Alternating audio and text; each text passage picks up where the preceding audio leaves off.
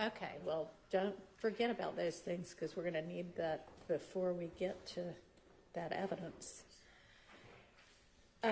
I noticed that Mr. Arnold's not on this week's witness list. Do y'all not intend to call him? At this time, we're not going to call. Okay. Hey, what you need?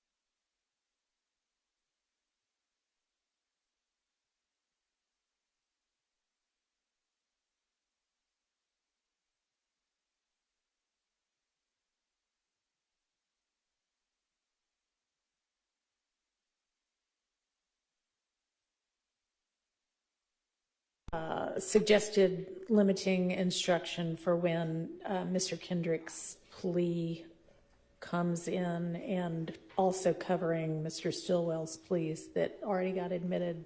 Ms. Sharp, I guess, did y'all, that's what y'all are both jointly proposing? Yes, I wanted clarity. My understanding is what Your Honor said last week was, obviously we have the same issue with Mr. Winfrey's plea and Mr. Nichols' pleas. My understanding from the discussions last week is that Your Honor was going to, I don't know what the term would be, but unadmit those convictions? No. Okay. Because those were still, I think, overt acts, right? Are they or not? Yeah. The whatever Mr. Nichols pled to and what Mr. Arnold? Winfrey. Winfrey. Well, Winfrey's was an Alford plea. Right, but the issue isn't the act or evidence of the acts. Yeah. The issue is non-testifying Oh. witnesses saying, it's- yes, I did it. Which is what we expressed way back when they were Right. admitted. It's a confrontation clause issue. Yeah, it definitely is. Right, I remember being surprised that a limiter was not given at the time by the predecessor judge.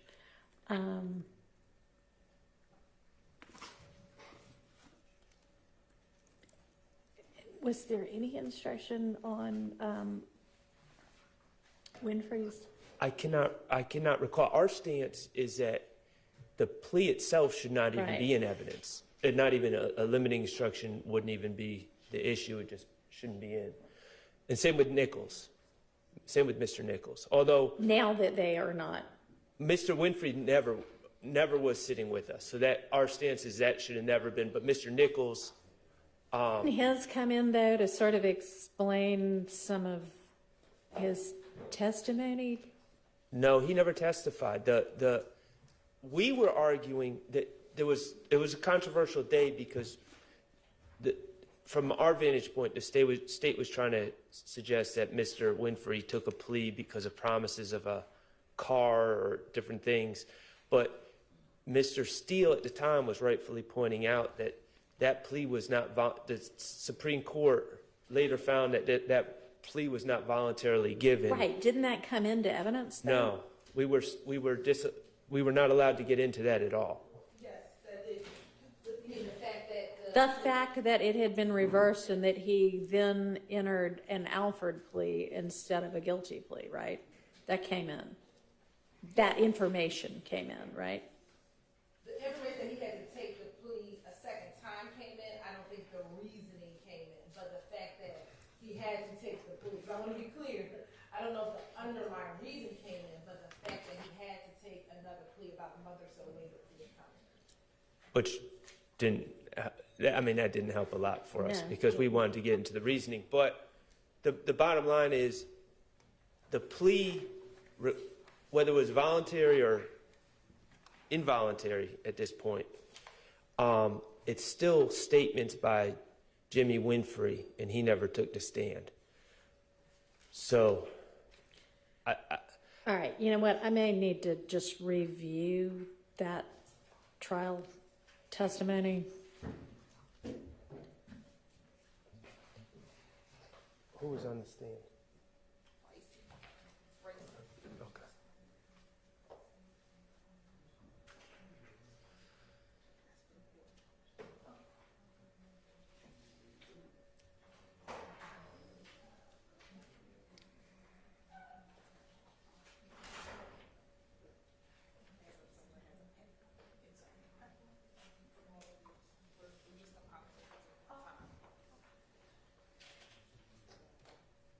We've got a rough of it, so I'm going to take a look at it again right now. All right, great, thank you.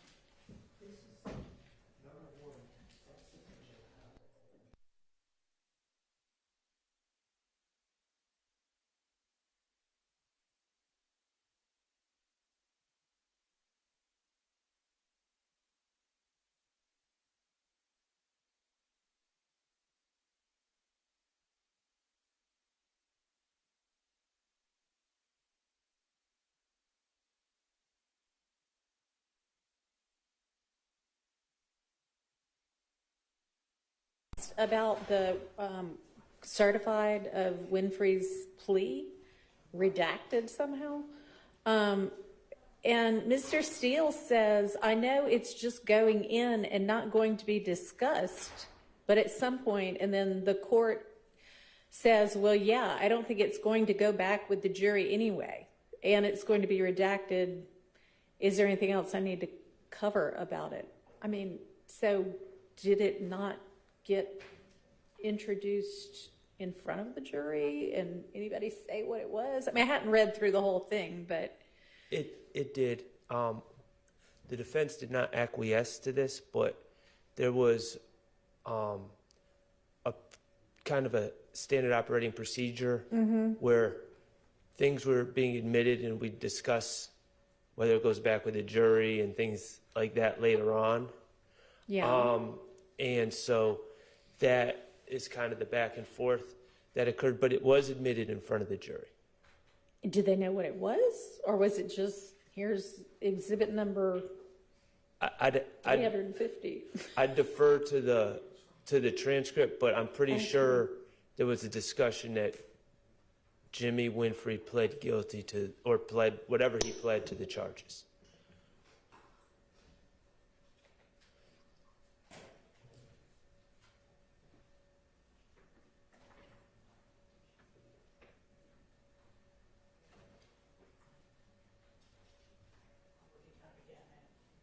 Okay, so this isn't the entirety of the transcript, but then it jumps to some questioning by Miss Hilton of a witness. I don't know who.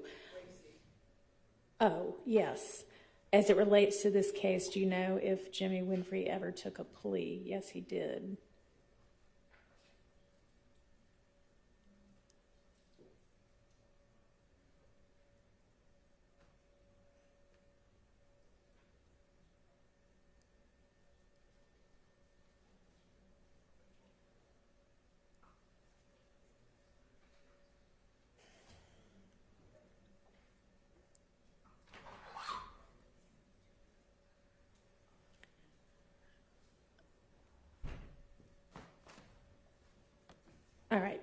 We have all the jurors now. Okay, I'll continue to look at it over lunch or break.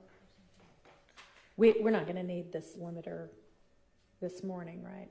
No, Your Honor, we probably won't need it until when the investigator finishes. Okay, great. All right, let's get the next witness, get the jury out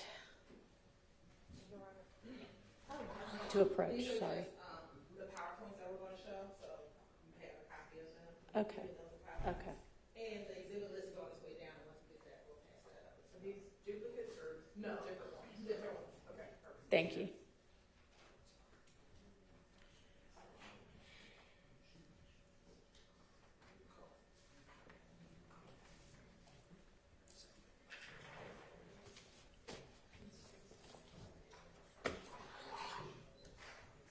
All right, for the jury.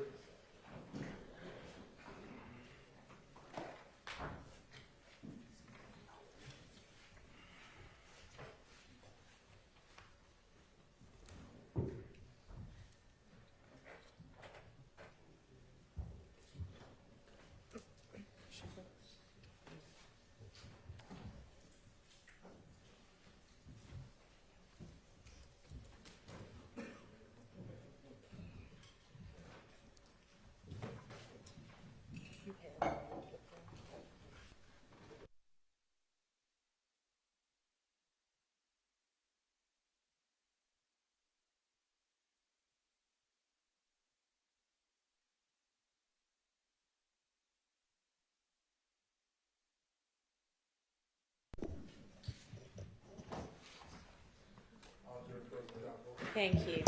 All right, y'all have your next witness on the stand.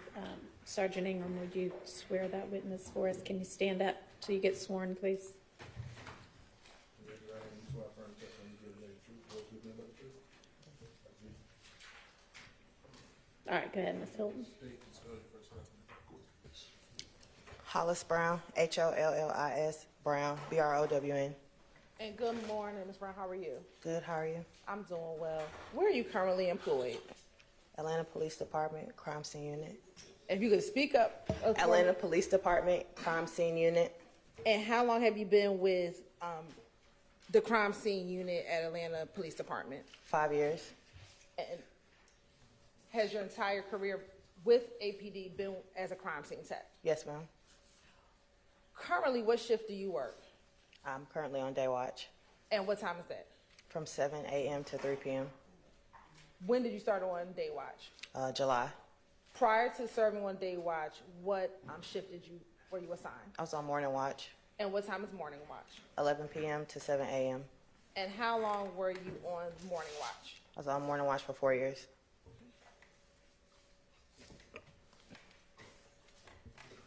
And taking you to March 2022, were you working morning shift back in March of 2022? Yes, ma'am. I want to direct your attention to two separate locations that you responded to in March of 2022.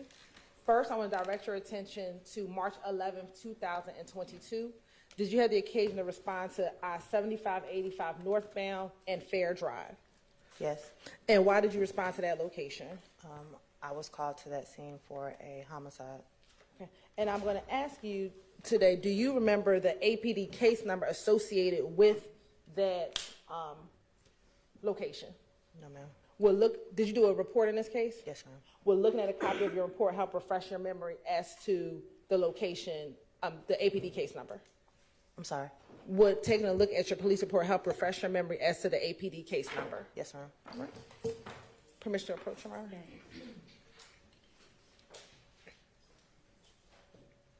I'm going to show you what I'm going to mark as 4VVA. Is that your police report? Yes. And does that help refresh your memory as to the APD case number associated with that police report? Yes. What is the APD case number? 220700312.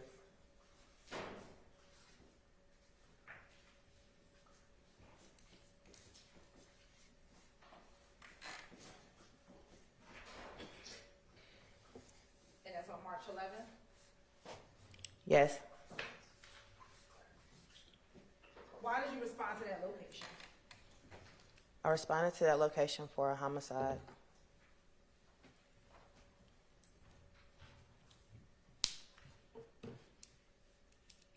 about what time did you arrive at that location? Approximately around 5. Is that 5 a.m.? Yes, ma'am. And why were you requested to go to that location? There was a vehicle on the expressway with a passenger who was deceased, and another male had been transported. What did you find when you got there? I found a grayish-looking vehicle with defects all around the driver's side, the rear, and the passenger side, with a deceased male sitting in the passenger seat, front passenger seat. Did you see any of the shell casings? Yes, they were on the expressway.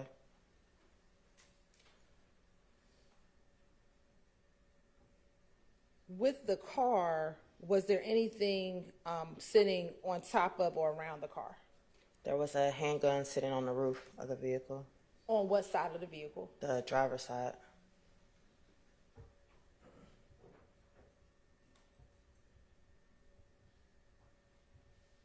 And you said there was a passenger still seated in the car. Were they alive or deceased? They were deceased. Did you find any weapons on that individual? He had a handgun in his waistline area. Now, you talked about shell casings. How far did the shell casings span on that highway? I don't really remember too much, but I know they were before we hit the vehicle. When you say before you hit the vehicle, what do you mean? So they started a little bit further back, going towards where the vehicle was at. And did you take pictures of the scene as you found it? Yes. And have you had the opportunity to review some of those photographs that you took on March 11, 2022? Yes. Okay, in front of you, you have the opportunity to look at State's Exhibit 4 VV through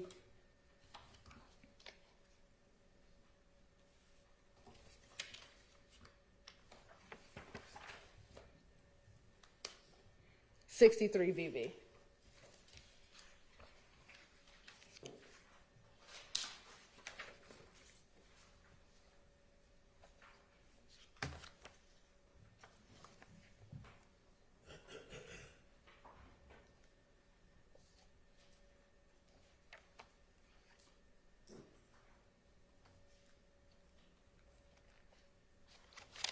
Yes. And did you look at those previously when you were, before coming into court? Yes. All right. And do those appear to be a fair, accurate depiction of some of the images that you took back on March 11, 2022? Yes. At this time, the state would like to admit State's Exhibit 4 VV through 63 VV into evidence. Those are admitted. How many shell casings did you recover? I don't recall. We're looking at a copy of your police report. Help refresh your memory. Yes, ma'am. Okay. Once you've read it and your memory's been refreshed, just look up and let me know.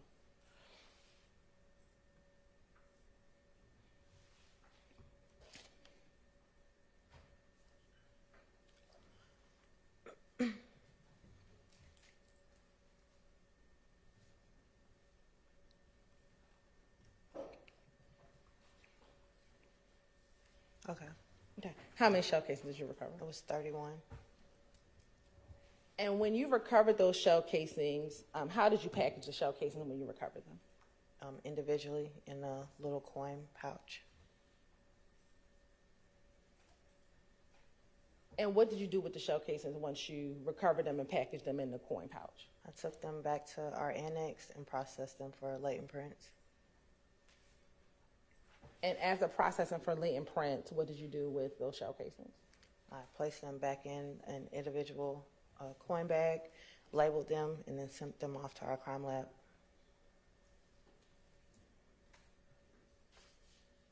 What caliber shell casings were they? 9mm.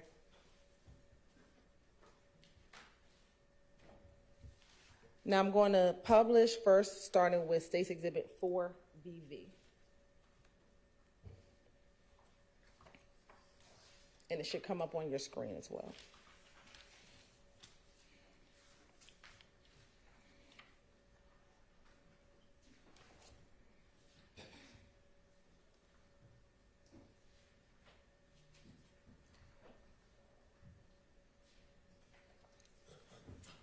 And now also looking at 6VV.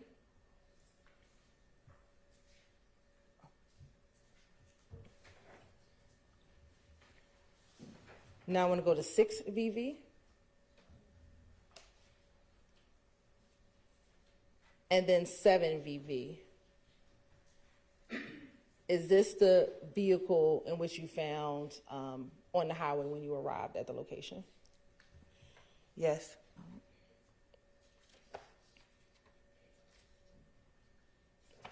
Turn into 10VV.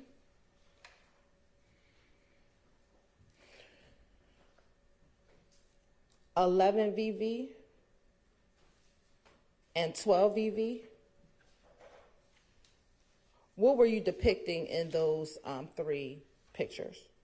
The defects in the vehicle. Now looking at 14VV. And let me go and ask, for 10, 11, and 12, what side of the vehicle were those defects on? The driver's side. Now looking at 14VV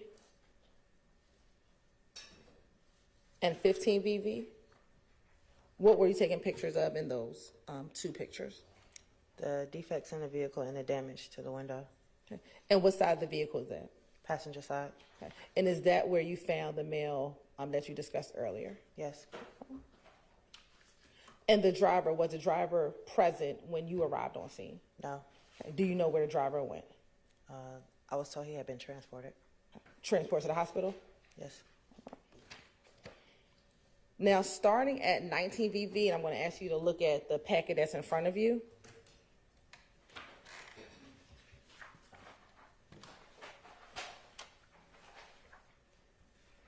Through 51VV, what is in 19VV through 51VV?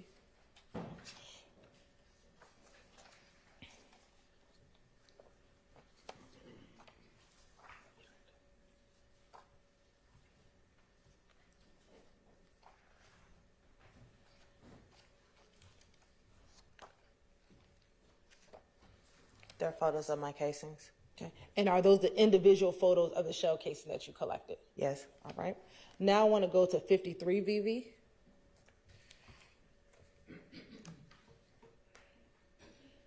(54VV),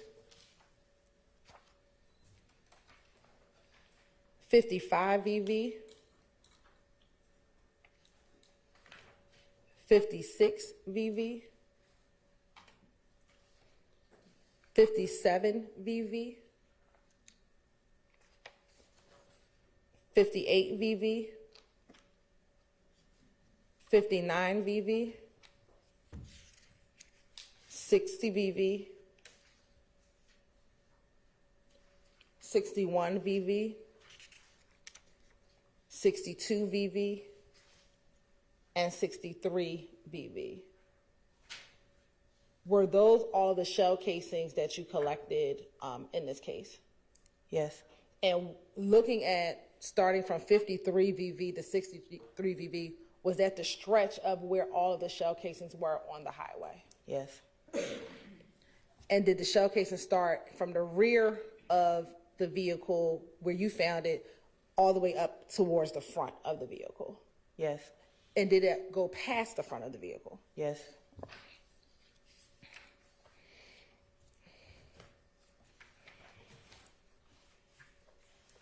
And were all the shell casings that you recovered on that scene 9mm? Yes.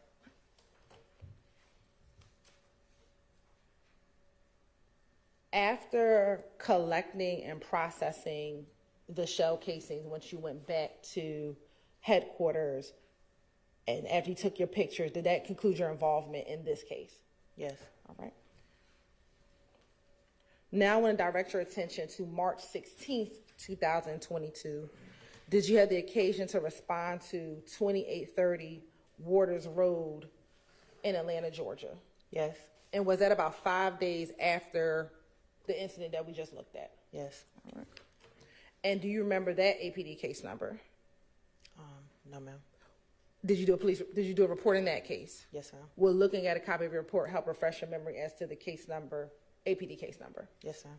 Permission to approach again, Your Honor.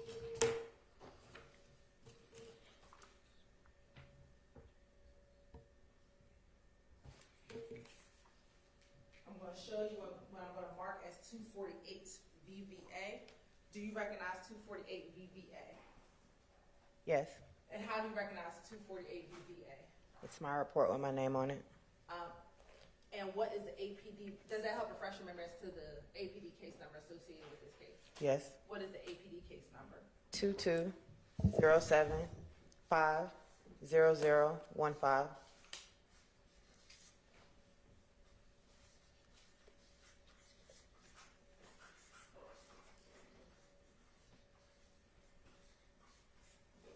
And that date was 3/16/2022? Yes, And what time did you respond to that location? around 2:30. Is that in the morning? Yes, ma'am. And for the March 11th incident, did you say that you responded about 5 a.m.? Yes, ma'am.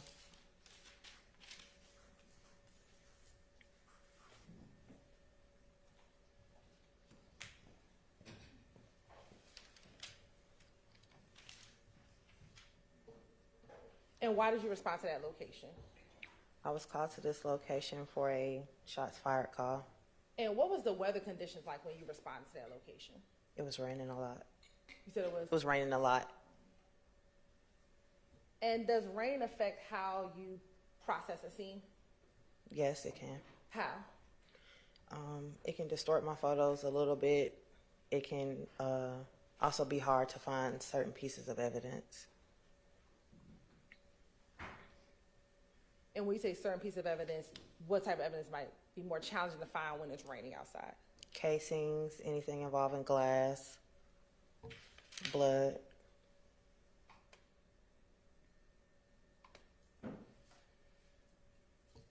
What did you observe when you first responded to that scene?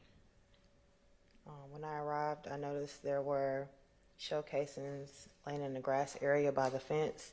In front of the fence, there was a little street. There was casings located in the street as well. There was defects in vehicles to the next door, the house next door. There were defects also in the fence and the vehicle in front of the house.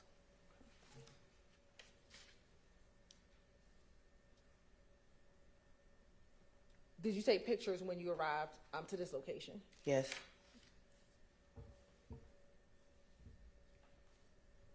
And have you had the opportunity to review those photographs before your testimony here today? yes.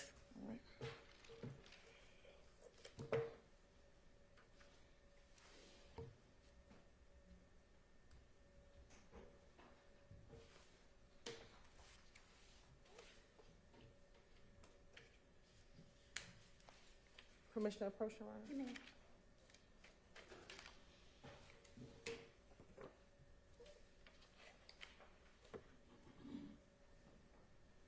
Okay, I'm going to first show you 248 VV through 271 VV. Are these images that you saw prior to your coming into court today? Yes, And then I'm going to show you next 272 VV through 308 VV. Are those also items or pictures that you saw prior to your testimony today? yes, And then last but not least, 309 VV through 315 VV. Had you had the opportunity to review those photos prior to your testimony here today? yes, Do those appear to be fair and accurate depictions of the pictures that you took on March 16, 2022? yes, You're at this time the state would like to tender State's Exhibit 248 VV to 315 VV into evidence. All right, those are admitted. And permission to publish. You may. First, starting with 248 VV.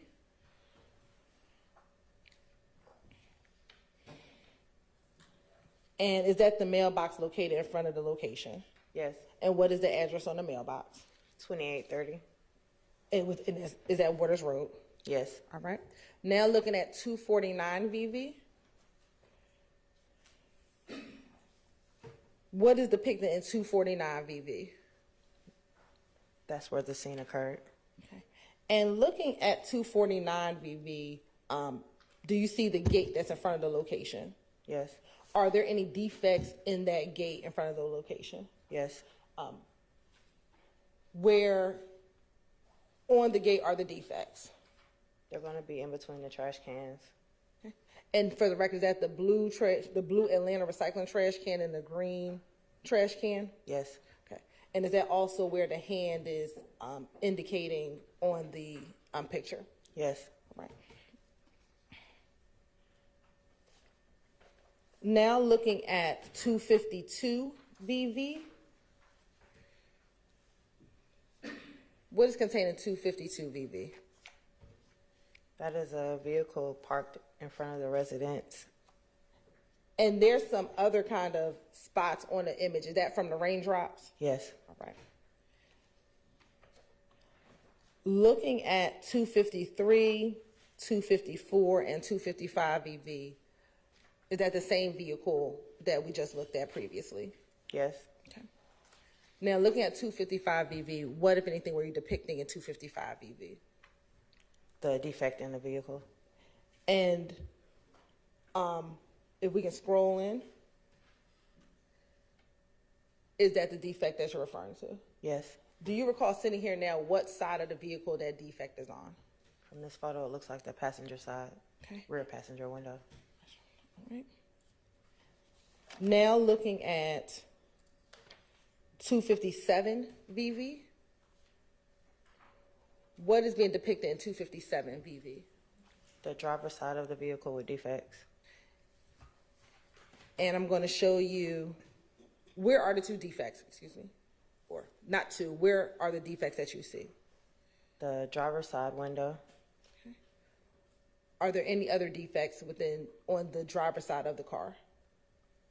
I don't see, well, there's one right here below the side view mirror, a little bit further down where the mouse is. Is that where the hand is? Yes. And if we can pull the photo towards the left,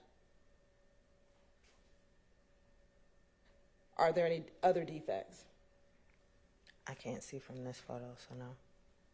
Turning, if you can look behind you, are there any defects on the back window? It looks like it may be a defect. I can't really tell between the raindrops.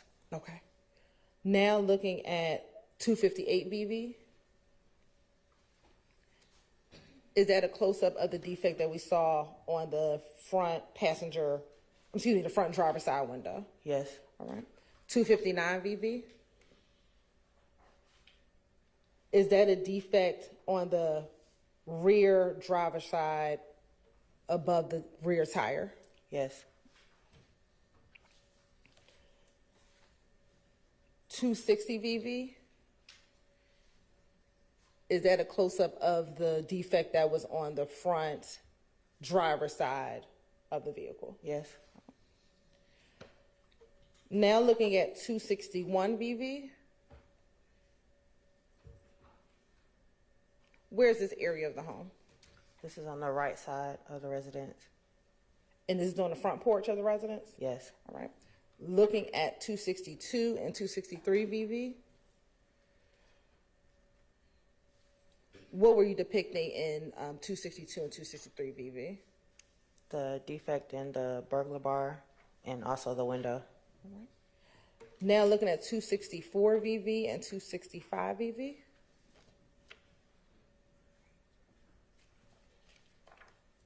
What were you depicting in 265 VV?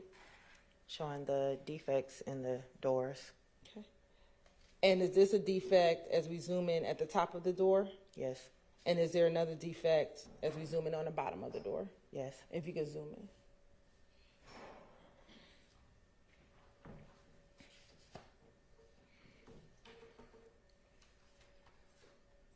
Now looking at 266, 267, and 268 VV. What were you depicting the security cameras? Yes. All right. Now looking at 269 VV, 270 VV, 271 VV. Are those the shell casings that you spoke of earlier that were on the scene when you arrived? Yes. And from pictures 272 through 308, are those just the individual pictures of all the shell casings that you collected? Yes. Right. How many shell casings did you collect? Around 40, if I'm not mistaken. And do you recall the types of shell casings that you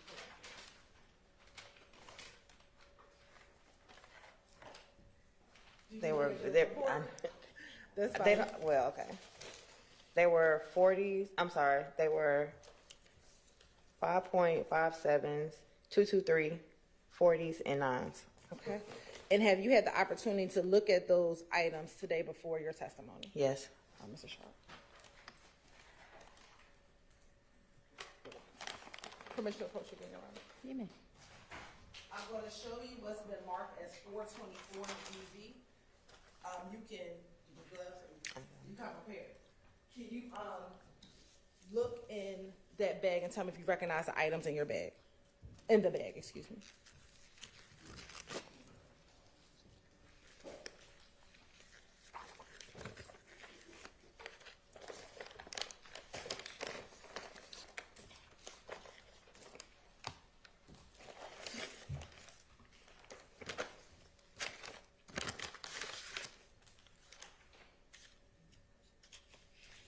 Yes. Okay. And how do you recognize those items? They're casings from my scene with my handwriting. All right. And do they appear to be in the same or similar condition as when you collected them on March 16, 2022? The casings or the packaging? The packaging. Yes. Okay.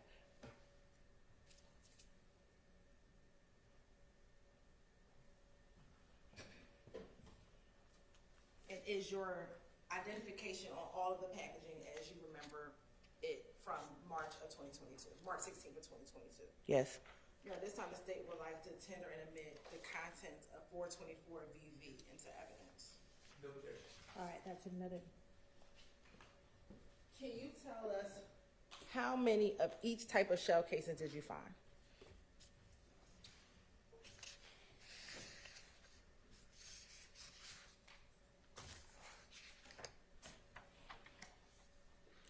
There were 11 5.7s, 2 223s, 8 40 calibers, and 19 9mm.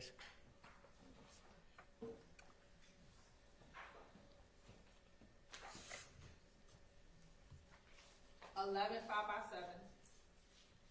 2 223s, 8 40s, and 19 9mm.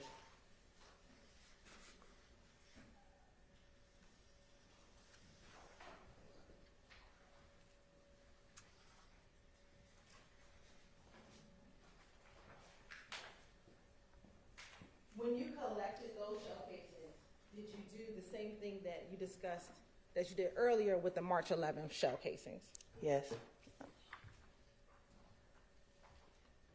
And when you talked about the March 11th shell casings and how you packaged them, did you package the shell casing from March 11th in the similar way that you packaged these shell casings? Yes.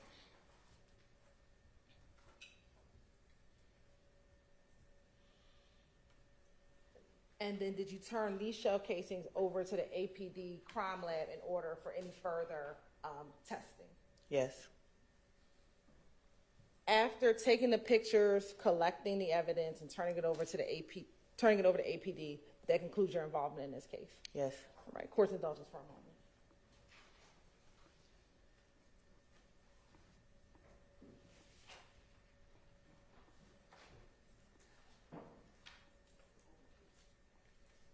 I have no further questions, Your Honor. Cross.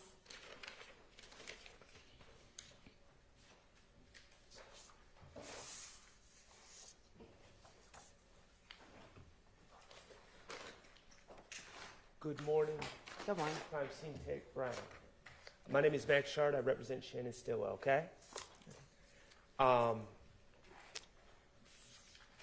let me just ask you about the March 11th scene that you worked on first, okay? That's the one from the expressway, correct? The expressway. Now, did you write a report regarding that case? Yes. Okay. Do you have that report? Yes, sir. Okay. If you need to refer to the report, just let me know if you need to refresh your recollection, okay? Okay. All right. March 11th, on the expressway, we saw the pictures, looked like a Kia Stinger on the right lane of the expressway. Yes. Okay, and the car had numerous bullet holes in it, correct? Yes. Okay. Who were the victims in that case? For my report, I only have one listed, and that was the driver, And the driver, what was the driver's name? Christian McMiller. Okay. All right, and your understanding is 2 people were shot and ultimately died in that case, correct? Yes, sir. Okay. Do you know if anyone has been arrested for that case? No. No, you don't know, or no one has? No, I don't know. Okay. All right. I'm going to move to March 16th, okay, at 2830 Waters Road. It sounds like from the pictures there's a house on Waters Road with a wooden fence around it, correct? Yes. And that's what your pictures reflect? Yes. Okay. And when you arrived, it was rainy day, and you were doing your best to document the evidence, correct? Yes. Okay. And there were a number of shell casings. I think you said you collected 40, correct? Yes. And were they all outside the fence? Yes. Okay. And you noted as part of your work that there were bullet defects, there were holes in the house, in the windows, in cars that were parked in the yard, correct? Yes. Okay. It was consistent with people shooting from the street area towards that house, correct? Yes. Okay.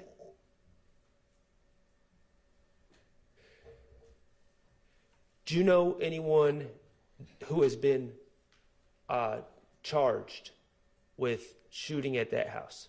No, sir. Okay. Now, I just wanted to make sure I'm clear. Your Honor, may I approach? You may. All right. Thank you. So, Ms. Brown, this brown paper bag is labeled 424VV, correct? Yes. And that's the paper bag that you put all the shell casings you collected from 2830 Waters Road, correct? Yes. Okay. Now, you preserve that evidence so it could be later processed by GBI or other people for ballistics and things of that nature, correct? Not Yes. in hits, etc. Yes. All right. If I am to ask the scientists or the GBI people later on about this case, what numbers would I need to know that we're talking about the same shell casings? There were 40 cases, so it should be numbers 1 through 40. As far as the case number, would it go by the APD case number, or what would be the cross-reference, if you know? I'm sorry, I don't know how GBI actually labels theirs. Okay, but you have it in the case number that you've already given us, correct? Yes, sir. All right. One other thing I just wanted to clarify and possibly correct. We talked about the different shell casings that were collected, right, in a total of 40. Yes. Okay. There was 2 223s, Yes. 840 caliber, Yes. 19 9mm, Yes. and 11 5.7 by 28, correct? Yes. Okay. Ms. Hill, do I have your permission to correct that? So it shouldn't say 5.7, it shouldn't say 5 times 7, it should say 5.7 by 28, correct? Yes. All right. And all of these And all these shell casings are for different caliber bullets, correct? Yes. And a gun wouldn't shoot different caliber bullets. A gun would just shoot one specific caliber, correct? I'm sorry, I'm not a ballistics expert. I Okay. just know they fire. Fair enough. Thank you.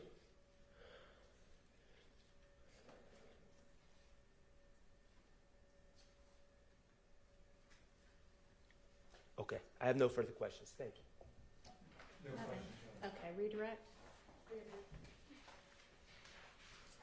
Just looking at your photos from March 16th, I want you to look at 310 VV through 315 VV.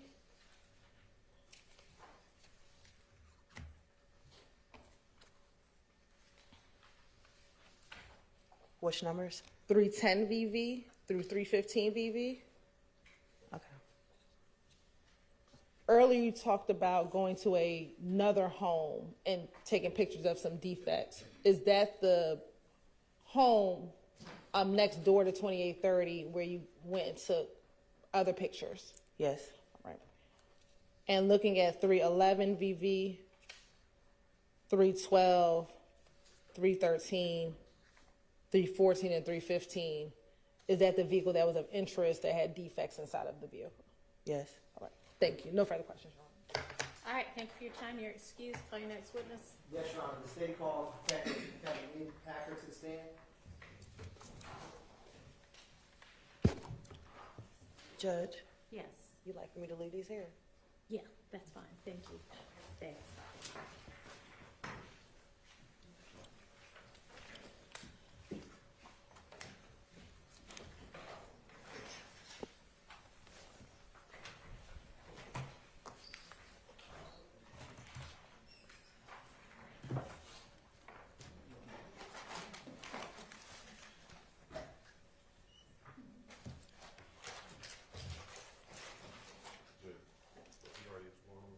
I don't think so. I don't think he's testified yet. Raise your hand from. You swear to God, you want to report the truth, the whole truth, and nothing but the truth, so help you God. I do. Let me see, can you state your first and last name, which is present for, please? My name is Kevin Leon Packer. It's Kevin. My last name is Leonpaccher. Good morning, Detective Leon Packer. How are you doing? Well, thank you. Good morning. Can you tell the jury where you're currently working at? Well, working and employed, I'm a detective with the Atlanta Police Department. I've been with APD for over 22 years. And after spending the last about 14 and a half years in the homicide unit, I have also joined the FBI as a task force officer. And my current assignment is, as of about 3 weeks ago, I've moved out of my role in homicide to a role as a full-time task force officer with the FBI, assigned to a violent crime squad in the Atlanta division or the Atlanta field office here. In general, what are some of your roles and responsibilities that you currently do? So currently, I'm over 14 years in homicide. I'm tying up a lot of loose ends, finishing up some case files, and still doing some active case work on some of those cases. But my primary role with the FBI is in this violent crime squad. We work any violent crimes that have a federal nexus, essentially any violent crimes that might be a federal offense. I work on exigent circumstance cases, sometimes prisoner escapees, sometimes kidnappings, sometimes missing children. I'm also a member of the FBI's Cellular Analysis Survey team after having gone through the certification curriculum for the CAST team last year. Do you work with Agent Bernie? I do, regularly and often. Now, when was it that you started working with the FBI? June 1st of last year, so about a year and a half ago now. Now, when you were with APD and working as a homicide detective, do you have any experience with extracting cell phones? I do. Can you explain to the jury what experience you have regarding that? Starting with my experience with APD that led me to mobile device forensics or dumping cell phones, after being a patrol officer, I joined APD in 2002. and I was a patrol officer up until 2008, where I made detective. I spent a year doing mostly violent crime investigations, but any generalized investigations. Sometimes I'd work shootings and robberies, and sometimes I'd work parcel thefts, like package thefts and fraud.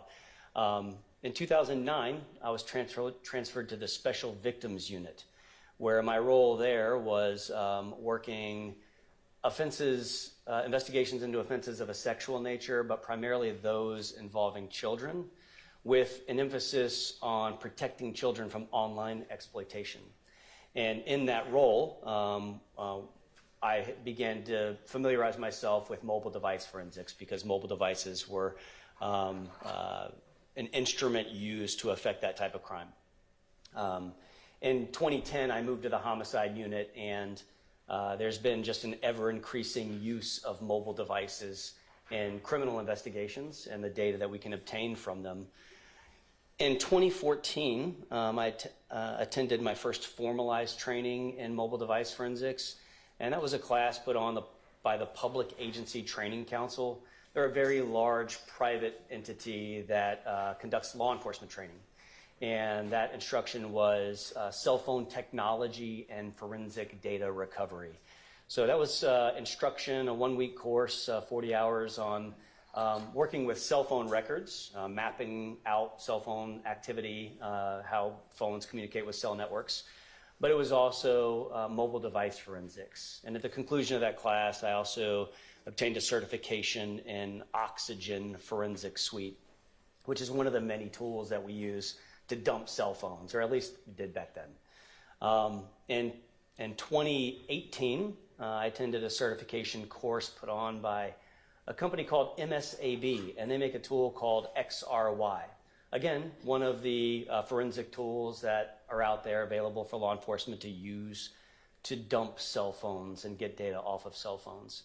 And I obtained 2 certifications from XRY. One was just a standard certification in mobile device forensics, and the other was an intermediate certification, which worked with doing some advanced extractions of mobile devices. In between 2014 and present day, I've taken other webinars, workshops, in-person workshops with various companies, including Gray Shift and Magnet Forensics, and product updates with XRY. I've attended and spoken at several conferences across the U.S. and internationally, detailing how I use mobile device forensics and the extraction process and in sifting through data in criminal investigations, and learn from others and other law enforcement agencies that are doing the same to try to identify new strategies for sifting through data. Now, roughly how many phone extractions have you done in your law enforcement career? Several hundred would probably be a low number. It's not uncommon in many cases to come across, especially cases that have multiple suspects, to come across 10 or more devices in a single case. In my 14 plus years working homicide investigations, we didn't just dump suspects' phones, but oftentimes with the consent of witnesses that may have received a text message that was relevant to an investigation, or captured video of a crime in progress, we would conduct extractions of those as well. So a low ball, several hundred, probably into over 1,000 devices. Now, when you were with APD Homicide, would other detectives or officers come to you to help them with phone extractions? Yes, often. Did you ever have, or let me ask you this, do you know an investigator, Viverito? I do.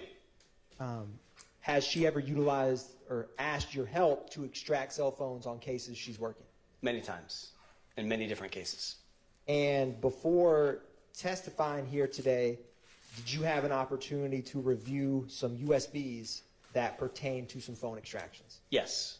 I'm approaching you with what's marked as 227 Victor Victor 1 and 227 Victor Victor 2. Can you tell the jury, or let me ask you first, do you recognize those items? I do. And what are they? They are USB drives, one of which contains cell phone extractions that were from devices associated with Mr. Shannon Stillwell or Shannon Jackson. I'm familiar with him by both names. And the other is and I should say that one is State's Exhibit 227VV1. That's correct. And then the other one, which is a silver and gray USB device, State's Exhibit 227VV2, contains mobile device extractions for phones that are associated with Marquavius Huey. And how many phones extractions are there on each of those USBs? If I could review Yes. my notes, but I believe it was 3 for each device. Yes, 3 for each device, Now, each USB drive. can you describe for the jury, you've discussed phone extractions, what kind of data comes back? Can you kind of describe the process when you get a phone to extract? Yes, it depends, is the short answer. So it depends on the state of the phone, whether or not it's powered on or powered off at the time we recover it, and whether or not the user had unlocked it since it's last being powered on. That's a good state for us, and using some advanced forensic tools, we can still recover a lot of data, even if we don't even know the passcode to the phone. So in a situation like that, we would recover most data that we would want to see for investigative purposes, like calls, messages, not just messages that are text messages, but messages that are iMessages, which are not text messages, by the way. iMessages sent from iPhone to iPhone do not travel through the cellular network like an SMS message. Those do not appear on records from cell phone companies. Those will only appear in mobile device extractions. So we recover messages, photographs, videos, web history, sometimes health data, again, dependent upon the state of the phone, and third-party application data. So depending upon how an application works, if it stores data on the device, then we can sometimes recover that data, and depending upon the forensic tool we use, it could parse out that data and show it in the messages section as well. For instance, DMs on Instagram may appear in a cell phone extraction. In the case of a phone being powered off, Apple uses encryption to encrypt data.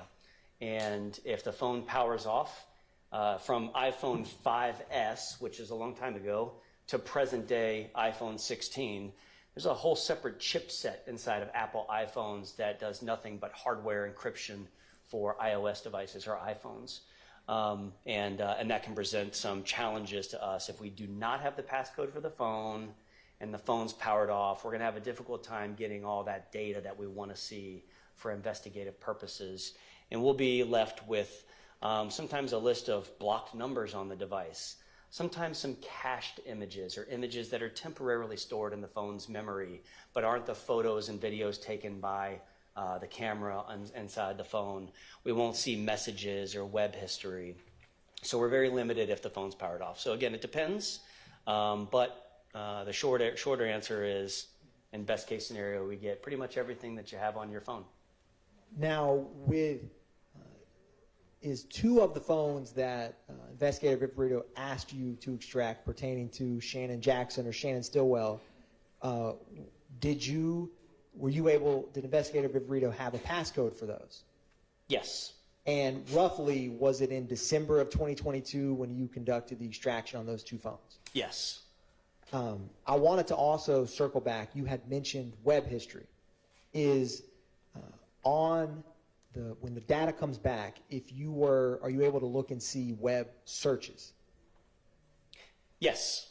Can you describe for the jury what that means or what that may show? What's important to note that whatever we get on the phone is just a log of activity for the phone.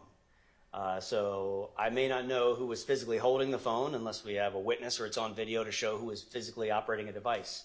So when I see web history or I see a search that appears in the web history, what I know is that the phone navigated to the internet and conducted this search.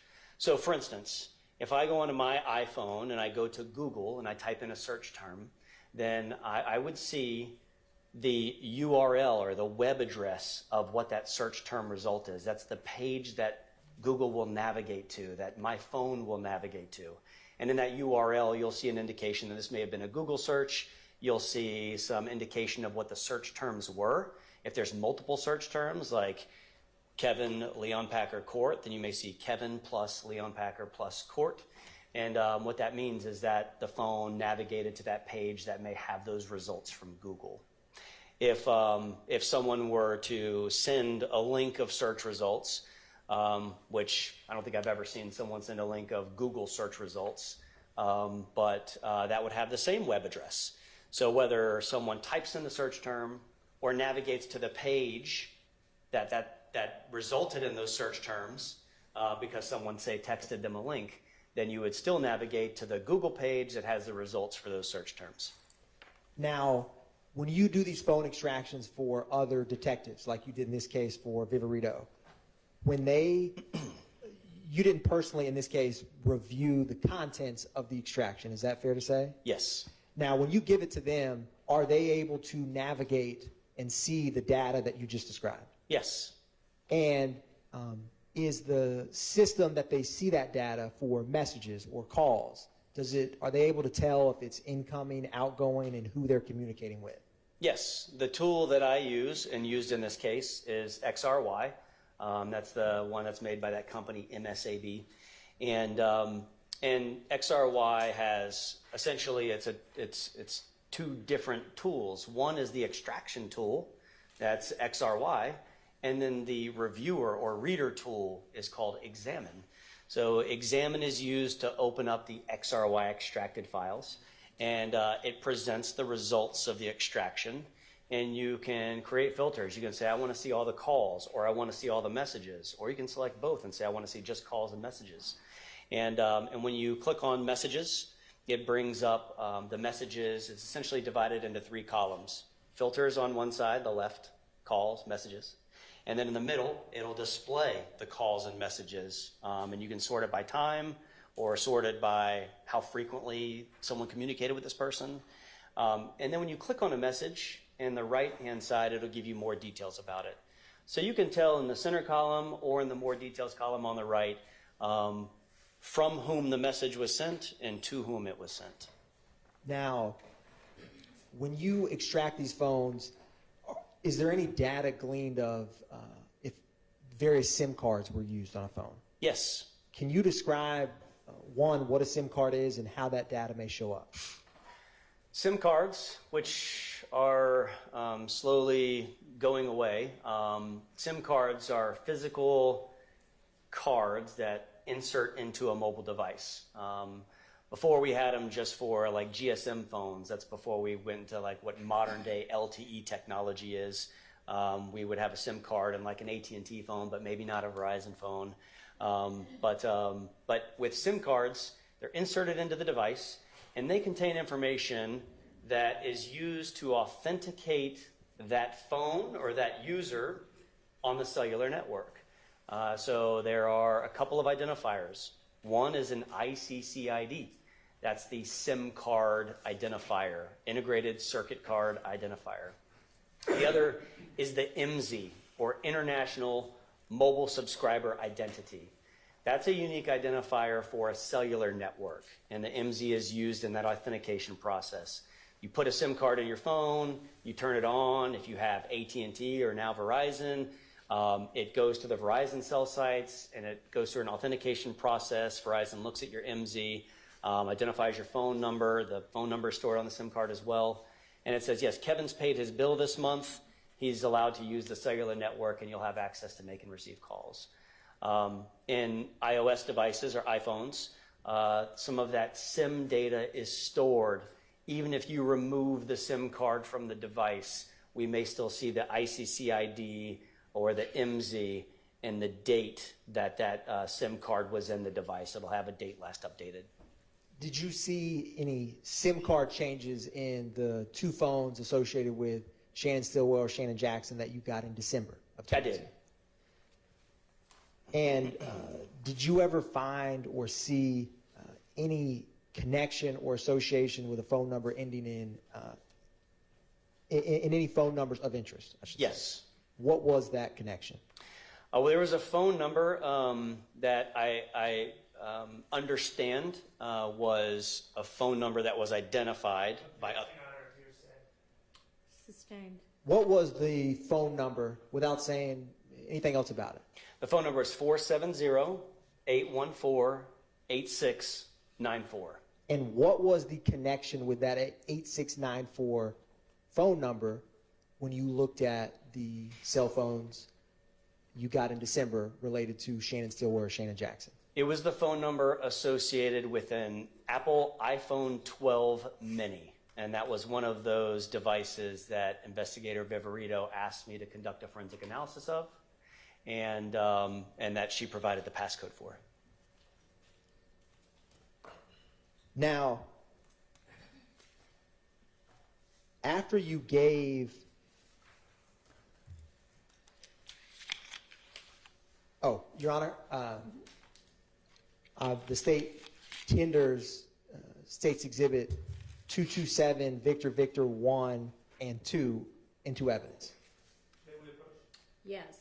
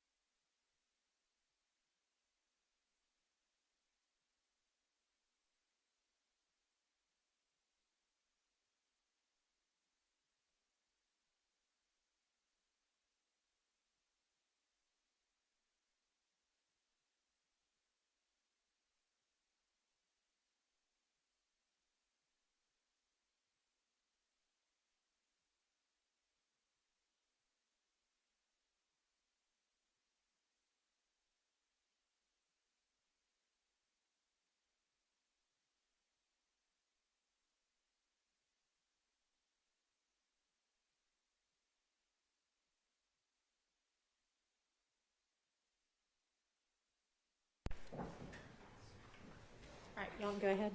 Thank you, Your Honor.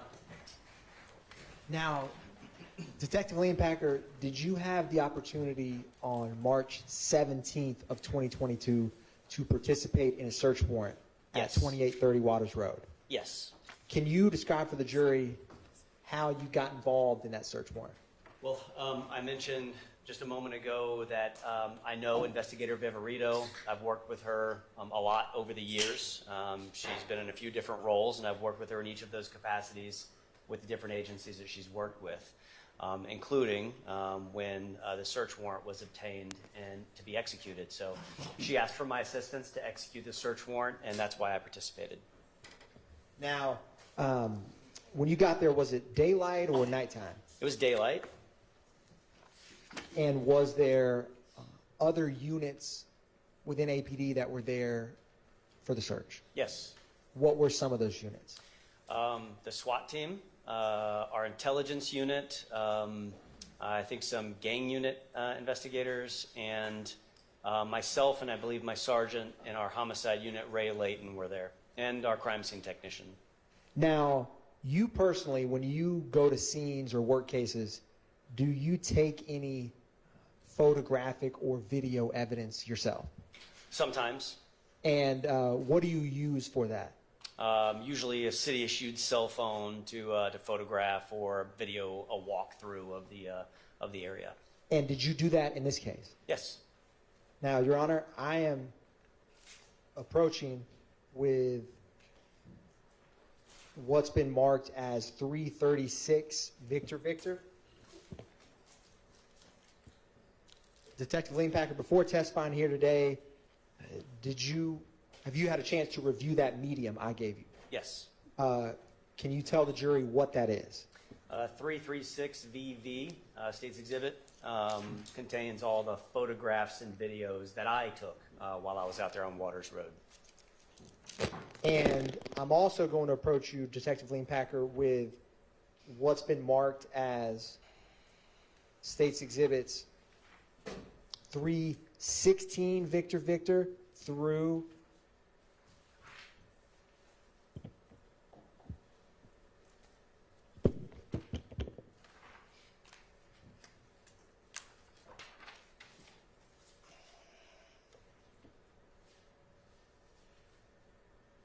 335 Victor.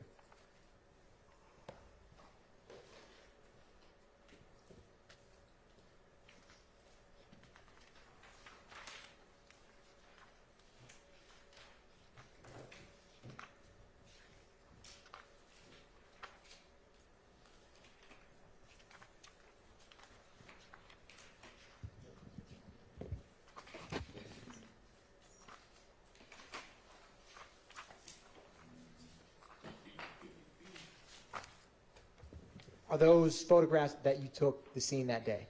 Yes, and at least one photograph is, I believe I took when I was back at Atlanta Police Headquarters after packaging some of the evidence, and I photographed the packaging of it. Your Honor, at this time, the state moves to tender into evidence 316 Victor through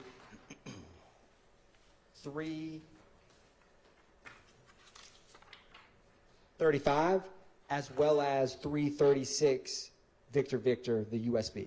All right, those are admitted, and also you tendered, but then we broke, and I don't think I admitted on the record 227 Victor 1 and 2. Those are also admitted. Thank you, Your Honor.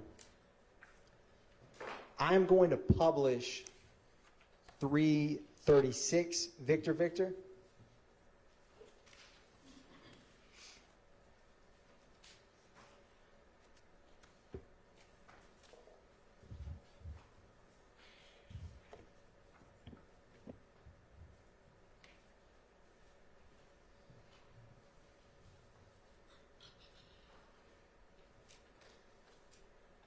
Now, is this the location that you were at, Detective Leonpacker, on March 17, 2022?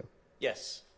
And when you do document search warrants or scenes that you walk through, do you kind of take an overview of the location? Yes. And is this you walking to the mailbox to document the address for this search? Yes. Now, had SWAT already cleared the residence by the time that you started searching? Yes. And I'm going to publish another portion of State's Exhibit 336, Victor Victor.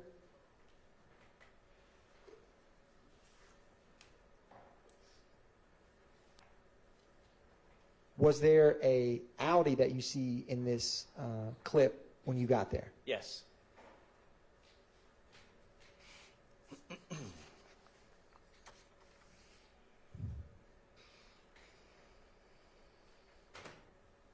Now, do you typically try to capture the VIN number of vehicles that are on scenes? Usually. Can you tell the jury how were law enforcement officers able to get in this Audi vehicle? You can see on the left there at the door, there's a coat hanger. The window was ajar, and investigators used a coat hanger to tug on the door handle to open the vehicle and access the interior of it. Now, was there a firearm in that car? Yes, on the passenger floorboard, protruding up into there's me. The passenger floorboard, the firearm was laying down on the floorboard and leaning against the passenger seat.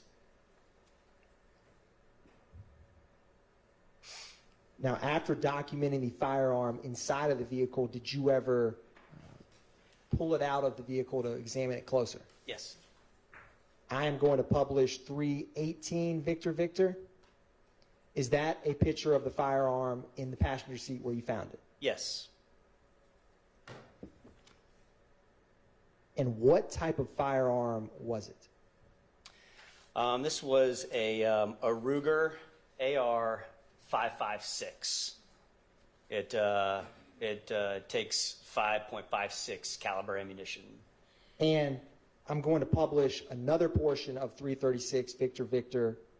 Do you see on the screen before I start this magazine and a firearm on the roof of the car? Yes, that is the magazine that was inserted into the weapon when it was recovered. Now, I'm going to play this first and ask you, is that cartridge you saw on the purple glove something that you had to get out of? Was that in the chamber or in the firearm when you examined it? Best I recall, I could review my notes for it to refresh my recollection, but best I recall, yes, it was loaded with one round chambered, and it had to be cleared to extract that round from the chamber. If I approach you with a copy of your incident report, would that help refresh your memory? Yes.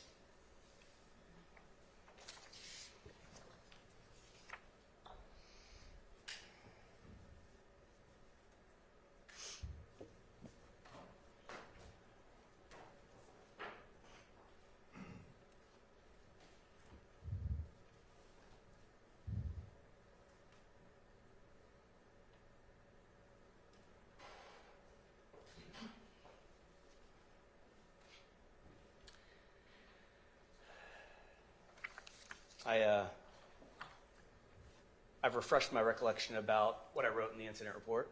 And what do you recall about that piece of ammunition? My recollection's unchanged, that it was loaded with one round in the chamber, but I did not specifically note in my incident report that that round was chambered. But you can see the magazines are loaded, and the one round out would have been the round that we cleared from the firearm, and that's what I recall about the condition of that firearm when it was collected. Now, I wanted to ask you, and I'm going to show you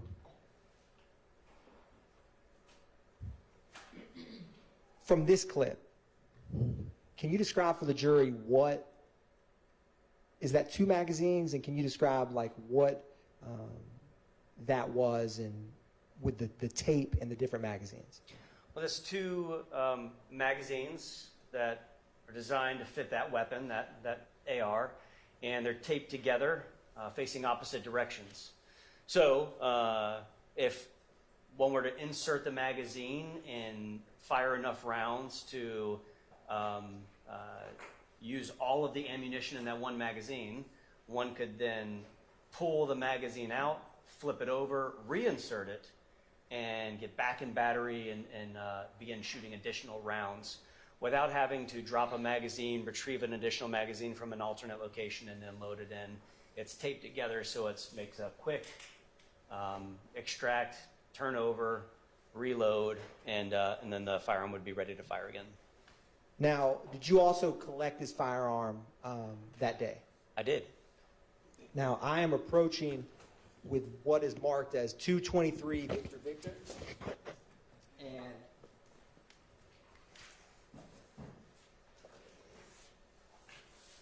oh, actually, one brief second.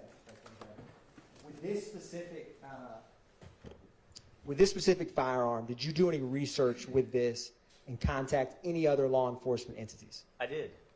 Can you describe for the jury what you did in relation to this firearm? Is it permissible to talk about the results of inquiries I made on the firearm? Yes. Okay. So I checked the serial number of the firearm in the same way we would run a license plate to see if a car was stolen. We can run serial numbers of articles and firearms to see if they have been reported stolen.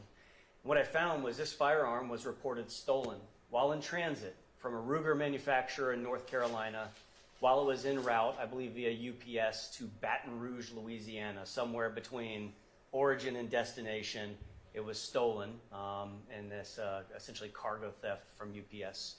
And so it was recovered when I wrote the report for it. The ATF investigates firearms stolen while in transit, and I communicated with an agent of the ATF who then recovered the firearm at a later time. Now, Ultimately, did the ATF ever come or get in possession of that firearm? Yes. Yeah, I made arrangements to ensure that the firearm, after being test fired for examination purposes and testing purposes, was then released into the custody of that ATF agent so he could continue his investigation. Now, Detective Liam Packer, I'm going to publish 319 Victor Victor. Is this another photograph of that same firearm? Yes. I'm going to publish 320 Victor Victor. Is this a close-up where the trigger mechanism would be? Yes. And 323 Victor Victor. Is this another photograph of those taped magazines in the gun? Yes. Now, did you find any other items in that vehicle that you documented that day? Yes. What did you find? There was a pink colored wool cap, I believe, in the back seat. Did you collect that item? Yes. I'm approaching you with what's marked as 340 Victor Victor. And Detective Liam Packer, when you collect items at a scene, are you familiar with how APD property evidence labels and case numbers are for pieces of evidence? Yes.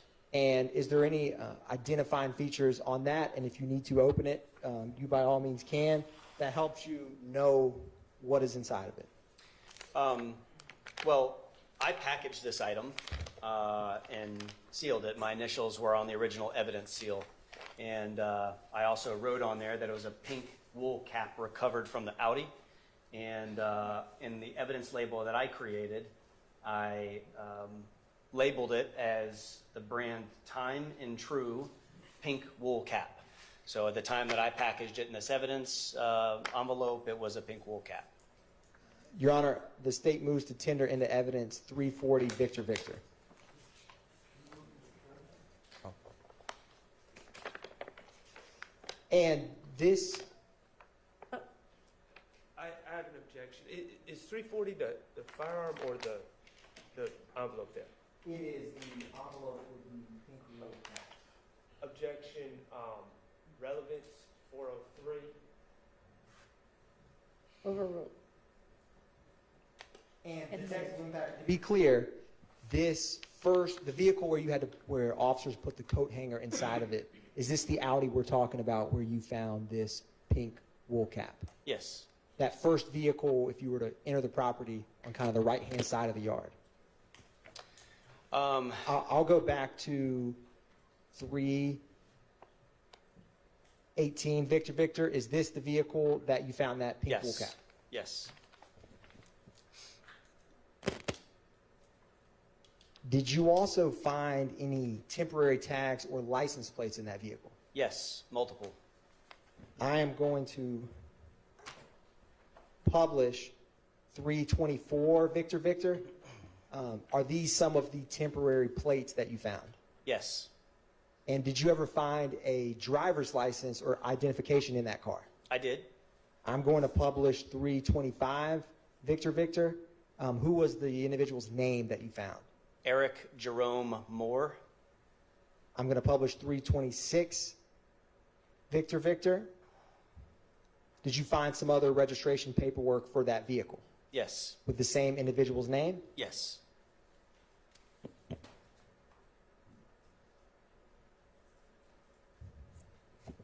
Now, I'm going to publish another portion of, and is this the pink wool cap that you were just discussing? Yes, and I've looked inside the envelope, which is open, and I can see it's the same pink wool cap. I'm going to publish another portion of State's Exhibit 336, Victor Victor. And just to be clear, this is the video footage that you personally recorded that day. Is that fair? Yes, And to the right, that's depicted on the screen, is the vehicle we were just discussing. yes.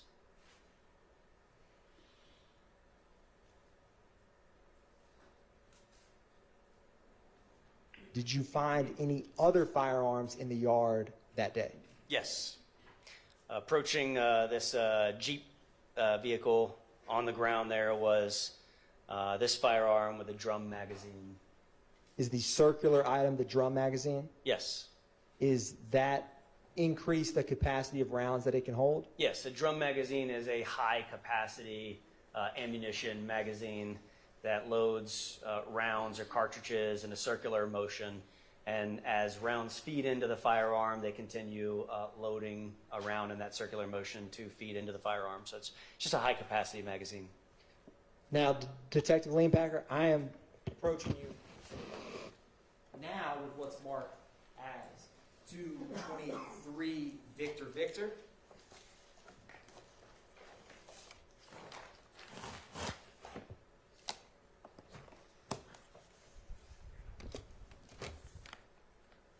And I wanted to ask you if you're able to recognize that before you.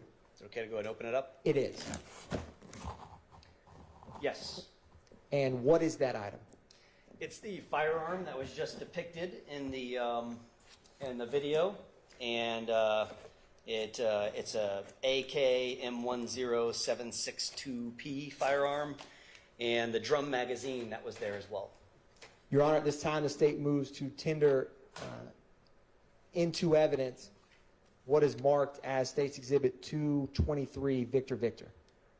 Objection, Your Honor. Relevance in 403. Has nothing to We may need do with to this case. Your Honor, check that up. I object to the speaking objections, and I can explain relevance outside All the right. presence of the jury. Coming up.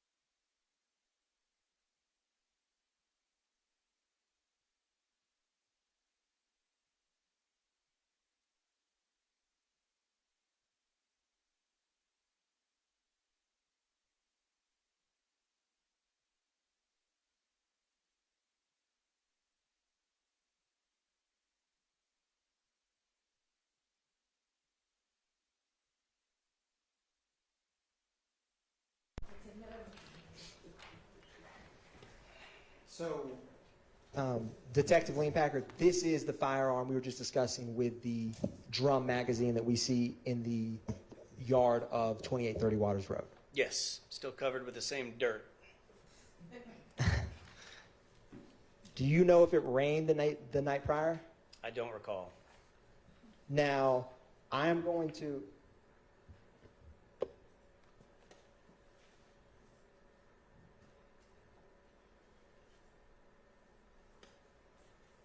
And I'm going to publish 328 Victor Victor. Is this the firearm that we were just discussing? Yes.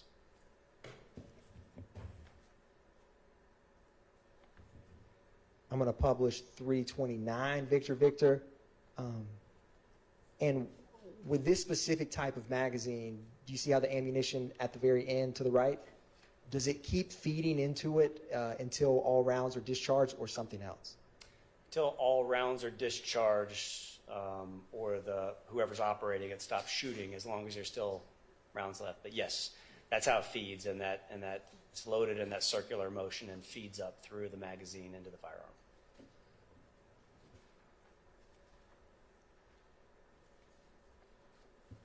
One brief moment.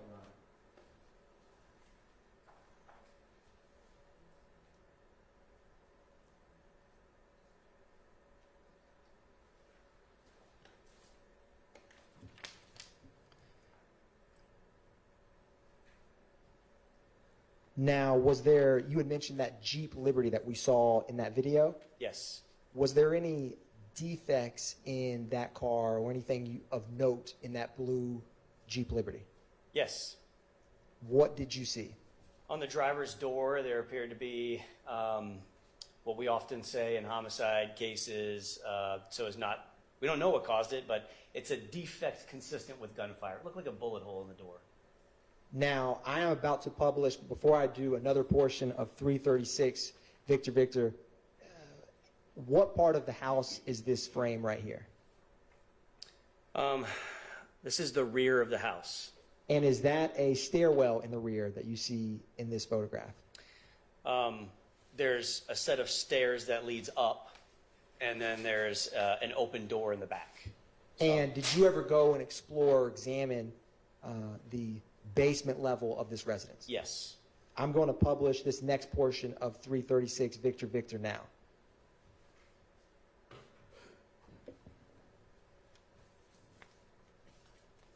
And is this opening that you are walking towards the basement of the home? Yes. Was there another stairwell inside of the basement? There's stairs, yes. Were you able to get inside the home from those stairwells? No. No, it's closed off. It's like wood that's like nailed shut, so it did not permit access from the basement level into the house.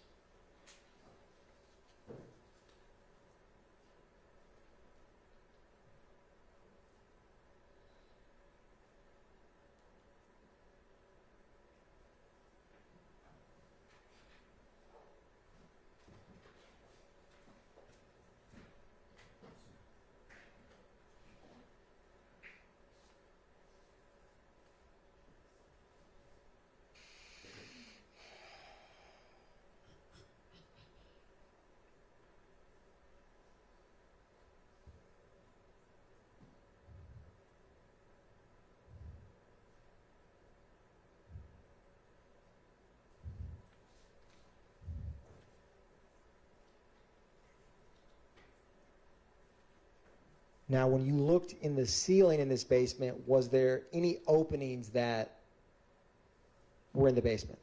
Yes. And do you know where that went? Into the house level above, but I don't recall which room it was.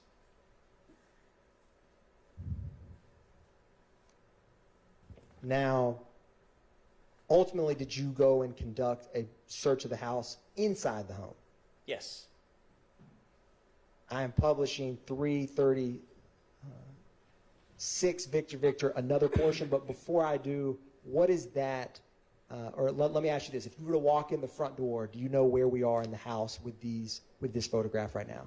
Yes, if you walk in the front door, just to the left, there was a television, a large television, a flat panel TV, and yeah, there's some wires hanging down there. I am publishing this next portion of 336 Victor Victor.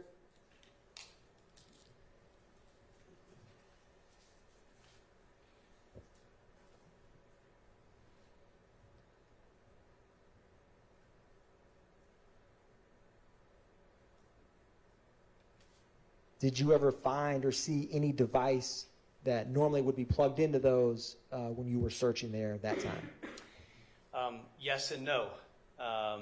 I did see at least one camera on the front porch that had a light illuminating from it, indicating the camera had power. And I believe these wires to terminate to that camera, because I was essentially trying to follow what are these cameras plugged into. And then so that on one end, I expect that one of these wires is plugged into at least that camera. On this end, no. You see those wires, they said to DVR, which I would expect to be a video recording system, a digital video recording system that would capture surveillance video from any cameras that terminated at the end of those wires. And these wires dangling there suggested there may have been one, but there was none there when I was there. Now, Detective Leanpacker, I'm going to play briefly this last portion of the video, that the portion of 336 Victor Victor. Was there a bedroom nearby where these cords were? Yes. And after looking at the cords, did you ever go into that bedroom? Yes. And did you ever look in the closet in that bedroom? Yes. And in just a second, that right there, did you see that in the floorboard? Yes. What is that? It's a void in the floor. And do you know, did that go down, if you know, to the basement? As I recall, yes, that was the hole in the floor that led to the basement. Or that, I should say, opened up to the basement. I want to say led, as if one would navigate through that hole to get down there. That's fair enough. Now, I'm going to show you what's already been admitted as 163 Victor Victor. Did you ever see this item when you were in the house on March 17, 2022? No. I am going to publish the next video portion of 336 Victor Victor. Can you describe for the jury, before I play it, what you see here and what you found? This is a plate carrier vest. It's a bit like the tactical vest I wear when I'm in uniform for APD. It has an insert inside of it. When you purchase it, it typically doesn't have an insert, but it's made to have an insert that's body armor. I'd say bullet-resistant vests that we wear for law enforcement and that military often wears. And did you, search through this body armor? I did.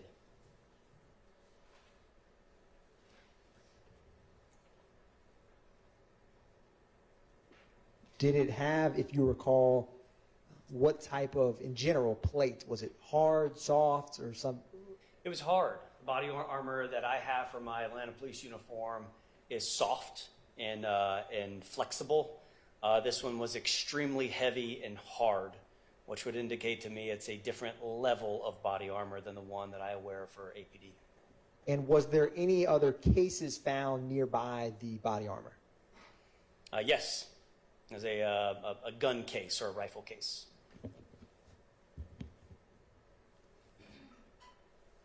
Now, I wanted to ask you, did you ever find any firearms inside of the house? Yes.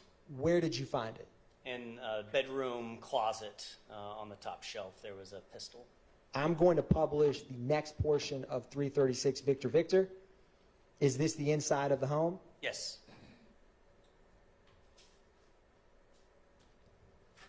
And you had mentioned a top shelf where you found a firearm. Is this what you were discussing? Yes. Did you collect that firearm? Yes. Ultimately, a crime scene technician took it away from the scene, but I participated in the collection of the item. Now, I'm going to approach you with what has been marked as 222 Victor Victor.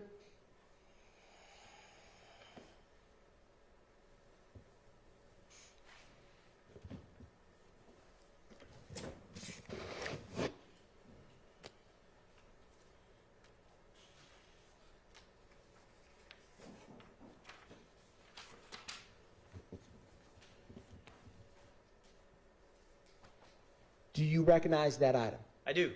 What is that item? It's the Taurus pistol that was on the top shelf here. And was that firearm loaded? Um, And if you need, I don't recall. It's got a magazine inside of it, but I think that the full processing of it was done by the crime scene technician. that's fair. I'm publishing 317 Victor Victor. Is this the firearm we were just discussing? Yes.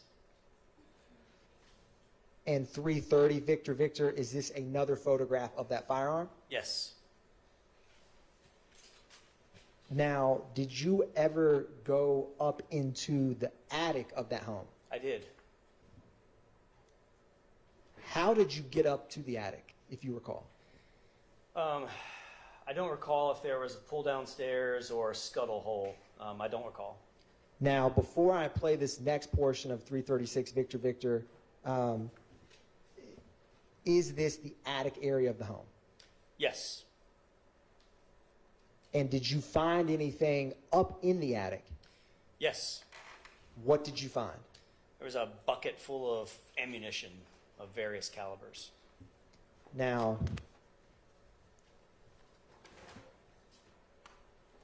I'm first going to approach you with this bag, and then I'm going to bring over 225 Victor Victor.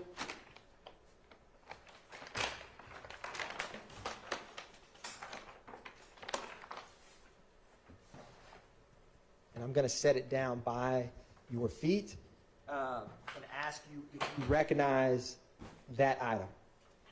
Yes. What is that? That's the bucket of ammunition that was recovered from the attic.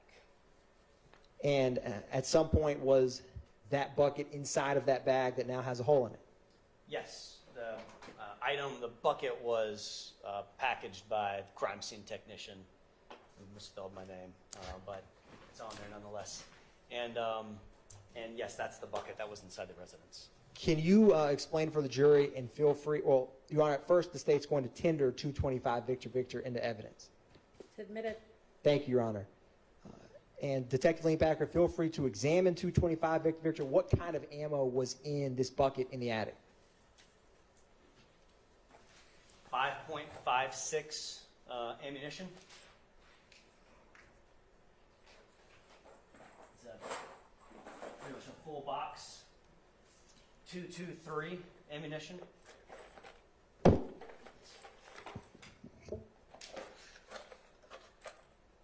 Large ammunition, typically used with rifles.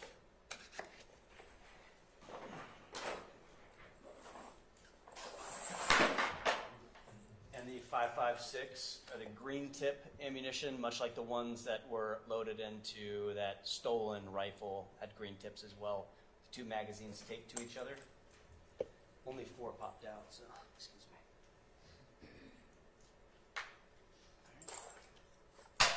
You did say feel free to examine it. Thank you, Detective Leanpacker. Is there any other items inside 225 Victor Victor? And this is a ammunition box. When ammunition is sold in large quantities, it often will come in a large box, and it's labeled 9mm Luger.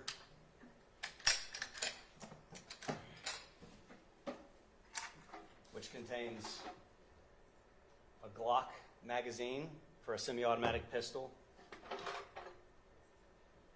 a magazine for some type of rifle, semi-automatic pistol, which appears to, that's a 5.7 by 28 caliber, and an ammunition loader, which is used to quickly reload magazines with ammunition. And it's got one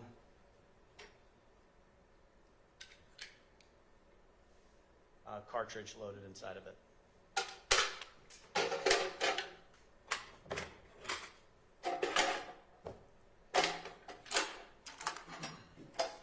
Thank you, Detective Wayne Packer. I'm going to help you when you get that back. Move that bucket to the side. There's more. There's more. Keep going, Detective Wayne Packer. What else is inside? Another box of 223 ammunition. That's pretty full. It's okay, I will open that one. Plastic sandwich bags. Another box that's pretty full of 5.56 ammunition.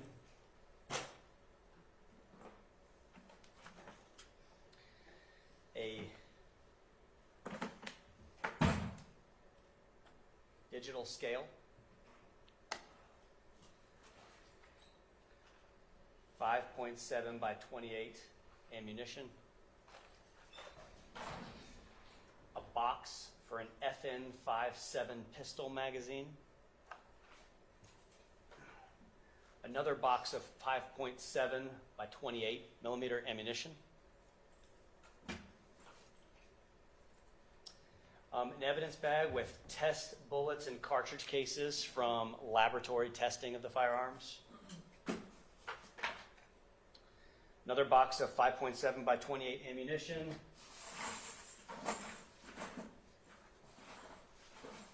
Some loose bag packaged ammunition. And a small sack of marijuana. Well, what I suspect to be marijuana.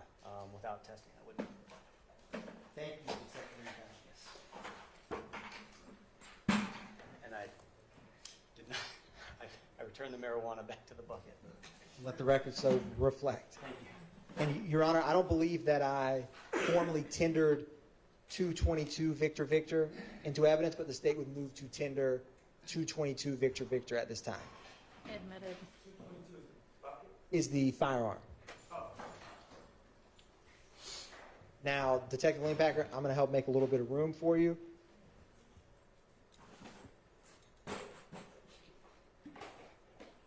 Is that a different firearm than 223 was? Yes, Your Honor. Okay.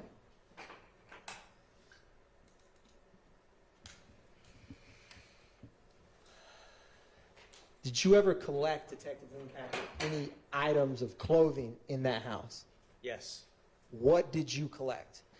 A T-shirt that was found in a bin inside the house, a plastic bin. I am approaching you with what's been marked as 226 Victor Victor.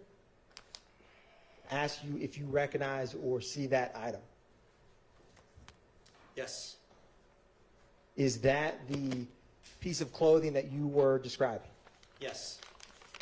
And I'm going to publish 332 Victor Victor. What did that piece of clothing say?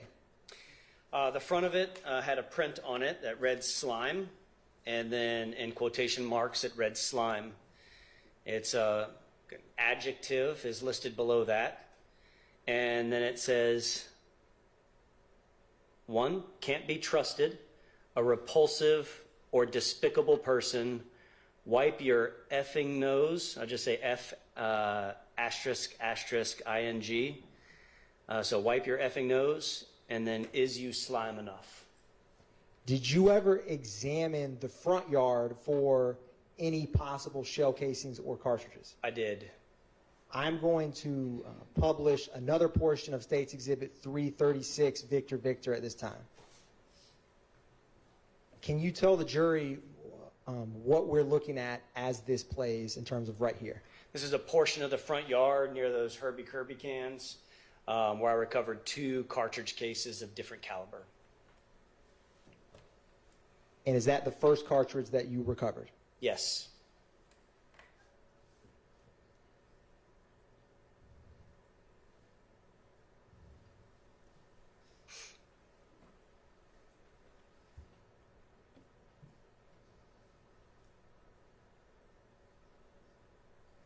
Is there a second cartridge case that you recovered? Yes. is this documenting that second cartridge case that you recovered? Yes. The first one was a 5.7 by 28 millimeter, much like the ammunition that was in that bucket. And the other one was a 223 Remington ammunition. And did you package those items or help them get transported back to APD? I did. I packaged them and then photographed the packaging, which I referenced earlier. Is publishing 334 Victor Victor, are these cartridges that we just were discussing? Yes. Another picture of them at 335, and Yes. then 316 Victor Victor, is that the packaging that you just discussed? Yes. I'm approaching you with what's been marked as 224 Victor Victor. Do you recognize that, Detective Leonpacker? Yes. Is that, or what is that, I should ask you? These are those two cartridge cases packed as I packaged them. And initially I sealed it, and my initials were on the evidence seal before it was submitted to the crime lab for additional testing, which is that additional seal on there.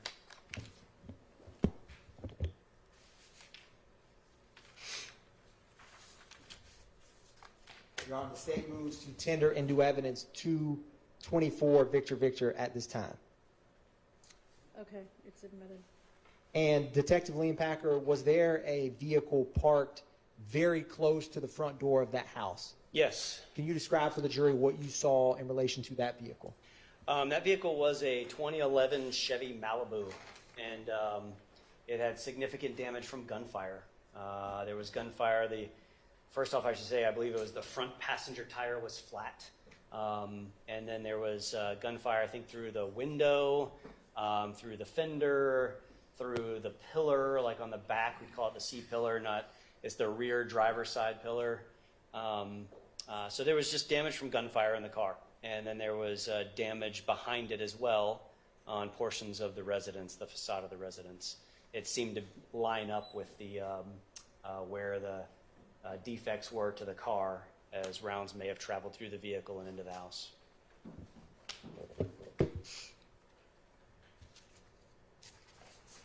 Was there any cell phones on scene that were collected? Yes. Do you know how many? As I recall, I think 5, and I can refresh my recollection. But if looking at a copy of your report would refresh recollection, Yes. Please do. Yes.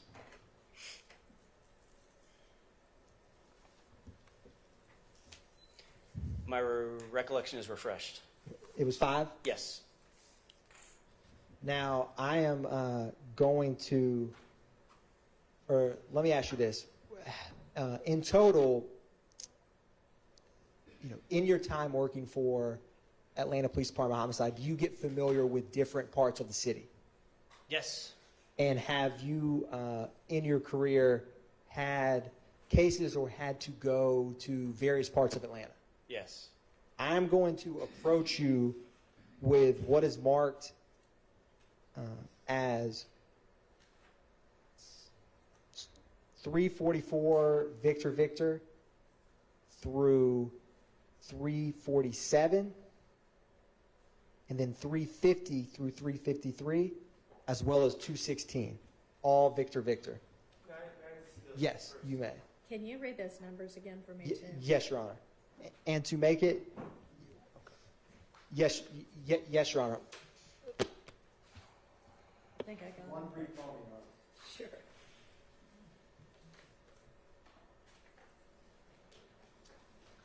So, Your Honor, it is 344 through 353 minus 348 and 349, if that makes it easier for the court. So, and I'm not admitting 216. 350 through 353, and you're not tendering 316. 216, Your Honor, not tendering 216. So it's 344 through 347, Your Honor, and 350 through 353. All right, those are admitted, and did you tender for admission 226, the shirt? Your Honor, I believe that I did, but to be clear, the state would move to tender into the record 226 Victor Victor Okay. at this time. All of those are, No objection, and no objection to 344 to 353 minus the 2. thank you. Thank you, Mr. Sharp. Thank you. Detective Leonpacker, before testifying, did you have an opportunity to look over some of these photographs? Yes. And with the photographs before you, do you recognize them? Yes. And are they a fair and accurate depiction of the locations in Atlanta that they depict? Yes. Your Honor, the state moves to tender into evidence those items. I had shown them to Detective Leonpacker, Your Honor, before we admitted them. These are the ones we, okay. Correct, Your Honor. Yes, Thank you. they're admitted. So, Detective Leonpacker, I am going to publish 344 Victor Victor.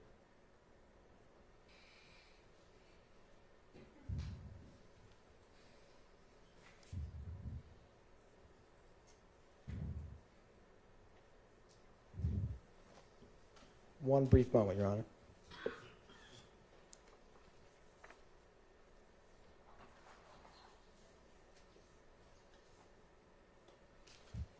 It should come up on the screen here momentarily.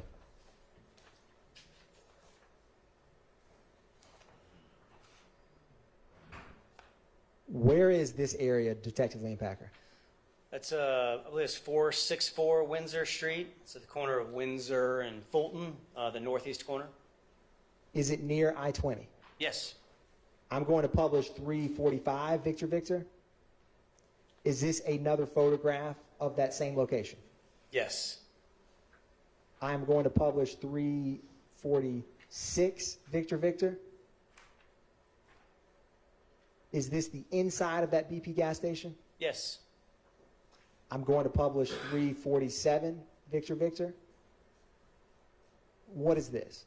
It's the liquor store that's next door to it. It's kind of attached. I am going to publish 350 Victor Victor. Do you recognize where this area is? Yes, that appears to be Windsor Street, orientated looking northbound. So if you were to come out of that BP gas station, again, which is at Fulton and Windsor, go north on Windsor, you're looking north towards I-20. And I'm going to publish State's Exhibit 351 Victor Victor.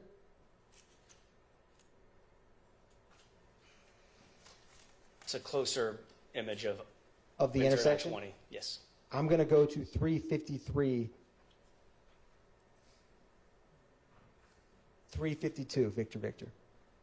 Yep. Same intersection. Now, Detective Leonpacker, if you were to leave that BP, go to that intersection and get on I-20 West, would you ever hit the perimeter? Yes. And what highway or would you cross over, intersect if you kept going down I-20 West? If you go I-20 West, you would eventually hit Interstate 285, the perimeter. That's in the Adamsville neighborhood of Atlanta. And then if you keep going I-20 West, another major roadway you hit just after you pass over 285 is Fulton Industrial Boulevard. Thank you, Detective Leonpacker. One brief moment.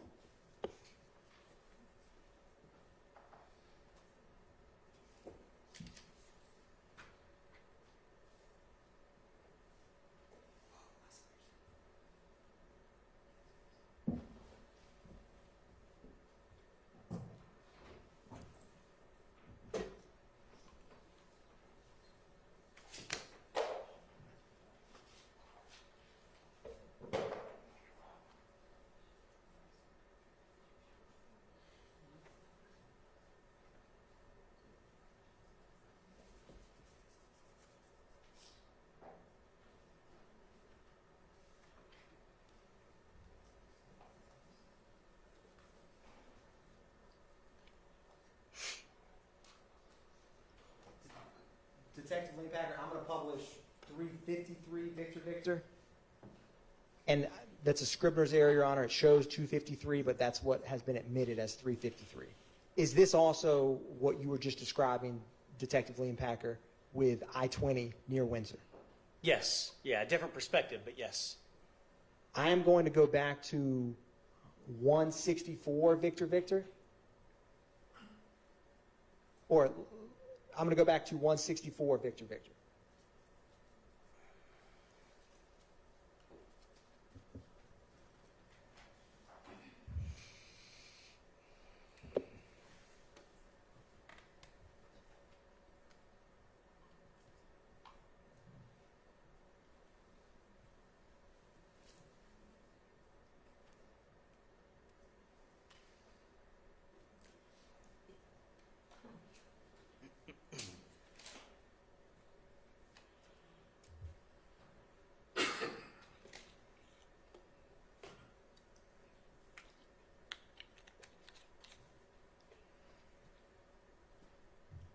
I'm going to go one.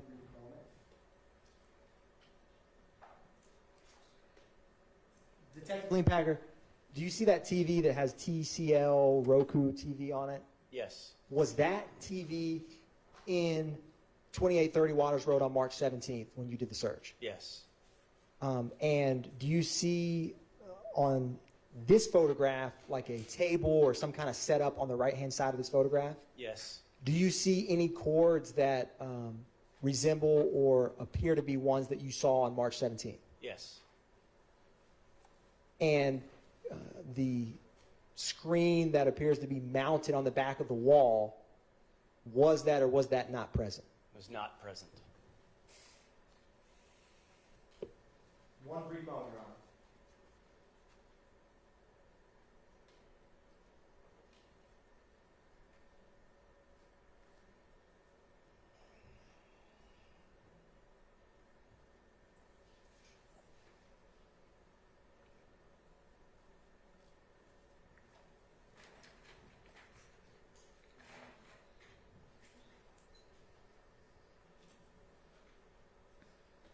Detective Leanpacker, I'm going to go back to 252.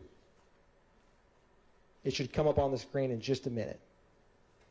And if you were heading north from that BP gas station at 464 Windsor and we're trying to get on I-20 West, where's the rampway that you would get on? You go underneath the Interstate 20 and then go west from there. Yeah. You'd have to go past the interstate then to go west. Okay. Thank you. Or I'll publish 253, what is really, yep. So is this what you were discussing? Yes. That's the westbound ramp. So this perspective is looking south along Windsor Street. And that roadway that goes at the right edge, that would be heading west on I-20 there. Thank you, Detective Leanpacker. Your Honor, no further questions at this time by the state. All right. I assume y'all are going to have cross. Is it going to be like 30 minutes? All right. Y'all want to just go ahead and get this finished before we break for lunch? Yes. Okay, go ahead.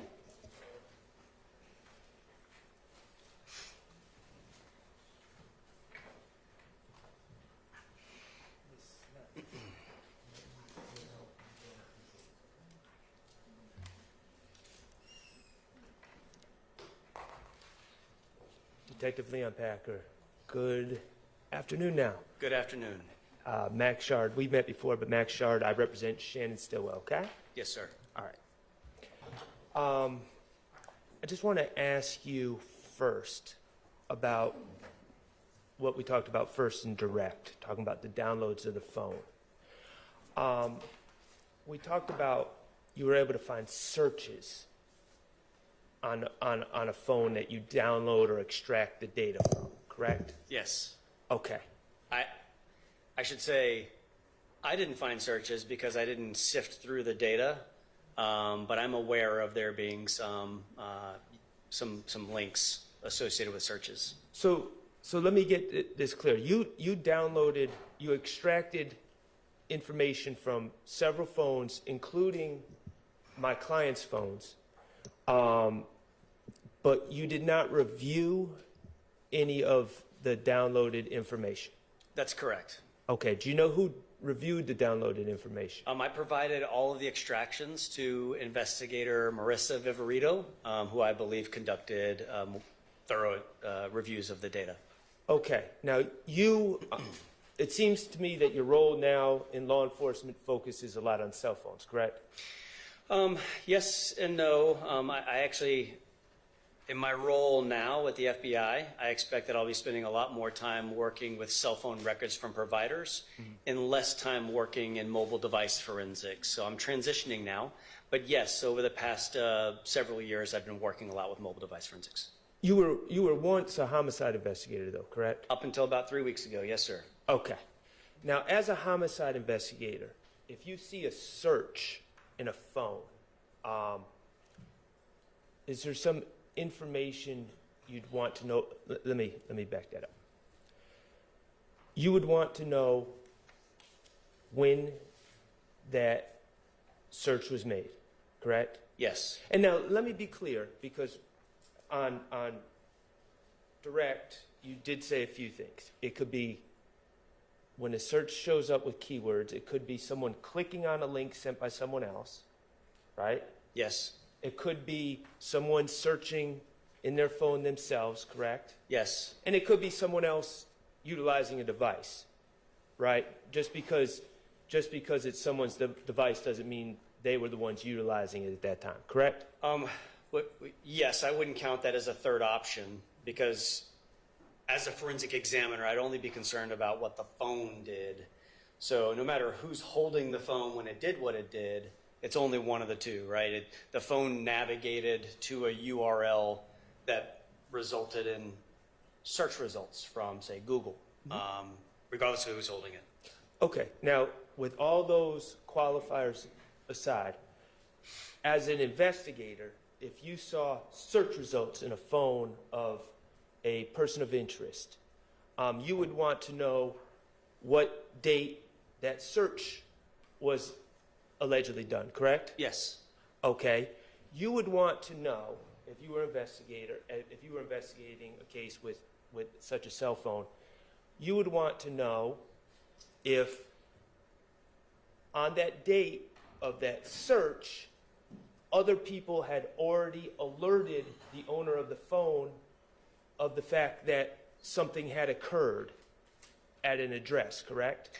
I would take that into consideration in my examination of the results, yes. So, for instance, if the search was homicide or shooting, Smith Street X Bell Street, corner of Smith and Bell, you would want to know if the person that owns this phone or may have been using this phone is just searching that on them by themselves with no prompting, or if someone else has already alerted them to a fact that a shooting had occurred at that address. That would be an important fact to know as an investigator, wouldn't it? It would be important, an important consideration in how I reviewed the data, yes. Okay, and you'd also want to know, if the person searched these terms, hours after an event or days after an event, correct? Yes. Okay, and you'd want to know if there was press coverage about this event prior to the person searching. Objection, Your Honor. Press conference relevance? Press coverage. Overruled. Yes, and I'll add to explain my answer. It's not uncommon in cases of, I've worked homicides and I've been on our complex case squad in homicides, so I've worked a lot of violent crime cases, even those that haven't been homicides. I'm going to object as non-responsive if we're going to get into what usually happens. I can let him explain his answer. Okay, thank you. And it's not uncommon that there is media coverage of violent crime incidents when I'm conducting an investigation into such an incident. And it's not uncommon for those searches to be related to that media coverage of that incident. Right. Okay, so, but certainly there's a difference between someone, a suspect searching unknown keywords that no one else would know except them versus searching keywords after there's been media coverage, correct? That's difficult for me to answer in the hypothetical because oftentimes as an investigator, conducting this type of search of a forensic analysis of a phone, I don't know what someone knows about the incident or how many people know it, especially if it's an incident that I suspect multiple people were involved in. Well, what if in that phone there was actual messages from other people alerting that person to the event? Would that give you insight as to whether they knew about the event? The person conducting the search? Yes. If other people had told them, texted them, Yep. sent them news articles in their phone. Yes and no. Yes, and that it would give me insight that there's evidence in the phone of the person operating the phone likely receiving information in that text message that, hey, this incident occurred. But no, and that I've worked many homicide cases where I see people that that I did charge with participation in a murder that were receiving notifications from other people, hey, did you hear about this incident? So one may have nothing to do with the other, but one could have something to do with the other. It could be important. I would take it into consideration, yes. That absolutely be a part of my consideration in examining the phone. As a homicide investigator, you would take it into consideration whether someone told the owner of the phone about specifics of that event before they typed in the keywords. Yes. Okay. And do you know what ATL Scoop is? Yes. Okay, ATL Scoop gives updates or really quick news about events around Atlanta, correct? Yes, largely the reposting of individual Instagram users' coverage of events around Atlanta. It's a big reposting site typically. Did ATL Scoop, to your understanding and knowledge of this case, Shamal Drink's shooting, did ATL Scoop have updates being sent throughout Atlanta within hours of the shooting? I don't know. It's assuming facts. Okay, well, he said he doesn't know anything. If you know. I don't know. I honestly know very little about this case other than I worked next to the detective that was the lead detective, Al Hogan. But I know very little about the circumstances of this Do case. you know if my client's girlfriend reached out to him within hours of the shooting just to check if he was okay and alerted to him about the shooting? Objection, Your Honor. Lack of foundation, assuming facts, not in Sustained. Do you know if my client's grandmother did the same? Same objection. Sustained. Okay, so you didn't review the phone, so you don't know any of these answers that could add context to any searches. From the phone or my knowledge of just being in the homicide unit next to the lead detective, no, I still don't know the answer. Okay, great. Now, let's turn the page to the search warrant on 2830 Waters Road. Okay, is that okay? The execution of the search warrant. Yes, sir. All right, awesome. Now that happened there was, to your understanding, there was a shooting in the morning hours, March 16th going into March 17th of 2022 at that address, correct? Yes. Again, I know very little about the other shooting as well. I just went to assist in the execution of the search warrant, so I don't know very many case details about the other shooting, but it is my understanding that, yes, there was another shooting that was just before this incident. And you observed holes in the house, you observed holes in vehicles that were parked in yard, etc., correct? Yes. All right. Do you know how many people were living at 2830 Waters Road at the time that you executed the search warrant? No. Do you know how many people frequent that address, were frequenting that address in March of 2022? No. Any evidence of that would have been on that video surveillance system that was no longer present when I executed the search warrant. Do you know of who the registered owner of that address is? No. Okay. Now, I wanted to just clarify a few things about your direct testimony. First of all, Ms. Knight or Mr. Atkins, could you kindly display 318 Victor Victor.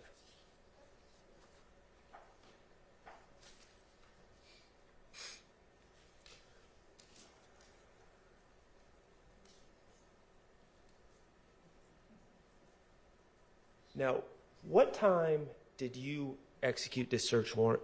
Like when we saw that video that you made at 28:30, what time of the day was it?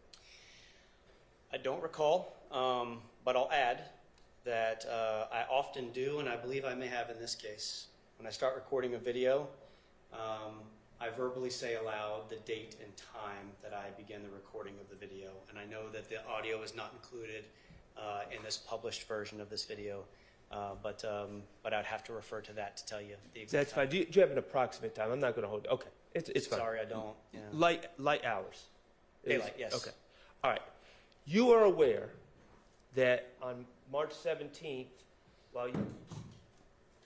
around the same time that you were conducting the search warrant at 2830 Waters Road, my client was being arrested at Meadowlark Drive in a white a white Audi with Maryland plates with tinted windows. You're aware of that? No. Okay. If I was back then, I don't have any recollection of it now because I wasn't involved in that investigation. All right. Well, I want to be very clear about a few things. 318, okay, we see a blue car, correct? You're talking about the vehicle that's here? Yes. Yes. Okay. Blue car. It is an Audi. Yes. Okay. And you found various things in the car, and we're going to get to that in a second.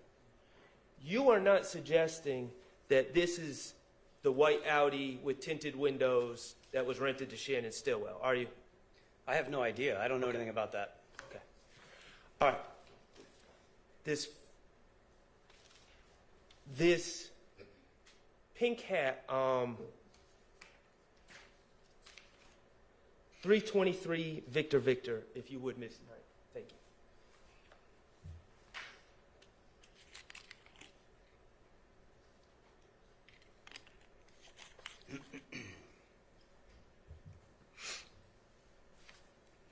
See that pink hat? And I think there's a better picture somewhere in here, but we're talking, and you have it in front of you. Yes, it's right here. Okay, that pink hat that's in that envelope. You aware that Mr. Stillwell was arrested on the same day in the white Audi wearing a pink hat? No. Okay. This pink hat would not have been something that you took from the scene and then somehow met up with Shannon Stillwell and gave it to him to wear for when he would be arrested, is it? No. Okay, so this is a completely separate pink hat. Isn't that correct? I don't know when Mr. Stillwell was arrested or what the circumstances were, what time that was, if it was before or after the execution of this warrant. If I accept what you're telling me as fact, then sure, he was arrested before with a pink hat, but I don't know. I just know that this hat was recovered in this car on March 17th. I put it in this envelope, sealed it, and put my initials on it, and that's the last time I saw it before today. Okay. All right. Well, I think that answers the question.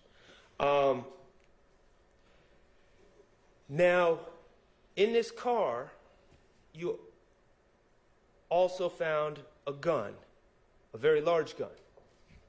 And that's what's in front of you on that table, correct? Yes, sir. And what well, kind of gun? No, that's the gun that went back to the ATF. You're right. Thank you stolen for that firearm. correction. And what type of gun was that?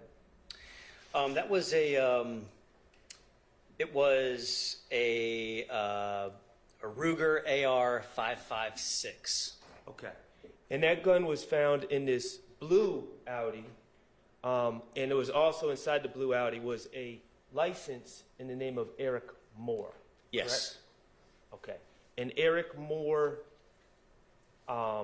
did you investigate further into who Eric Moore was? I believe I ran Eric Moore's driver's license at some point to identify who he was, but no, I didn't conduct any follow-up investigation into that aspect of the processing of this vehicle or its contents. Okay. Miss Knight, if you could put up 319 Victor Victor, please.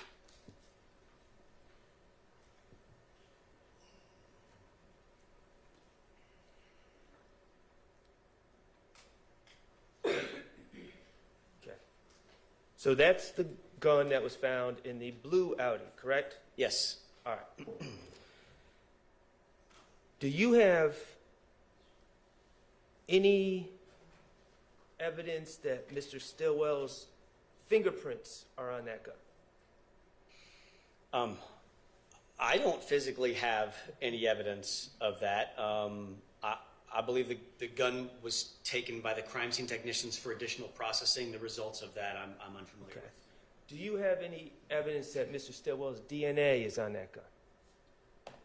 Not me. No, I believe the guns were processed for additional evidence, but to what extent and what those results are, I don't know. I don't have that evidence.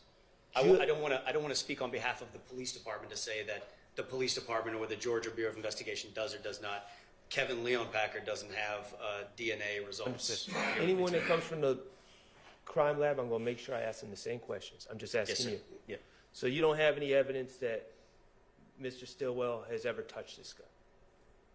No, I don't. No. Okay. All right. And let me ask you this. This gun, are you aware that Mr. Drinks, deceased Mr. Drinks, from the 3/14/2022 shooting was shot with .40 caliber ammunition?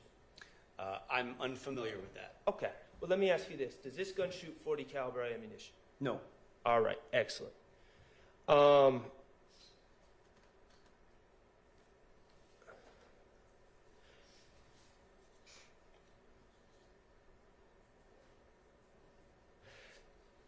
Miss Knight, if you could help me out and pull up 328 VV.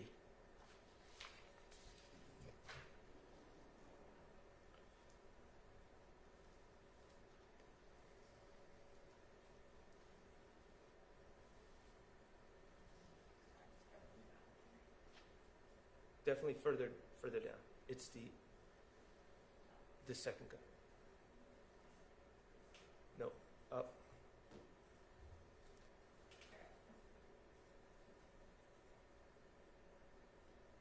There we go. Thank you. All right. This is the second gun that you collected at 2830 Waters Road, correct? Yes. And that was in the mud. This gun was in the mud by a Jeep Liberty. Yes. Okay. Again, I'm going to ask you any DNA or fingerprints that you're aware of that link to Shannon Stillwell? Not that I'm aware of. Okay. And how about that Jeep Liberty? Are you aware of any links that would link or connect Mr. Stillwell to that Jeep Liberty? Not that I'm aware of. Okay. So, and let me ask you about what type of gun is this? It's a 7.62, I believe. It's a Romarm Cougar 7.62. The model is M10-762P. It's an AK-47 type firearm with a drum magazine. And it shoots 7.62 bullet or caliber bullets? Yes. Okay. It does not shoot .40 caliber bullets, does it? Correct. All right. Excellent. And Miss Knight, if you could, 330 Victor.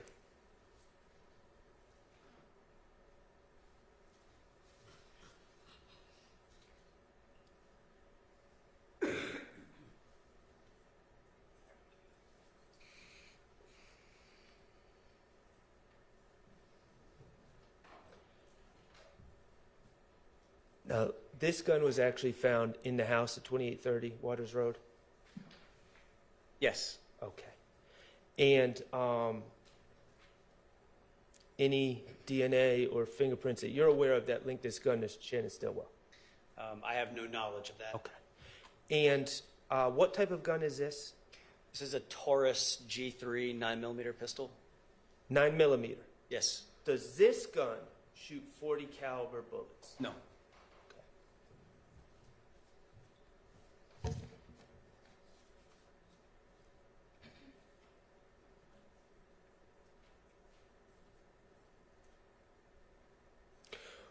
Were you involved in the search warrant of 855 Allison Way?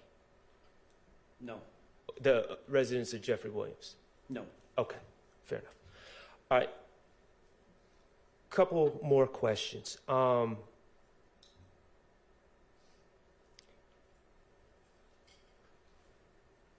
5.7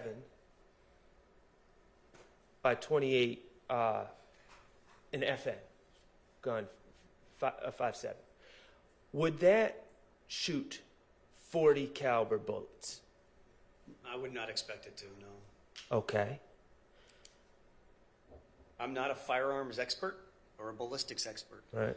But no, I would not expect, especially given those cartridge cases, the 5.7 cartridge cases that we recovered, or the one cartridge case I recovered, it was an elongated cartridge case versus a 40 caliber is much shorter.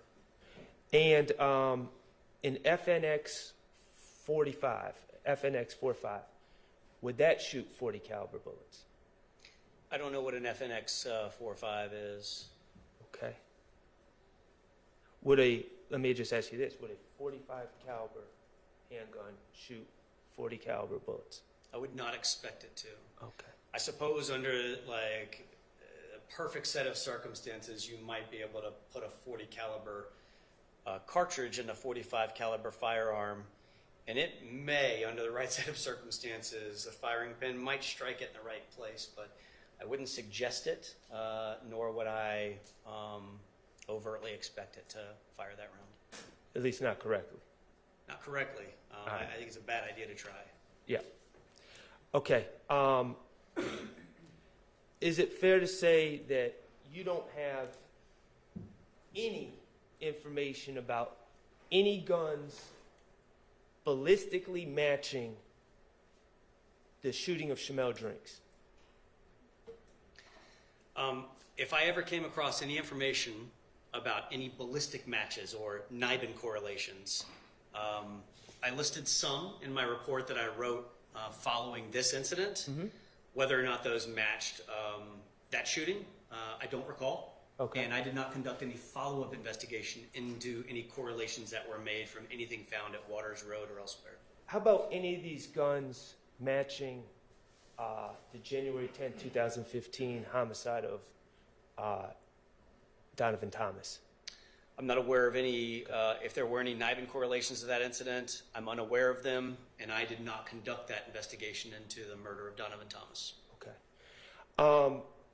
One last thing. As part of your involvement in this case, did you ever get a chance to review, I know that we looked at photos from Windsor Street, did you ever get a chance to review the surveillance video from the FedEx on Windsor Street? I don't want to misspeak and say that I never saw it because I know, again, Al Hogan sat 2 seats in front of me. Uh-huh. It's possible at one point I saw it on his screen, but I have no recollection of ever seeing that video. Okay. Did you ever speak to any FedEx employees and ask them to just describe what they saw on the video? Okay. All right, thank you. I have no further questions. Okay, thank you. Any questions? All right, any redirect? Brief redirect, All right. Detective Leanpacker, how many murders have you worked in your experience with Atlanta Police Department Homicide Unit? I've worked on hundreds of homicides in my tenure with APD Homicide. How often would you find the homicide suspects, the murder weapon used in the murder? Overruled. It was more common to not find the firearm used in the offense. I have recovered weapons used in homicides, but I'd say it's far less common. And do you know why that is? Sustained. Detective Leanpacker, on cross, you asked a lot of questions about searching of a location in a phone. Do you recall that? Searching a location of a phone? A suspect searching a specific location in their cell phone. Yes. And you were also asked questions about if they were notified or hypothetically what someone knew. Do you remember that? Yes. If you had information that a possible homicide suspect was either at or within minutes at the scene and searched that location, how would you take that piece of information?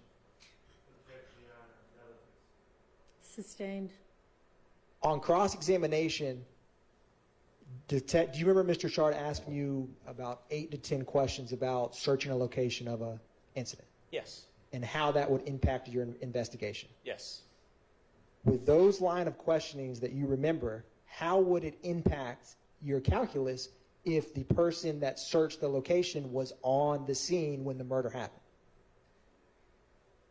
I would perceive that as being intelligence gathering to determine what the police knew about the incident through media reporting.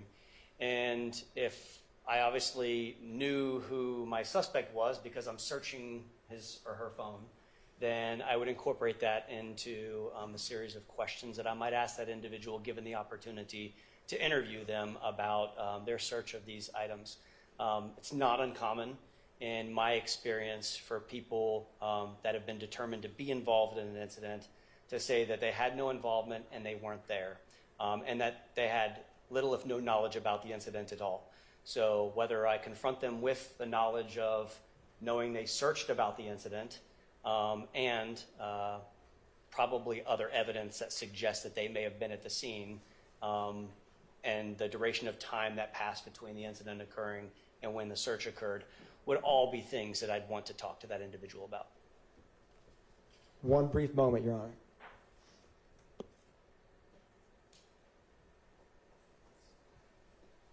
Thank you, Detective Lean Packer. No further redirect by the state, Your Honor. All right. I'm glad you answered that last question.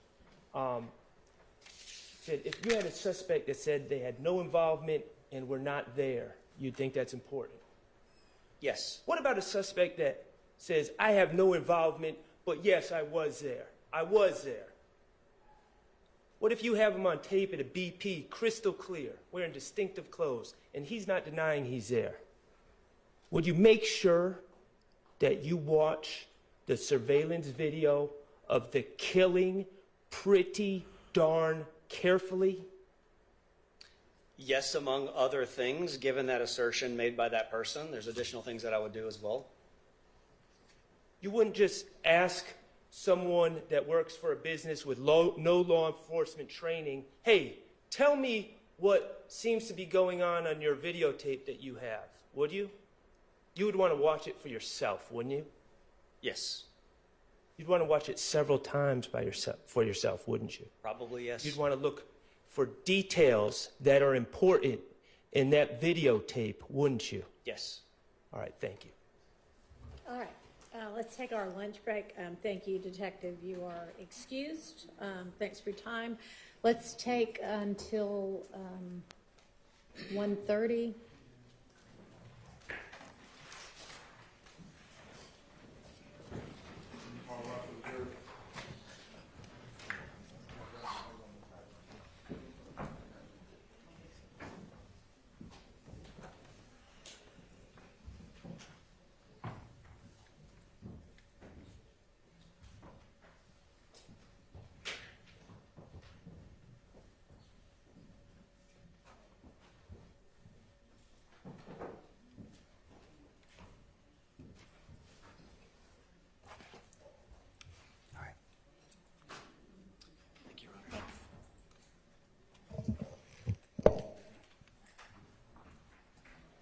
Okay, y'all should have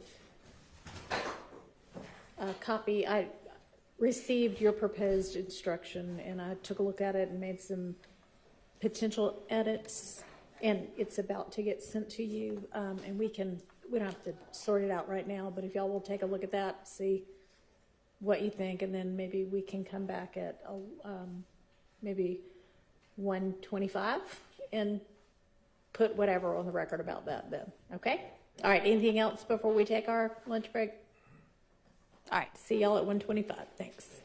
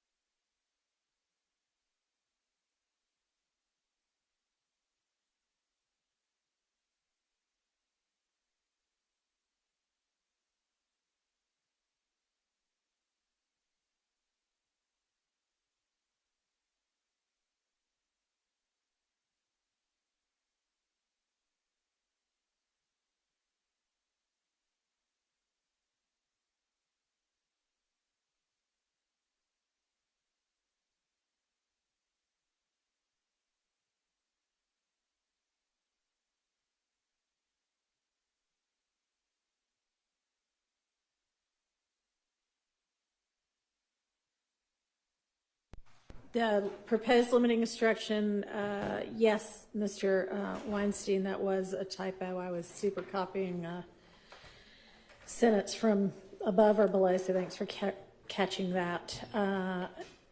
Any thoughts on this?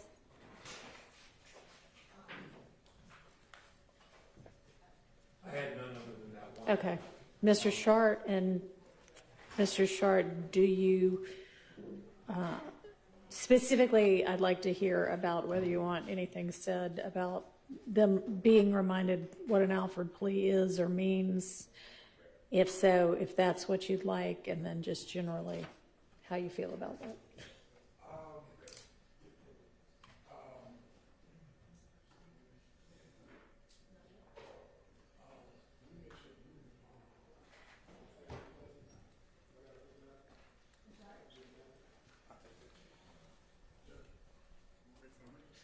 No, we're not. I mean, we almost are, but not quite yet. Let me just ask the court a question first. Yeah. The idea of Mr. Stillwell entering a guilty plea and an offer plea, is that coming just from me? That's not, I mean, that part I didn't create. That was in what y'all sent over. Okay, well, let me just say this. When I was working with Doug, I put guilty plea and offer plea in there as kind of a placeholder, as a reminder to check Okay. the Evidence? right. Okay. Because I wasn't.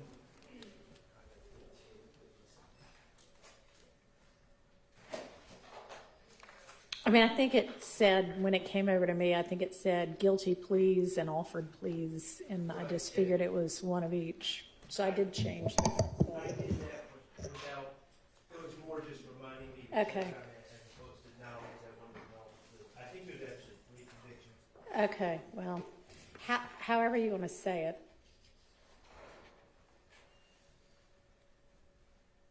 Do you guys know what was certified convictions?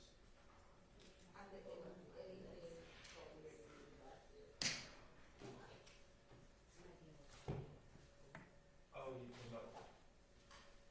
They may be in those bins too. I don't know. Did you find them on Friday? I did find them on Friday, and I kept them, my recollections, I kept them separate here. The problem is we didn't have enough room in the bins, Okay. so. Did we find or could we get another bin, I wonder?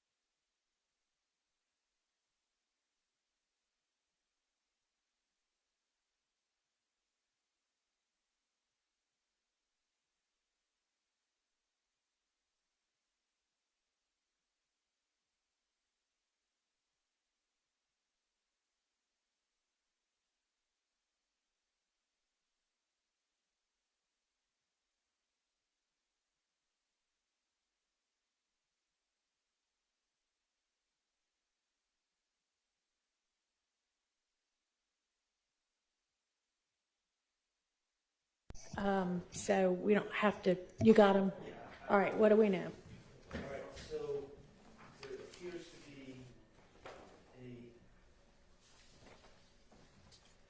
a 10 SC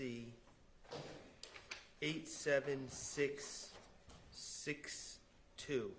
10 SC 87662. Okay. I'm just trying to figure out where they would. All right, you know what, let's figure it out on the next break or after court today, because we don't have to deal with this today. I just, and then we have to still sort the Nichols thing too. And I found out some more information about Winfrey, but we'll do all of this after, you know, not on the jury's time, but, yep. And these are in Q. Q? Yes, in folder Q. Okay, thank you. All right. All right, is the jury ready? Okay. Just find out and we'll do it on the next break. All right, we're ready for the witness, next witness.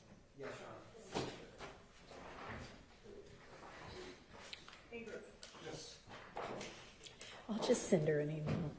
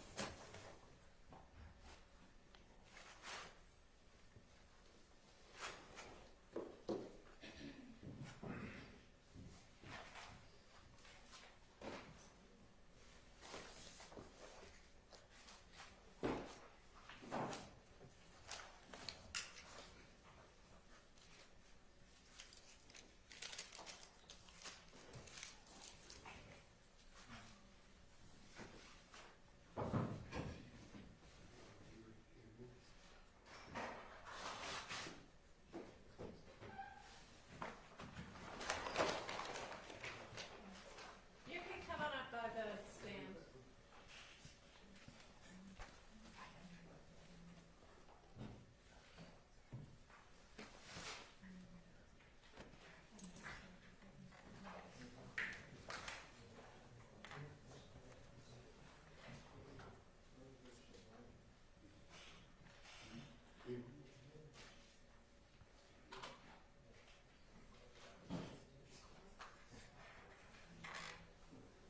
Yeah, we're ready.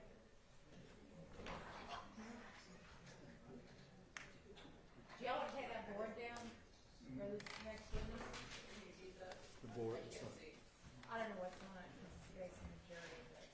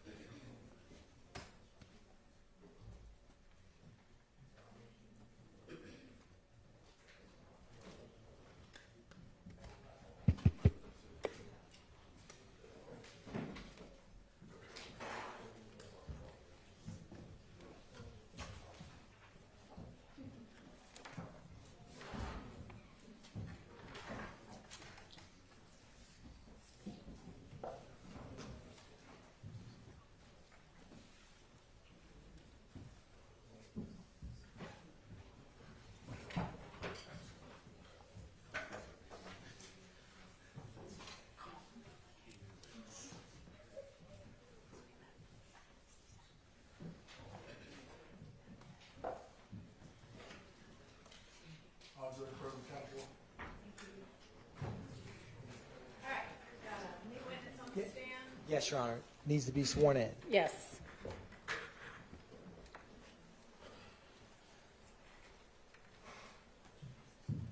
Raise your right hand. You swear affirm testimony you give the truth, the whole truth, nothing but the truth? Yes. Yes, sir. State and spell your first and last name for the courts, please. My name is Doug Bailey, Doug Bailey. Good afternoon, Mr. Bailey. How are you doing, sir? I'm doing well. How are you? Doing well. Can you tell the jury where you currently work? Yes, I'm the operations manager of GPS monitoring and tracking services. Can you explain a little bit about what GPS monitoring and tracking services does? Yes, we are an electronic monitoring service provider. We install GPS ankle monitors and alcohol ankle monitors on people to track location and alcohol consumption. Who is your primary client? Typically, pretrial defendants, as a condition of bond, that they're required to wear an ankle monitor. Hang on just a second. Yes.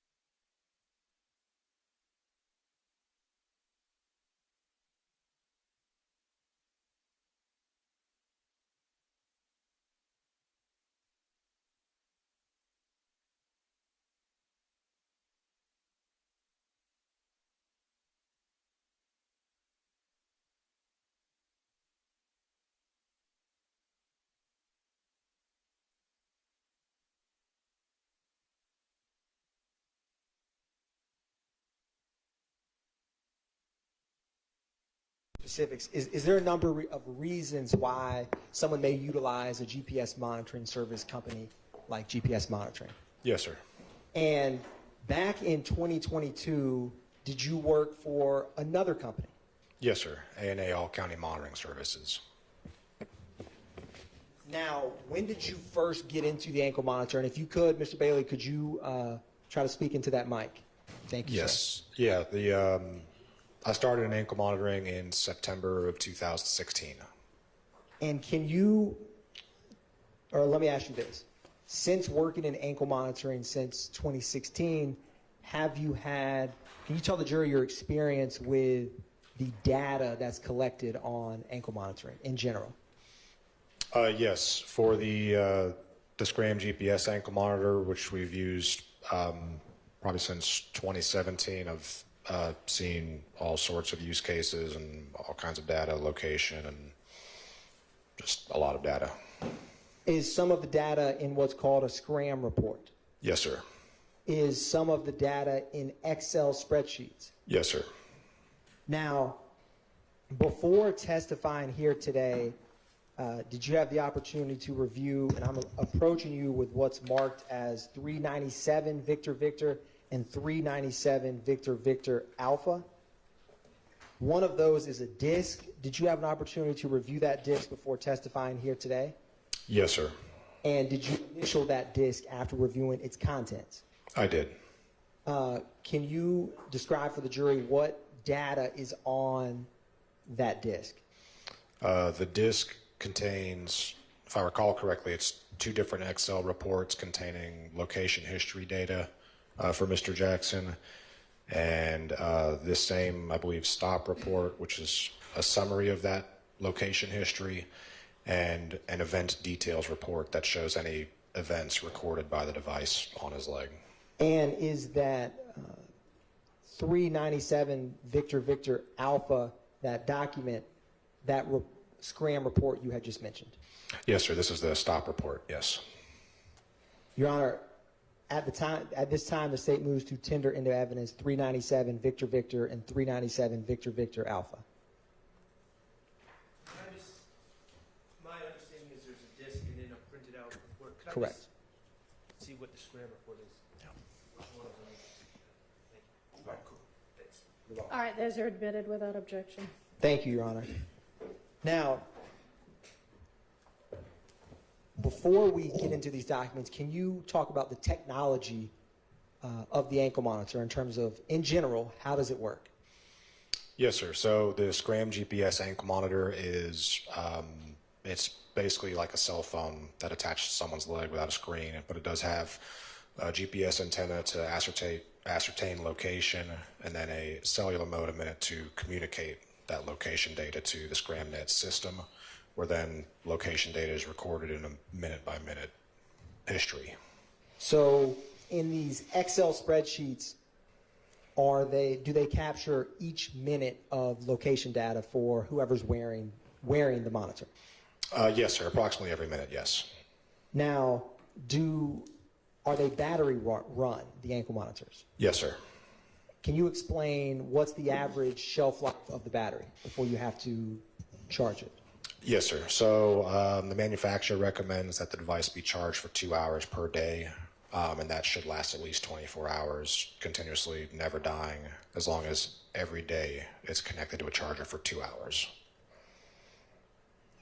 If a battery were to get low, is there any kind of warning system involved?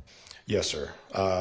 The system itself, the device stores an event called a low battery event, and the person who is wearing the device would feel a slight vibration that lasts maybe about a second. And if they were to look at the device while it's in low battery on their leg, they would see a red light flashing on it. If the battery were to die on the ankle monitor, is there any kind of data that is captured? No, sir, not after the battery is dead. It can no longer record or communicate location data at that point. And is one of the Excel spreadsheets a event details that shows low battery or plugins for the ankle monitor of what you have reviewed? Yes, sir. Your Honor, at this time, the state's going to publish the event details in 397 Victor Victor. All right. And specifically, it's going to come up on the screen, Mr. Bailey. I'm going to focus your attention on March 14th, 2022 at 7:34 p.m.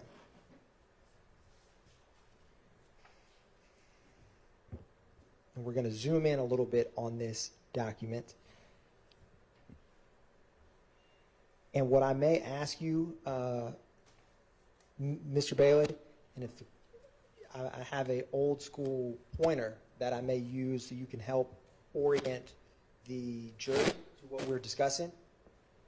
I'll find it here in a moment, but I also have a laser pointer that I think would do the trick.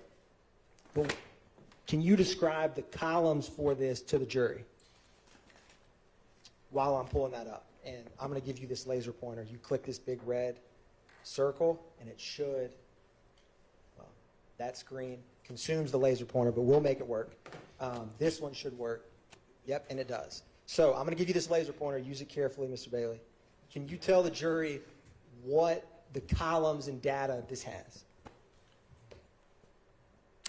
So the first two columns are the person wearing the device's first and last name.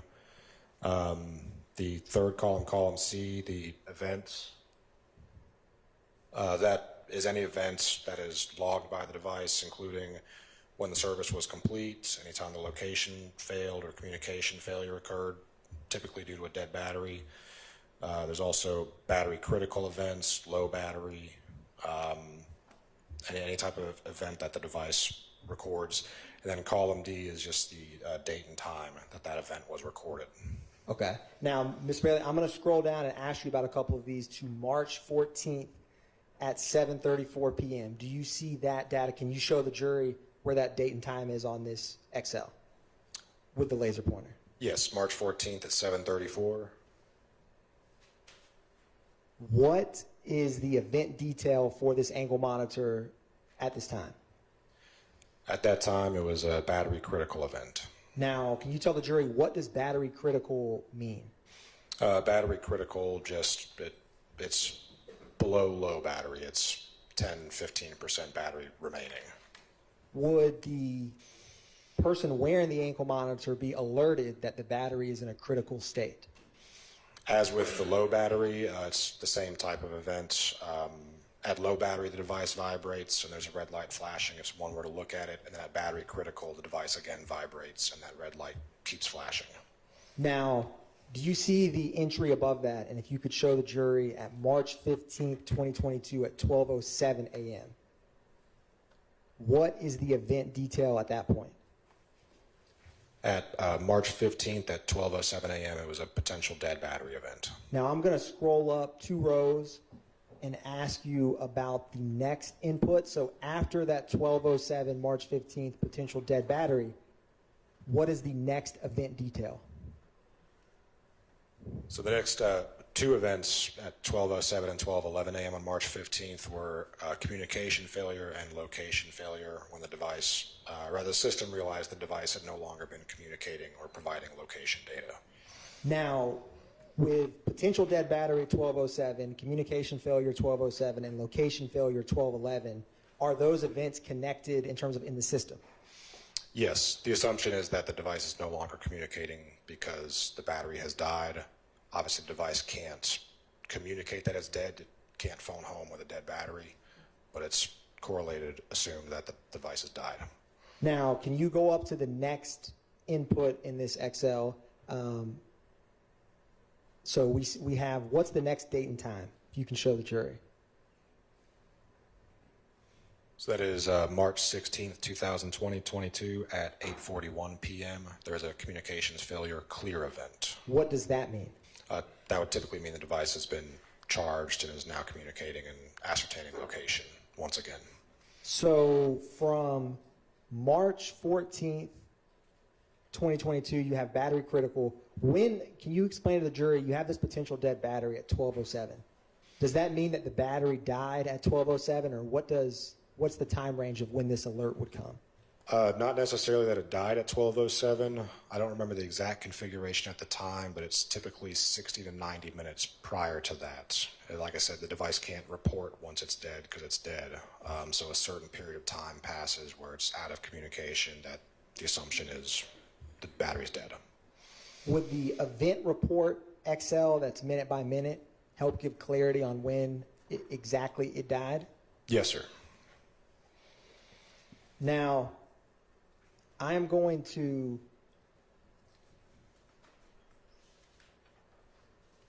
publish for you report 2 Excel spreadsheet.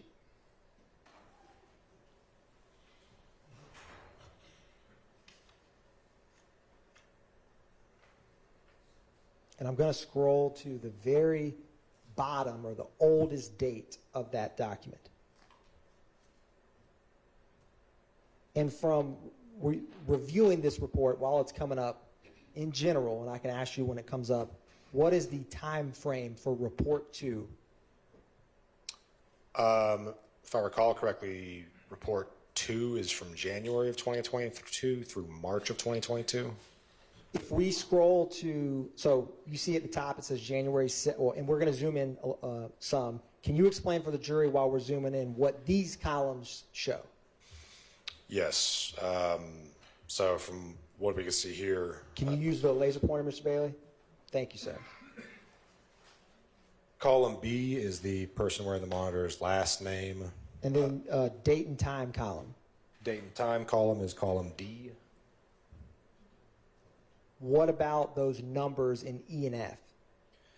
So E and F, that is the latitude and longitude of the GPS coordinates. And what is the address in column G next to the lat and longitude?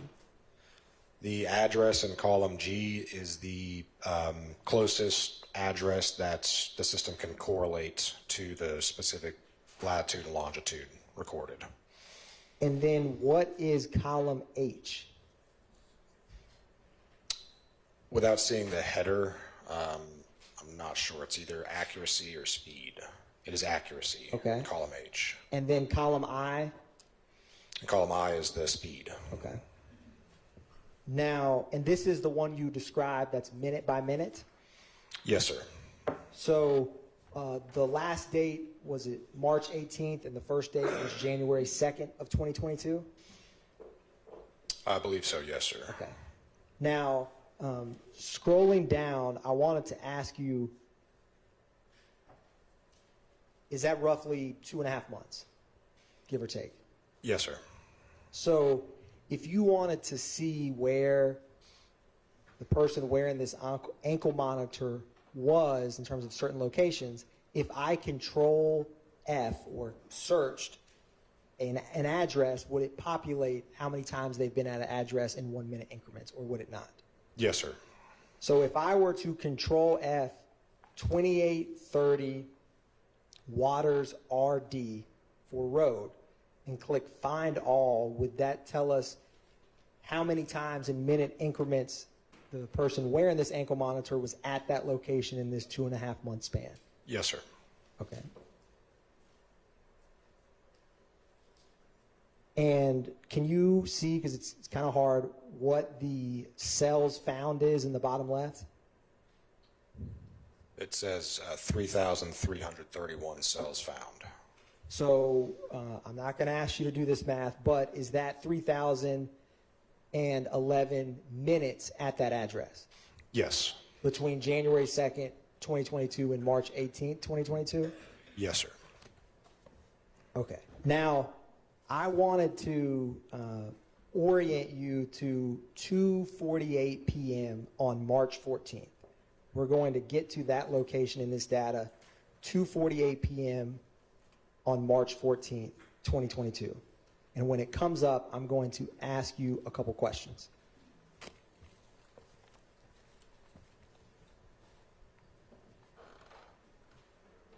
What is the location at 2:48 p.m.? And if you can use that pointer, Mr. Bailey, I appreciate it. Is that Hartsfield-Jackson Atlanta International Airport? Yes, sir. And then do you see in the rows above 2300, 2200 Rental Car Center Parkway? Yes, sir. Are you familiar with what's at that location in general? I believe that's the Hertz Rent-A-Car adjacent to the airport. Now, we had talked earlier, but I wanted to ask you about the ScramNet GPS report. Do you remember that? Yes, sir. Can you describe for the jury, this is minute by minute, what is captured on the ScramNet? Does that have every minute? So the ScramNet, the stop report is more a summary. It's a named a stop report because you pre-configure a number of points at a location, and it'll only show you if the person has been there for more than that number of points. Which would be 3 minutes? On this specific report, yes, it's anything longer than 3 minutes. It marks down that they were there for longer than 3 minutes. So if you wanted to check stable addresses for someone wearing the ankle monitor, would that ScramNet GPS be a good document to use? Yes, sir. It's eliminates travel time driving around because you're moving and not staying at the same location. Now, I'm going to publish page 6 of 7, and you have the physical document before you on what's... Yes.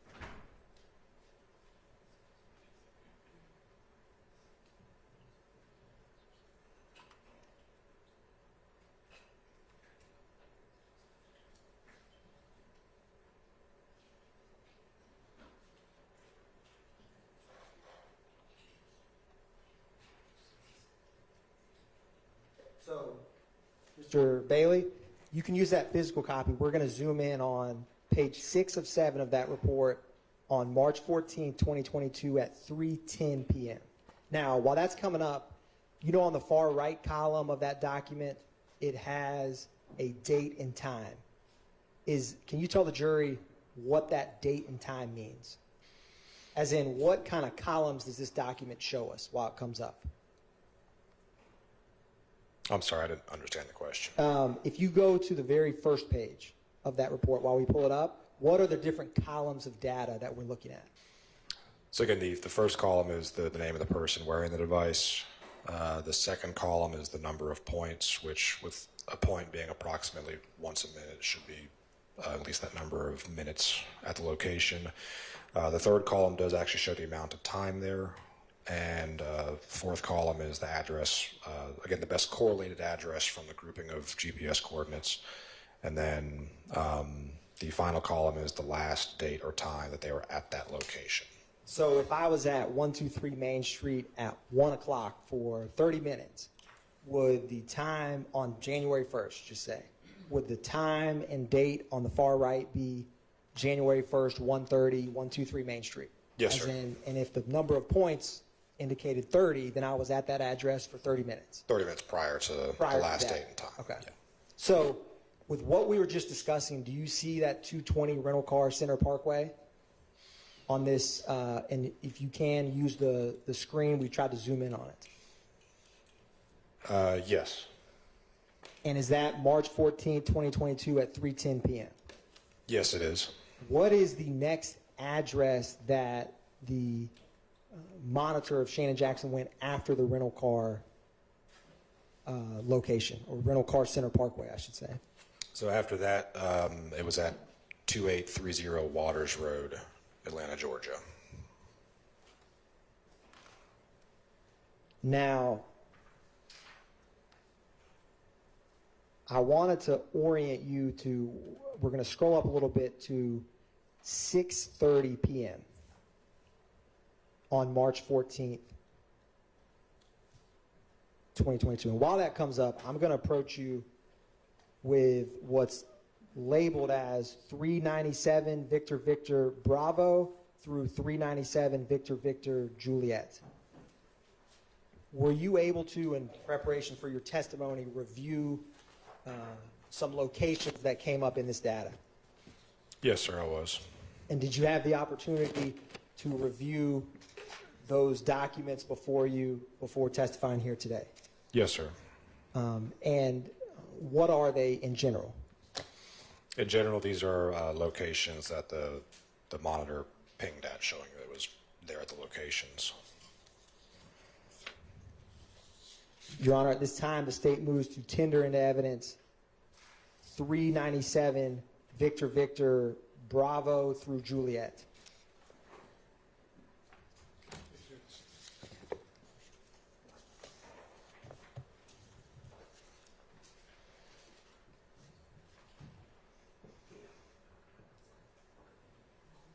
No objection. All right, those are admitted. So, to orient the jury, this is March 14, 2022, what's displayed on the screen. Yes, sir. Can you describe the date and time in minutes for this 257 Flat Shoals Avenue, Southeast Atlanta, Georgia? So it was March 14th, 2022 at 6:56 p.m. and then again at 7:52 p.m. And is there also one at 6:30 p.m.? Yes, sir. And in general, with the amount of points or minutes there, what's a rough ballpark of how long at this address? Just on the three on this page, approximately an hour and a half. Now, I am going to publish what's just been admitted as 397 Victor Victor Bravo. It's going to come up on the screen.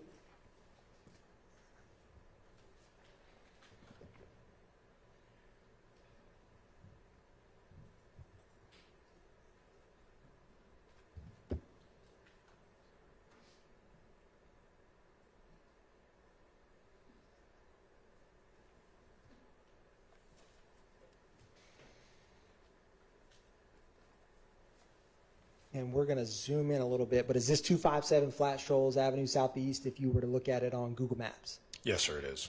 And do you see that red Dodge truck in Yes, the far sir. left? Yes, sir. Do you see that writing behind the truck? Yes, sir. Window tinting. And is this the address we were just discussing for roughly hour and a half on March 14, 2022? Yes, sir, it was. Now, what is the, looking back on page 5 of the GramNet report, do you see a time at 8:36 p.m.?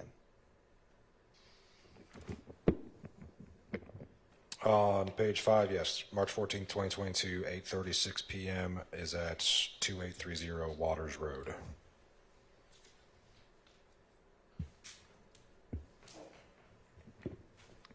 And after that, how many minutes is it at that address? On this occasion, it says 3 minutes.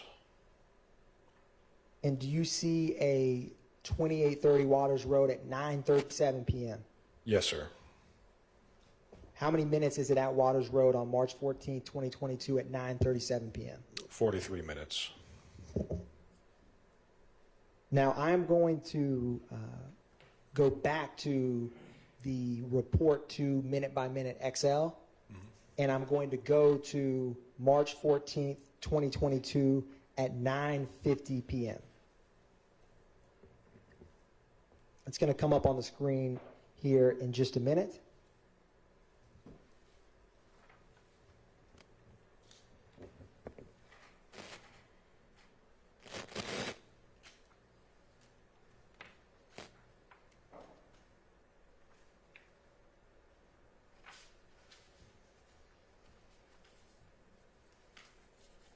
And we'll publish this in a minute, but while that comes up, do you have well, here it comes.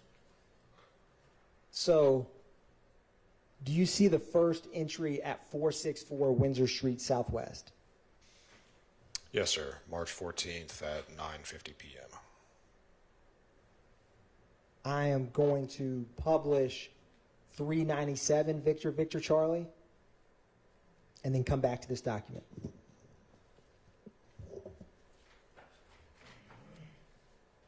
Was this one of the addresses that you reviewed that was contained in this data, the 464 Windsor? Yes, sir. And on the screen, is this the 464 Windsor Street Southwest?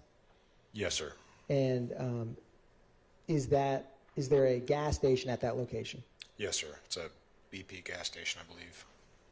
And this is at 9:50 on March 14, 2022. Yes, sir. I'm going to go back to the report 2. If you look at this report minute by minute, can you tell how many minutes someone's at a location? Yes, sir. So starting at the first 464 Windsor at 9:50, we're going to scroll up a little bit until the last time we see 464 Windsor. We'll stop right there. What's the last time it's at 464 Windsor? March 14th at 10 p.m. And can you show the jury that with the laser? So it's at the ankle monitor for Shannon Jackson is at the BP gas station for about 10 minutes on Yes. March 14th? Yes, sir. Now, earlier you had described about this latitude and longitude that we see here. Do you remember that? Yes. If you put in latitude and longitude into Google, will it give you an address? It will. Now, at 10:01, does the address change from 464 Windsor Street? It does. It changes to 405 Cooper Street. Now, if you were to put in the latitude and longitude depicted there, would you also get that address? So I'm going to show you or publish what's admitted as 397 Victor Echo.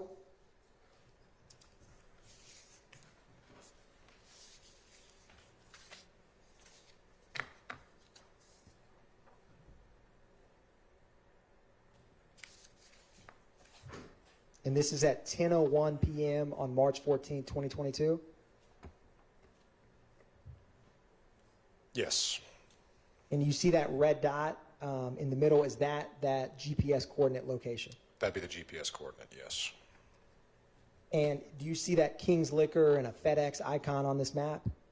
Yes. I think that's the back of the BP gas station, same lot. So at 10 p.m., the ankle monitor is at 464 Windsor, the BP, and then at 10:01, it is this location of Windsor Street. Right. Yes, sir. Now, going back to report 2, at 10:02, where is the ankle monitor's location?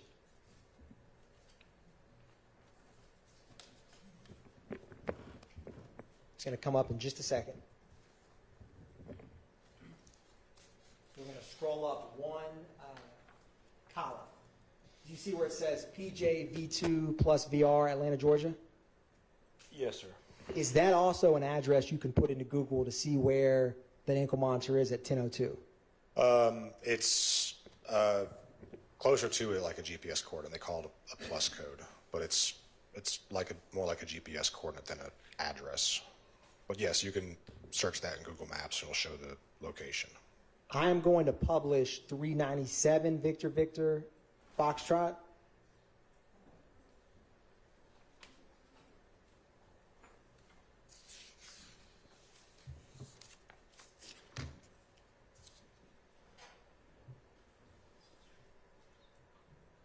We're going to zoom in just a little. Is this that address at 10:02 p.m. on March 14, 2022?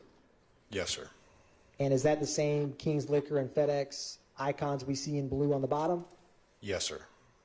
Is it fair to say that this is more north on Windsor Street than where it was 1 minute before? Yes, sir. Just north.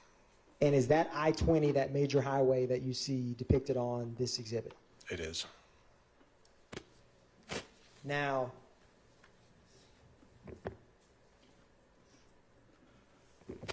I'm going to go back to report 2 and ask you after that 10:02 p.m. March 14th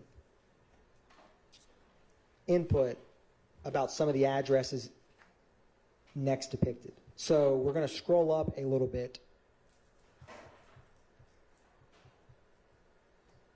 and keep that laser pointer handy, Mr. Bailey. We're going to put it to good use. Can you see on 10:05 I-20 and 10:07 I-20 on this XL? Yes, I can. And when the addresses change minute by minute, is that typically when someone is moving? That would be indicative of traveling, yes. Now, going back to, or I'm going to say this, we're going to scroll to the right, to the column. You had mentioned earlier about speed and of the ankle monitor. Yes, sir. If I'm in a vehicle, will it track the speed of my vehicle? Yes, sir. I mean, in terms of my ankle monitor while I'm moving. Yes, yeah, I believe it just takes the distance between the 2 points and the time it took. Divide distance by time, you get speed. And was it column I that is the speed? Yes, it is. Now, what's the speed when it's at the intersection PJV2 plus VR at 10 o'clock? What was the intersection right there? At that intersection, it's reading 18 miles per hour. And can you use that laser pointer, Mr. Bailey? Yes. To show the jury? Now, 1 minute later at 10:03 p.m., how fast is the ankle monitor of Shannon Jackson going on March 14, 2022? It says 90 miles an hour. And at 10:04 p.m. on March 14, 2022, how fast is the ankle monitor of Shannon Jackson going? Yeah, I'm going to object at this point.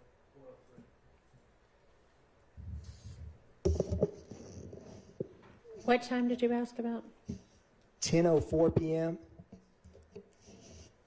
Overruled. At 10:04 p.m., it says 83 miles per hour. Now, Mr. Bailey, how fast is it at 7:05 p.m.? Can you use that laser pointer, Mr. Bailey? Thank you, sir. You mean at 10:05 p.m.? Sorry, 10:05. Yes, sir. That'd be 77 miles an hour. What about at 10:06 p.m.? 10:06 p.m. is 80 miles an hour. 10:07 p.m.? 10:07 p.m. is 85 miles an hour. I'm going to go up another column to 10:08 p.m. 10:08 p.m. is 79 miles an hour.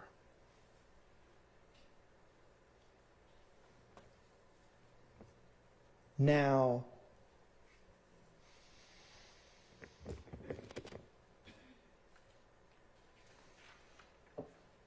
I'm going to go back to the ScramNet GPS report to specifically where we get to 464 Windsor Street, Southwest, Atlanta, Georgia, on March 14th that we were just discussing.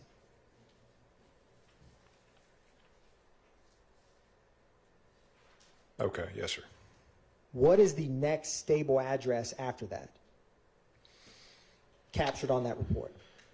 So after Windsor Street, March 14th at 10 p.m., the next address where the device, where the stop report marked that it was longer than 3 minutes was 600 Interchange Drive in Atlanta, and it says it was there for 38 minutes, ending at 10:55 p.m. Now, I'm going to publish 397 Victor Victor Golf.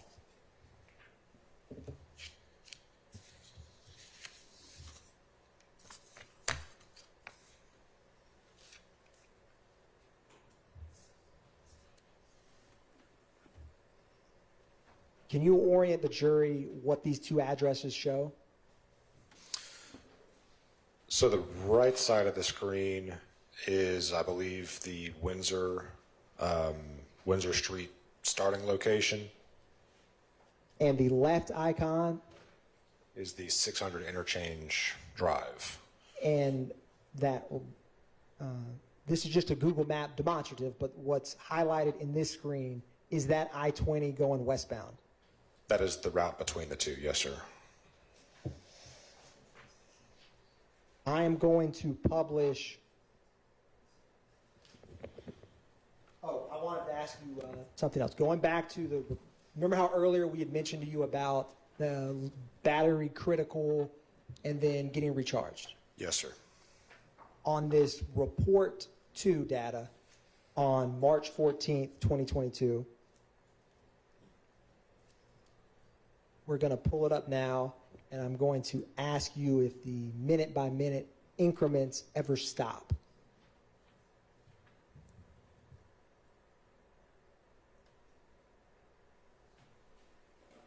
So we're going to scroll up a little bit.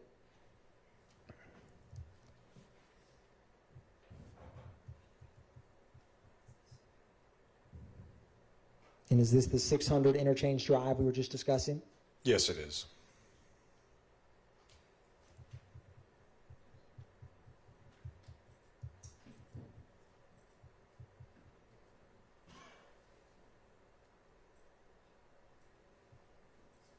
Now, I'm going to stop here. And can you use this laser pointer, Mr. Bailey, and can you show the jury the last data point on March 14th, 2022? What time is that? So the last data point on March 14th, 2022 was at 11 p.m. at 600 Interchange Drive. And then the following data point was almost 48 hours later, March 16th at 10 p.m. Does this coincide with what we first talked about, the battery critical and then the communication clear? Yes, if I recall correctly from the event log, there was a battery critical preceding that last data point on March 14th. And between 11 p.m. on March 14th, 2022 till March 16th, 2022 at 10 p.m., are you able to get any location data from the ankle monitor? No, sir.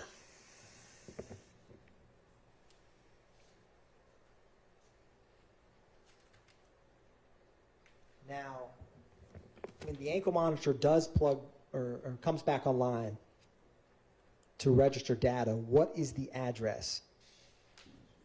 The address is 7055 Concourse Parkway in Douglasville. And is that at 10 p.m. on March 16th, 2022? Yes, sir, it is.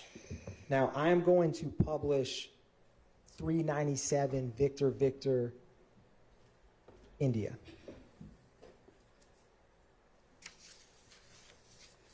And if you want to get ahead of me, you can, Mr. Bailey, because you have the hard copies, but it should also come up on the screen.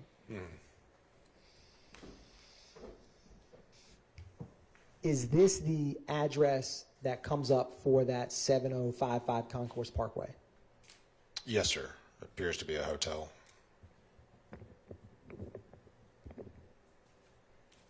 Now, looking back at the Scram report that you have, is the ankle monitor at that hotel location for quite some time?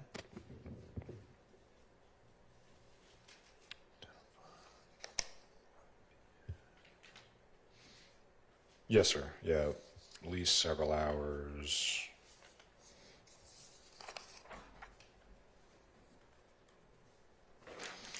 At least until March 17th, 10:52 a.m. It's a little over 12 hours later. So what is the next address after that 10:52 a.m. on March 17, 2022 at the Concourse Hotel location? The next address after leaving Concourse Parkway was 2481 Meadowlark Drive in East Point. That was March 17th at 11:37 a.m. was the last point at that location. And I'm going to publish the Scram report on page 2.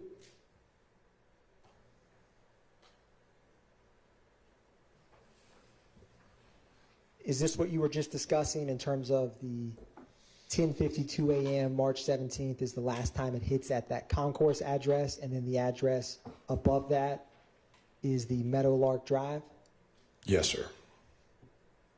Do you see on this report, the third from the top, a 50 Mount Zion Road Southeast? Yes, sir, I do. Do you know what's at 50 Mount Zion Road Southeast? I do not. What is the time and how long is the location at that site? So 50 Mount Zion Road, the last point at that location was March 17th at 1:22 p.m. And it says it was there for 20 minutes, so it would be from 1:02 p.m. to 1:22 p.m. Now, I want to fast forward to page 1 of this report at 2:56 p.m. on March 17th, 2022. What is the location at that time? At 2:56 p.m. on March 17th, it was 1065 Cleveland Ave in East Point. And was that also one of the locations that you looked at in preparation for your testimony? Yes, sir. I'm going to publish 397 Victor Victor Juliet.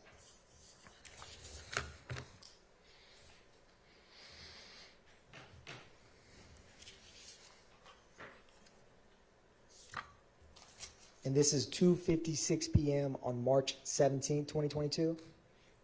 Yes, sir. Does it appear to be at Chick-fil-A? Yes, sir.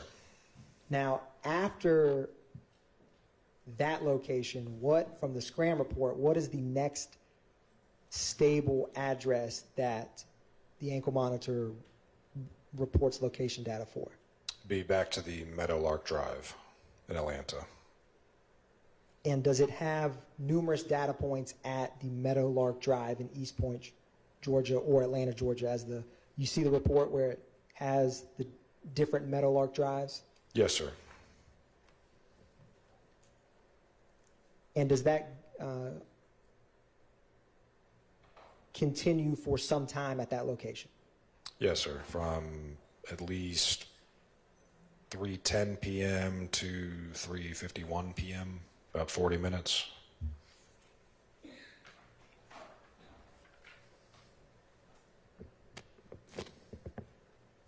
One brief moment, Your Honor.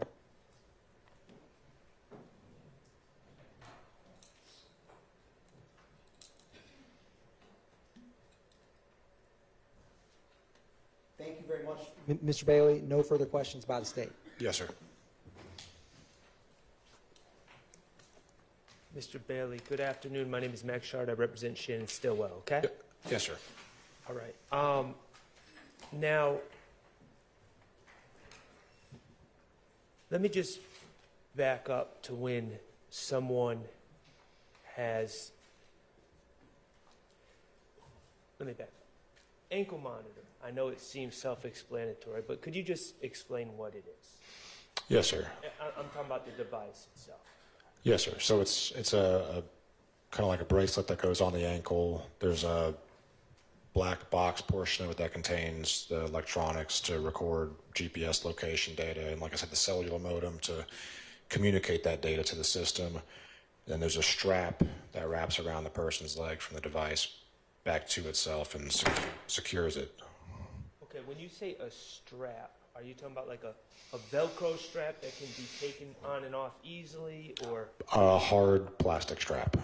Okay.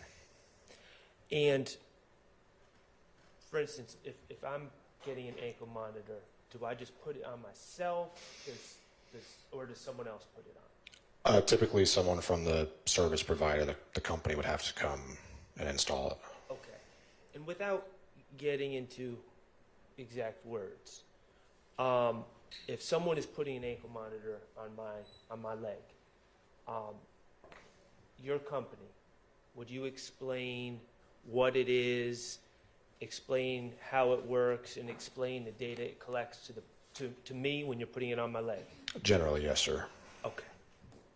So in your experience and expertise, someone wearing one of your ankle monitors would know what it's doing, know the data it collects, and know that you will be getting, be a recipient of that data, correct? Typically, yes, sir. Okay. In other words, the person wearing the monitor knows they're being monitored. Yes, sir. All right. Okay. Let's talk about the battery issue. I know that you testified that typically,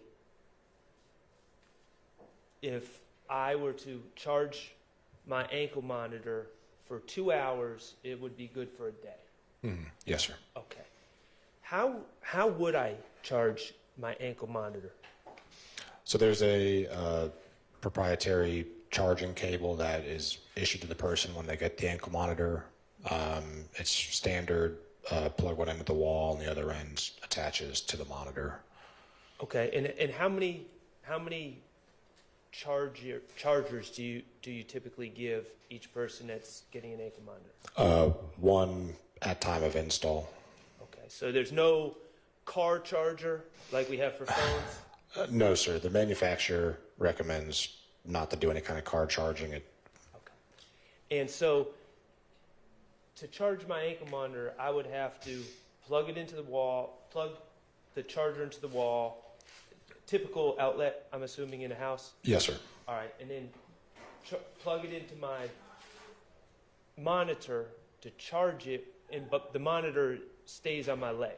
Right, yes, sir. Okay. So when we say you got to plug it in for 2 hours.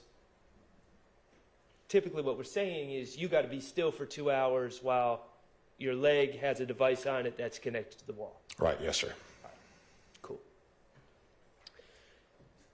Now,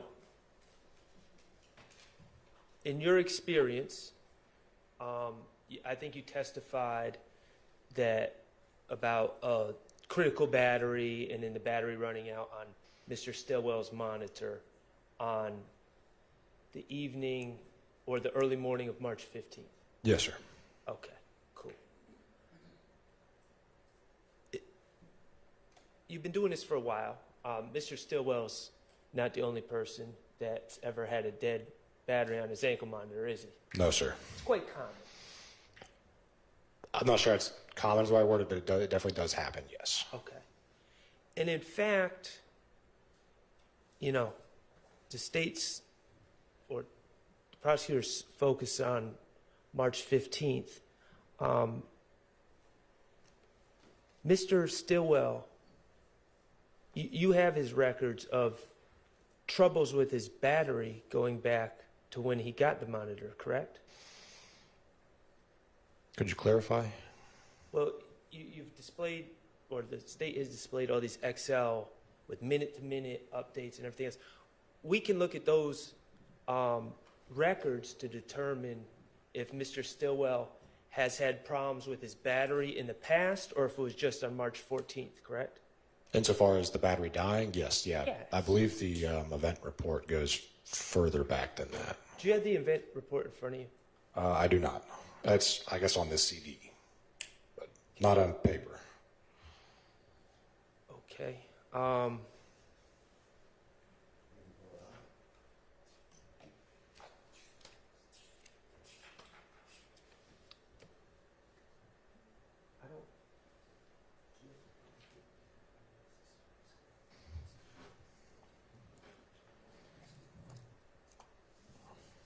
We're looking at the printed out copy of the event report. Yes, sir. Refresh your recollection. Okay, Matt Approach.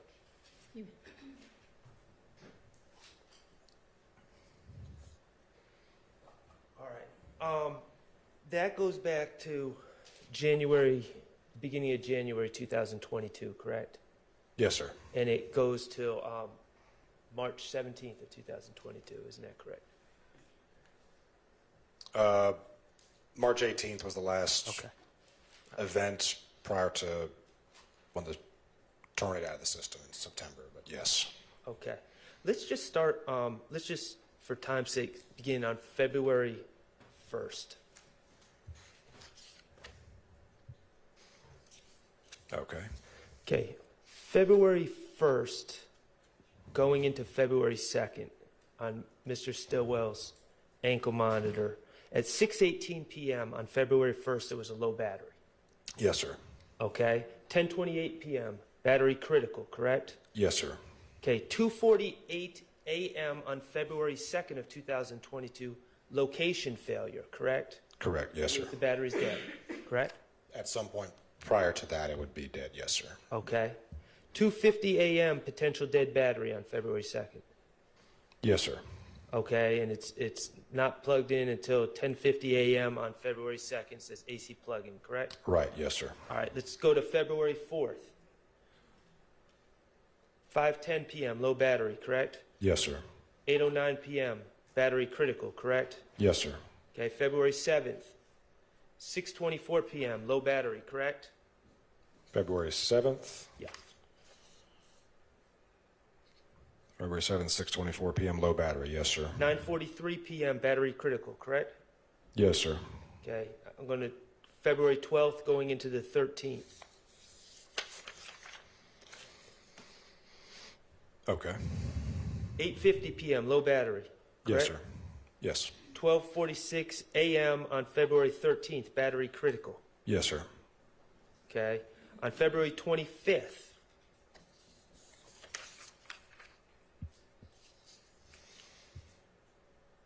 Yes, sir. 8:58 a.m. low battery, correct? Correct. 1 o'clock p.m. battery critical, correct? Correct. 4:55 p.m. potential dead battery, correct? Correct. Yes, sir. All right, and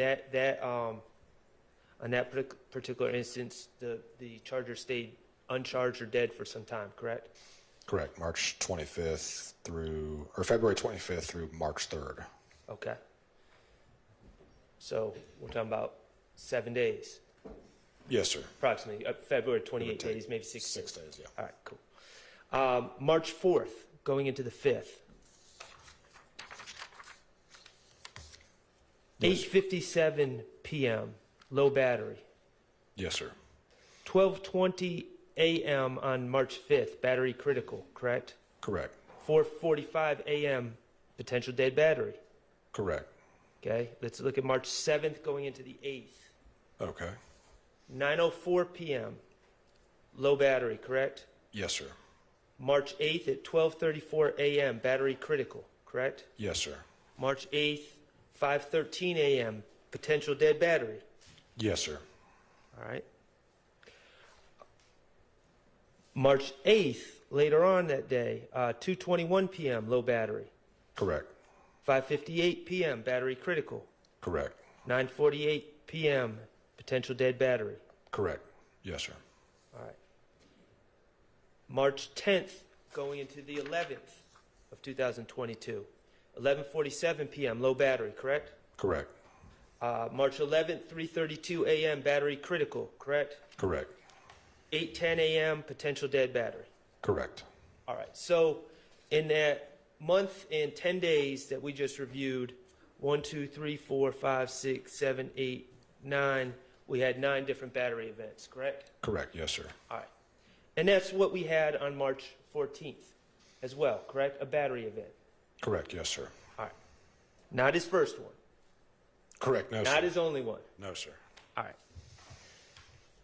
Now, here's the thing about the battery event. March 14th at 10 p.m., it was working, right? March 14th at 10 p.m.? I think, yes, sir. Yeah, it was. Right. It's that monitor that he was wearing that allows you to put him on Windsor Street, correct? Correct. Yes, sir. Okay, so we're talking about dead batteries. March 10th, 10 p.m., the battery was still working. March 10th at 10 p.m.? Excuse me, March 14th, 10 p.m. March 14th, 10? Yes, sir. Still working. Yes, sir. All right. So, now, other than just hoping your battery runs out, there's other ways to stop a monitoring company from tracking you, correct? Yes, sir. You could smash the monitoring device, correct? Yes, sir. You could also, and this is quite common, you could gnaw at with a knife and cut off the monitor from your leg if you didn't want someone to monitor you. Yes, sir. If you wanted to hide your location, you could do that. Correct. Yes, sir. Okay. Was Mr. Stillwell's monitor smashed? No, sir. Either of those two scenarios, the device can tell if it's been smashed or if the strap is cut, and it would show an event. Mr. Stillwell didn't cut off the device either, did he? Doesn't appear to, no, sir. Okay. And in fact, at 10 o'clock on March 14th, the device was working just fine. It just needed to be charged eventually. Yes, sir. All right.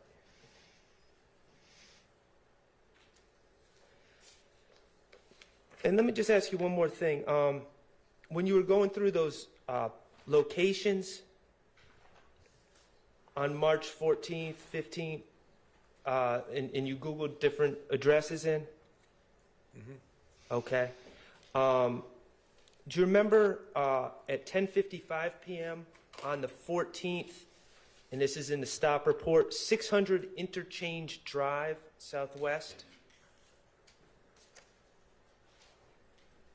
Yes, sir. Okay, and the state asked you to Google those addresses to figure out what's there, correct? Correct. Okay, and you, in fact, Googled the addresses and printed out pictures of what Google Maps says is at that location, 600 Interchange Drive, correct?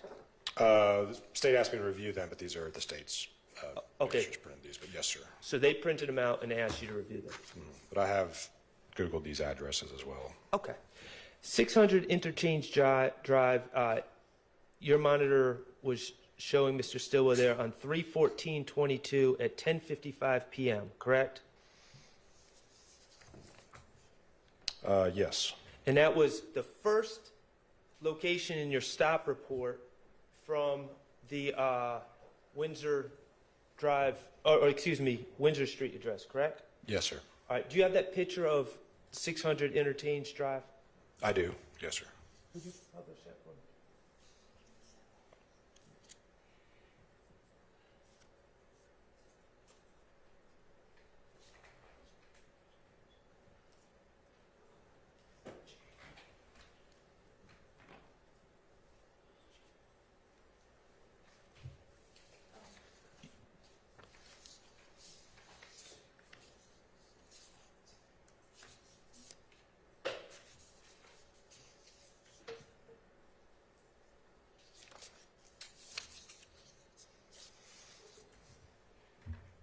Okay, and this is where the monitor puts Mr. Stillwell at 10:55 p.m. on March 14th, 2022, correct? Yes, sir. All right, and have you been to that location? I have not, no, sir.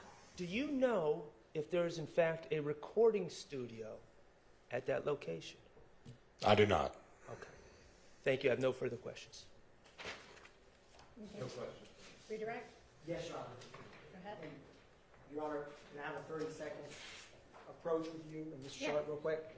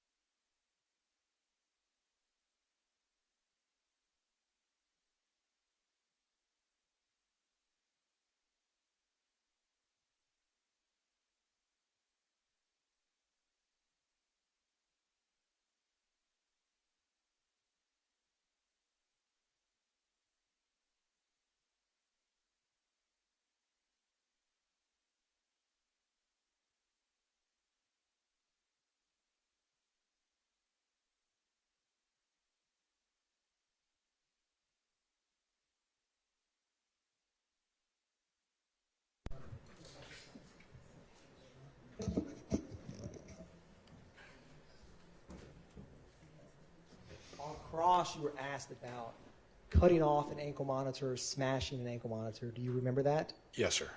What happens when that occurs in terms of in the system? There's an event recorded. If the device were to be smashed and separated, that shows up as a device tamper. Or if the device's strap were to be cut, that would show up as an event for a strap tamper.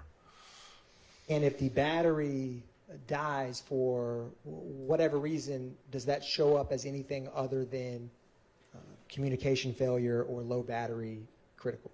No, sir. Now, do you had mentioned about the charging is about 2 hours. Correct, yes, sir. Is the charging of an ankle monitor in terms of the time any different than charging your phone at night? No, sir. That's typically the analogy we use is you have to charge your phone every day. You have to charge your ankle monitor. And is the person wearing the ankle monitor responsible for charging the ankle monitor and making sure that it is active? Yes, sir. And they are notified when the battery begins to get low. Is that fair? By the device itself, by a vibration, and if they were to look at the device, they would see it flashing red. And on cross, you were asked about other times that the device stopped working or was not registering data. Do you remember that? Yes, sir. Does that event details, that same document that you were looking at, show you when the device is plugged back in to be charged? Yes, sir. So for those gaps of time where there's no data, the device is not being plugged in to be recharged. Is that fair to say? Correct. Yes, sir.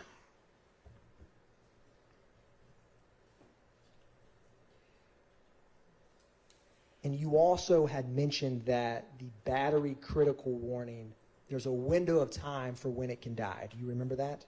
Yes, sir. So would the person wearing the ankle monitor know exactly to the minute when their battery would stop communicating with the monitoring company after that vibrating low battery? Not to the minute. I mean, you could presume, like I said, there's a flashing light that continues from low battery through critical battery to dead. So if you were to literally watch the ankle monitor and see the light stop flashing, you could assume it's dead at that point. But before that light stopped flashing, would you know exactly how many minutes left before that specific battery dies? no, sir.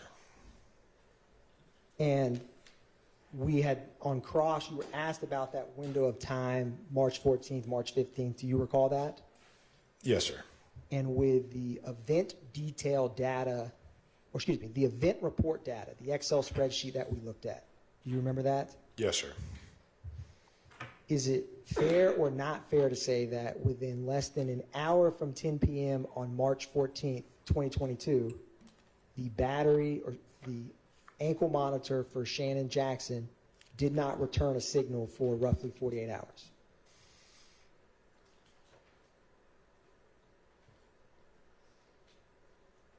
Yes, sir. No further questions. Thank you, Mr. Bailey. Okay, yes, sir. Your Honor, may I ask one last question? My apologies, but what happens when there's an alert for a device tamper or tamper with the strap? Can you clarify what? When you had mentioned the device getting separated or the ankle monitor being physically cut, you said it's a tampering notification. What happens with that notification? Oh, typically someone in our office would immediately get like a text message and an email, and the way the system is oriented on the computer screen for us, that person moves from wherever they were alphabetically to the very top, and there's a flashing red light. It's a high alert for a tamper, and one of our employees would then call the person, see if it's something happened out of their control, and see if we can get them in to get it corrected, or if there's belief that there's an issue for public safety, we might call 911 and ask law enforcement to respond to the location. But tampers are addressed as soon as possible by our staff to make sure the device is still functioning and on a person. Thank you, Mr. Bailey. No further questions. Yes, sir. Mr. Bailey, I believe either you or the prosecutor said tampering. Charging a monitor is like charging a cell phone. Like I said, that's the analogy we use. You have to charge a phone, you have to charge a monitor. Right.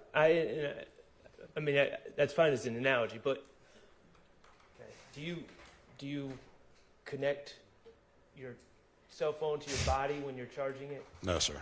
Okay. Do you have a car charger and a travel charger for your cell phone? Yes, sir. Okay. And about these alerts, you never received a device tamper alert. Bottom line is you never received a device tamper alert for Mr. Stillwell with his No, ankle. sir. And you never received a strap tamper alert. No, sir. Okay, thank you. All right, thank you for your time. You are excused. Call your next witness. And are y'all going in order? Is our next? No, we had to go slightly out. Okay. Your Honor, the state calls Michael Sayas. Jurors, if y'all need to stand and stretch or anything while he's making his way in, go ahead and do that.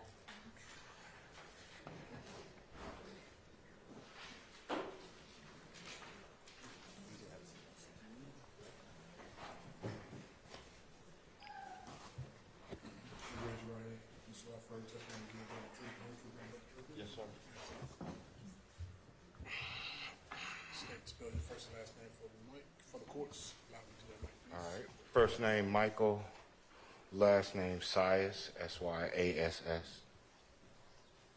Good afternoon, Mr. Sayas. Good afternoon. Mr. Sayas, please tell the jury where you reside. East Point, Georgia. And how long have you resided in East Point? 4 going on 5 years. Okay. And I know you're wearing a mask, but can you just speak it to the mic a little bit? Yes, sir. 4 to 5 years. Thank you. Mr. Sayas, on or about March 17th, 2022, did you report finding a gun to the police? Yes, sir. Okay. Can you tell the jury what you were doing when you found the gun? I was walking my dog up the street. Okay. And when you say street, what street? Metal Art Drive. Okay. And where did you find the gun? Off to the side in the field near a fence. Okay. Permission to approach, Your Honor? You may.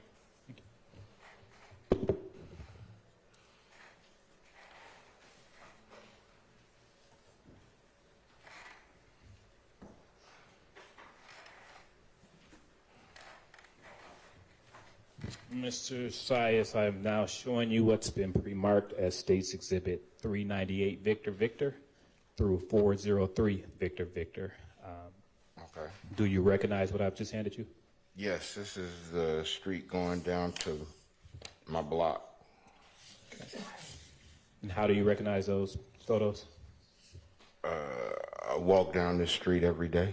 Okay. Is it a fair and accurate depiction of the area where you found the gun that you reported? Yes. Okay. Your Honor, this time the state moves to admit 398 Victor Victor through 403 Victor Victor. Admitted. Thank you. I'm now going to go ahead and publish. Permission to publish, Your Honor. You may. Thank you. Now going to publish 398 Victor Victor. And right in front of your right hand, Mr. Sayas, is a pointer. It looks like a marker on the top of the desk. Mm-hmm. And if you could turn around at a screen on 398 Victor Victor, can you kind of orient the jury on what's depicted in 398 Victor Victor? The street leading down to my house. Okay, and what street is this? Metal Art Drive. Okay. I'm now going to go ahead and publish 399 Victor Victor.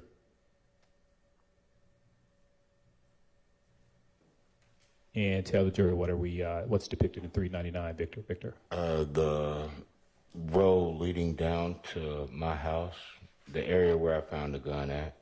Okay. And I'm just going to go back just briefly. 398 Victor Victor. And is this the entrance of Meadow Lark?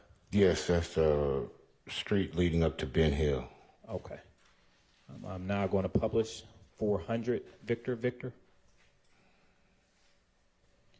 And can you tell the jury what's depicted in 400 Victor Victor? The area where I found the gun at. Okay. And can you, with that pointer?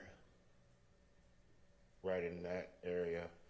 Right in that area right there. Okay. And if it's easier, you can stand and turn, and it's up to whatever easy for you. Okay. My arms are long.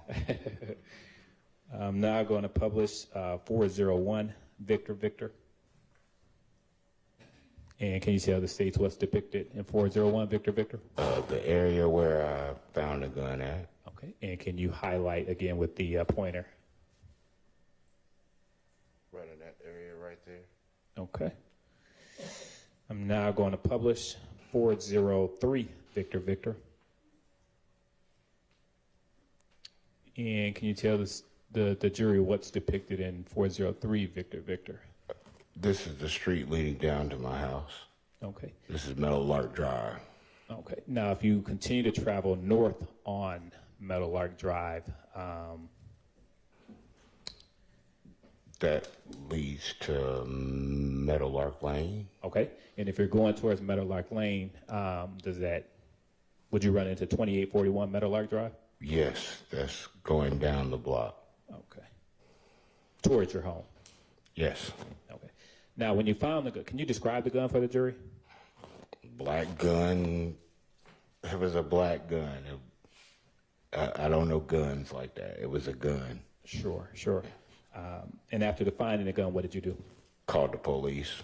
And did the police respond to your call? Yes. An officer came out and I guess stayed in the area. Did the officers collect that gun? I believe so. I left. Okay. I went to work. Now, in the time that you lived in that neighborhood and, walked your dog, have you ever found like a random gun on the side of the road? No. Nothing further at this time, Your Honor. Questions for this witness? All right. Thank you. All right. Thank you for your time. You're excused. Call your next witness. State calls Detective Starks. Okay. So this next witness is, thank you. Yes.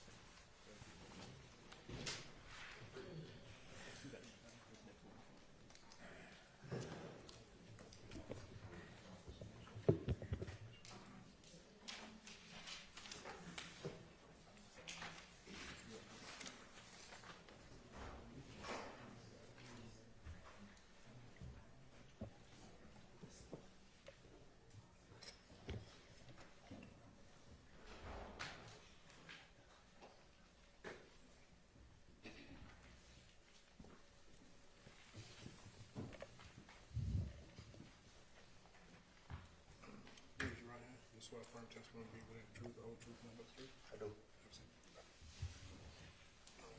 State your first initial, last name, and spell last name for, of course, it's for the first initial J, last name Starks, Starks. Good afternoon, Detective Starks. Good afternoon. Detective Starks, are you employed? Yes, sir. And where are you employed? With the City of Atlanta Police Department And how long have you been with the City of Atlanta PD? since around 2012. All right. And can you tell the jury what unit you are assigned to? Yes, sir. I'm assigned to the gang unit. On or about March 17, 2022, what unit were you assigned to? The gang unit. Can you tell the jury some of what your role and your responsibilities were within the gang unit? Yes, sir. So I'm a detective. We investigate predicate acts such as aggravated assault, homicides, robberies, entering autos, auto thefts, and we basically go out and investigate those crimes and add gang charges if applicable. So we document, we interview witnesses, victims, interview suspects, do undercover work, stuff like that. Okay. Now, turning your attention to March 17th, 2022, were you requested to assist the gang unit with locating a suspect vehicle involved in a homicide? Yes, sir. Okay. And what type of vehicle were you looking for? It was an Audi A5. And where did you locate this vehicle? So I was hungry, so I went to Chick-fil-A off of Cleveland Avenue. I was going to order some food, and while I was in the drive-thru, the vehicle drove through. Okay. I'm now going to publish 397, Victor Victor, what's already been admitted. Oh, Juliet, 397, Victor Victor, Juliet.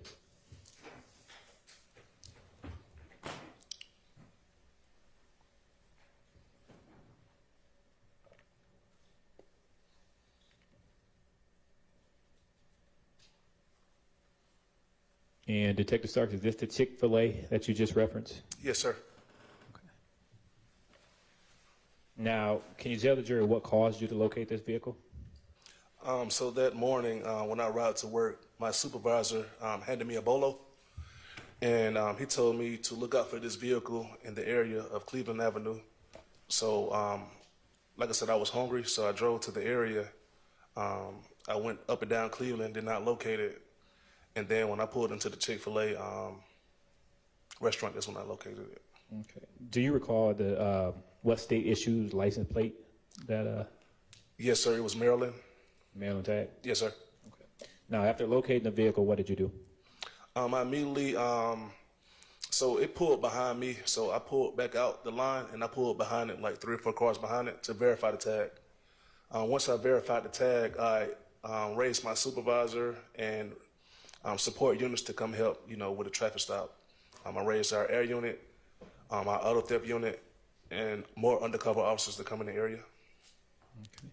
And I know you just briefly said it, but can you tell what law enforcement agencies also assisted? Yes, it was East Point, Georgia State Patrol, and Atlanta Police Department. Okay. And what else did you do? I gave out the, I verified the tag and gave it over the radio. I advised them what place he was in line, like in the drive-through line. And when it took a long time for the food to come, so I guess they got the food. So it took like maybe 20 minutes, and then I guess they pulled out, and then I advised the responding units the direction of travel. And what was that direction of travel? It made a right out of Chick-fil-A. I believe that's going back west. And did that complete your involvement in this case? Yes, sir. Court's indulgence, Your Honor.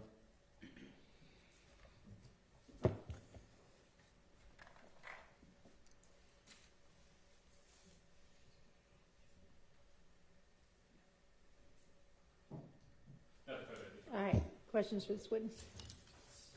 Investigator Starks, good afternoon. Max Shard, I represent Shannon Stillwell. As part of your work in this case, were you able to review a FedEx video? No, sir. From March 14th of 2022? No, sir. Okay.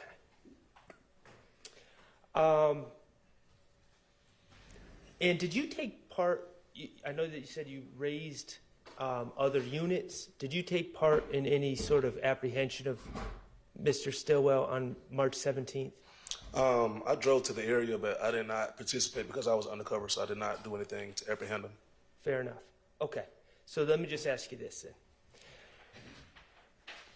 You, other than when you were getting lunch, Yes. when you actually found the car, that day earlier you were looking for Mr. Stillwell because there was an arrest warrant for him.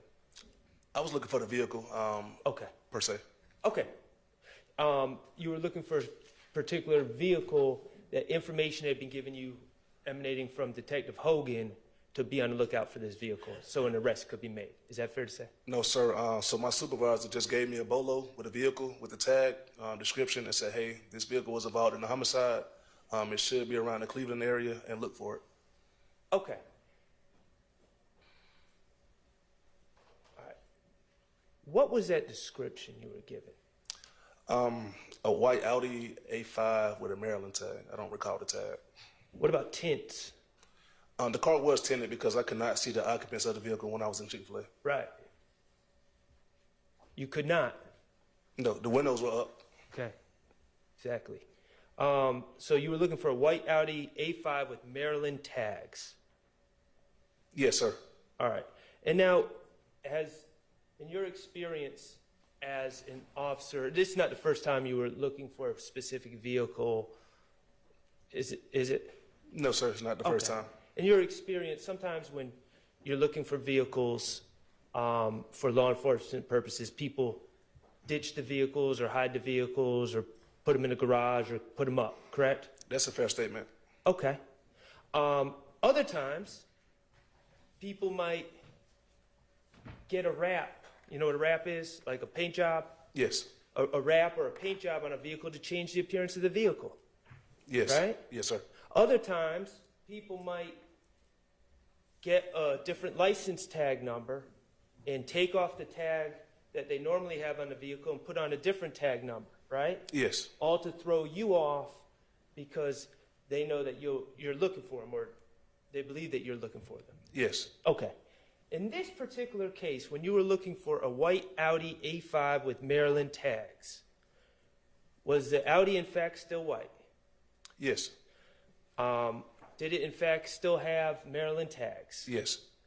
Did it in fact still have the same license number as you were given as part of the BOLO? It had to because, like I said, I verified the tag, and everybody came to the location and verified there was the correct tag when I gave it over the radio. Okay. Thank you. I have no further questions. Any redirect? No, Your Honor. All right, thank you for your time. Here's your next witness going to be. Sergeant Newman, the Phoenix camera. Okay, that won't take long, right? It's about We need a 15 break? Break? Yeah, we have Okay, all right, let's take a quick break.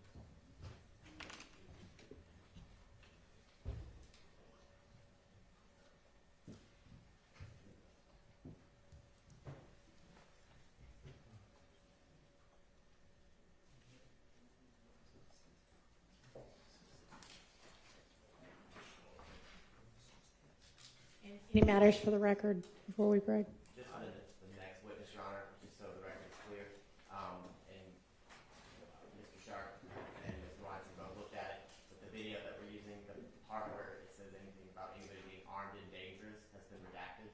Okay. So there's no issues from what I understand with the audio now. Right. On an entirely unrelated matter.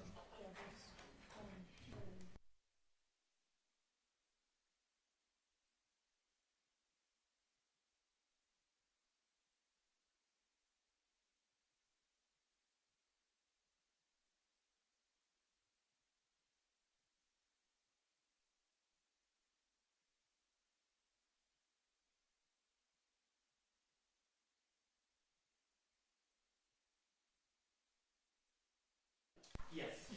I hope so. If I get my way, it is. Well, if it's going to be longer than that, then I'll be tell back. him, he's an understanding judge, so tell him I can't give you to him for more than 10 15 Yes, Your Honor. Okay. Thank you. All right, let's all take our afternoon break.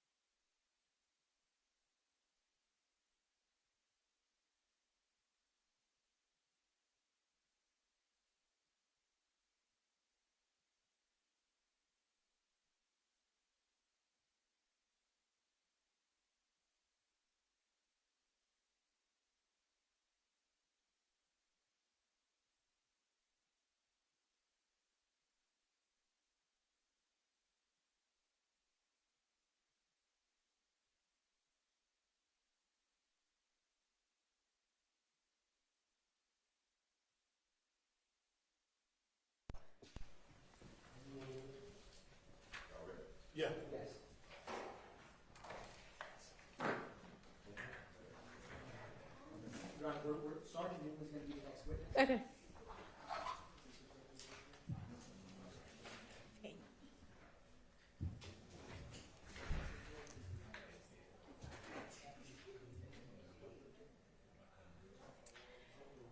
What's your last name? Okay.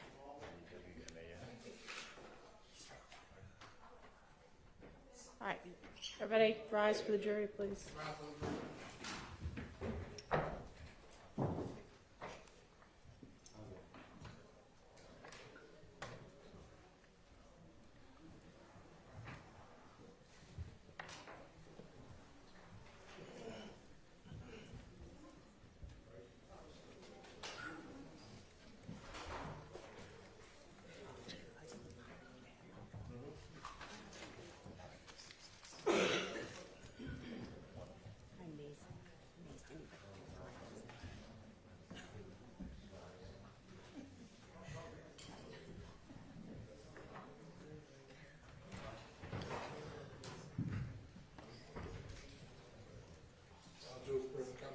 Thank you. You can swear our next witness.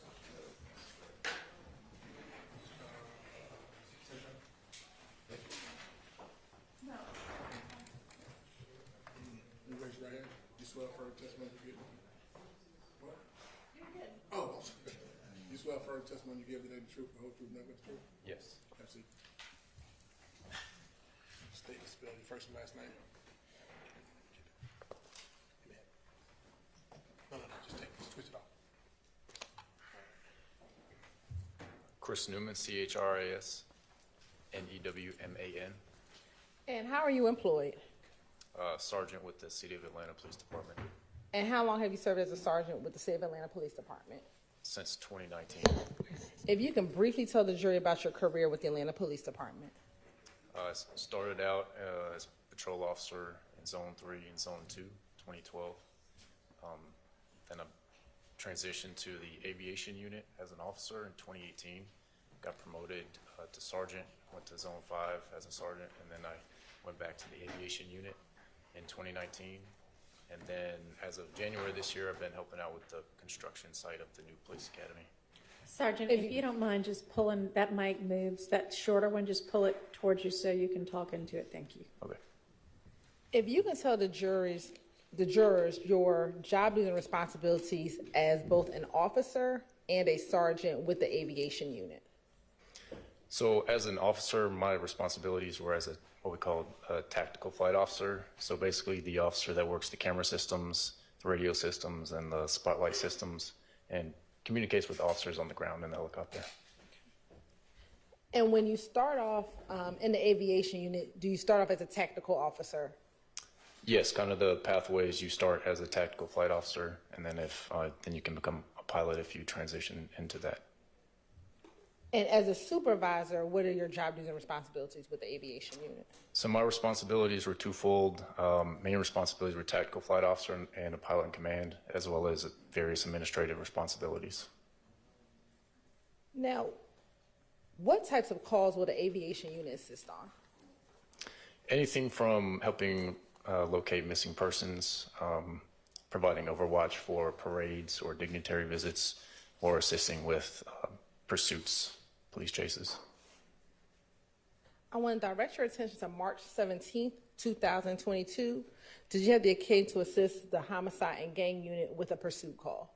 Yes. How did you get involved with assisting with that pursuit call? That day I was performing the duties as a tactical flight officer, and we were requested to assist follow a white Audi. And where is the aviation unit housed? Hartsfield. Once you received the call, what, if anything, did you do? We had to get to the helicopter, start it up, and then get airborne and get this. My responsibility is get the systems going, camera system, radio systems, and then transit to the call. And when you say get them going, what do you mean? Turn them on. Is there anything else you have to get in order to actually assist the police officers? Like what has to happen with the actual system itself? So after we turn it on, the GPS systems has to sync on the camera, so it can get the GPS location log for the camera system and the mapping system. And is your pursuit video and audio recorded? Yes. And have you had the opportunity to review that pursuit from March 17, 2022 in preparation for your testimony today? Yes. Permission to approach, Your Honor? You may.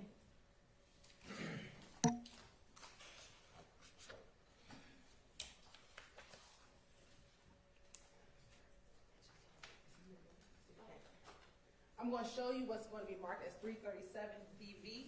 Tell me if you recognize 337 VV. Yes. And how do you recognize it? It's the video we watched earlier, and I signed it. Yeah. And did that appear to be a fair and accurate depiction of the pursuit from March 17, 2022 involving that white Audi? Yes. Did there appear to be any additions or deletions? No. Your Honor, this time the state would like to admit stating 337 VV into evidence. No objection. Admitted. Permission to publish. You may.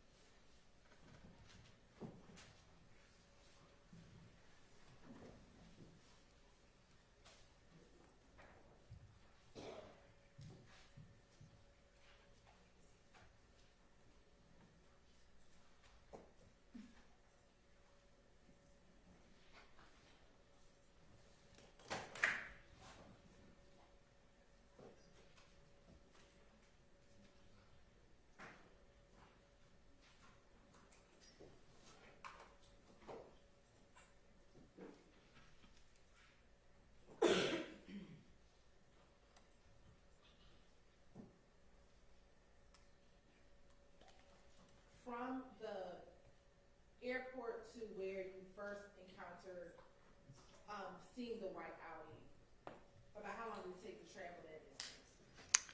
I remember East Point's pretty close, so it was a couple minutes, if that. And when you are serving and assisting, do you take over the responsibilities of kind of navigating the other vehicles that are in the pursuit on the direction of travel of your target vehicle? Yes.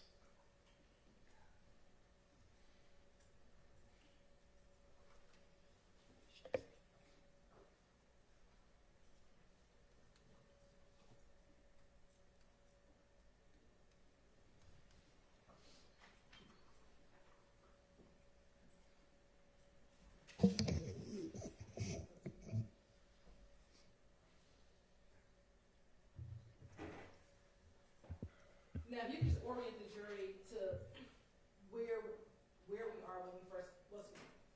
If you could orient the jury to the green items that are contained on the screen that we're looking at first.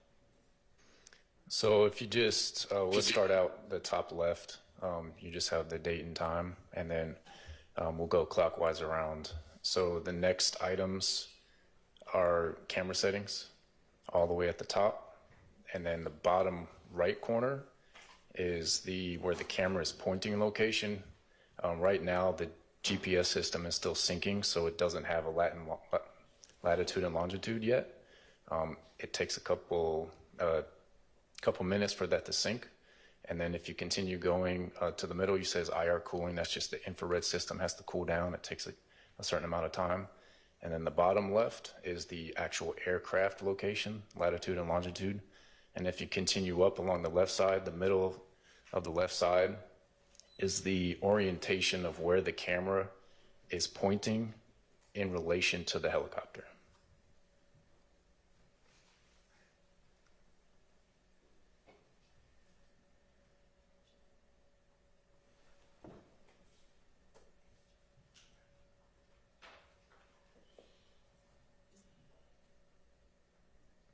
I just have enough UCs in the area. Yeah, I got a blunt in Cleveland, so when he pulls out, I can pick him up. I'm at Chevron, just about 285. Calling the first one, so I'm getting off on Cleveland. What's up? Right there, right for Cleveland. Get to the marshals that's coming high for a minute. I'm going to see. I'm going to be across the street, so if you call us... You want to Roger out the 2 check, and we'll be... Tuesday, if we can get somebody going the other way, I don't know if that's perfect. There's actually East Point police out here in the parking lot of East Point, on 6 Hey, you working at 88.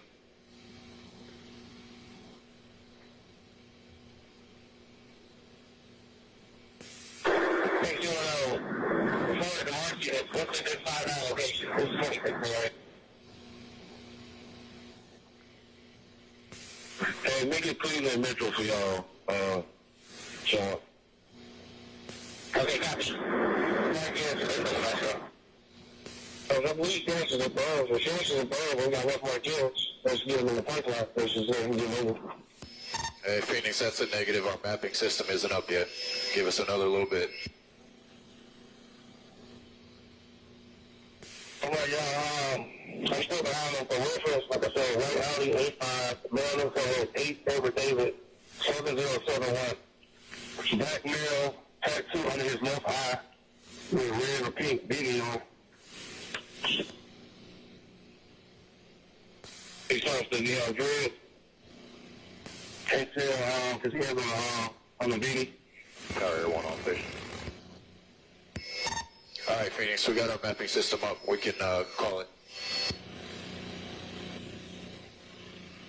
1840 Rear Line, we got GSP behind us.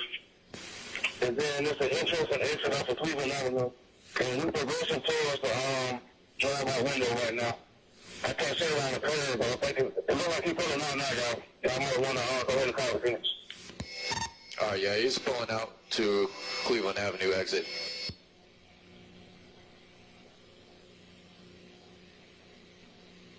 All right, he's making a right turn westbound on Cleveland Avenue. Okay, the units have the westbound on Cleveland. And again, so everybody knows, it's a white four-door Audi. We are going to be in pursuit. We're currently westbound.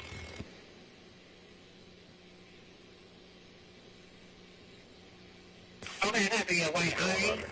What? Yeah, from radio. I can have the radio. You don't need to, you can cancel the repeat. Coming up to Normanberry, continuing westbound through Normanberry, still westbound on Cleveland. And he's driving normally, only about 40 to 50.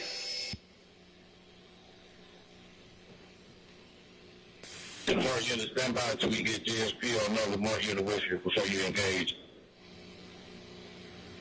All right, he stopped at the red light, Cleveland and Harris, making a right turn northbound on Harris Street from Cleveland.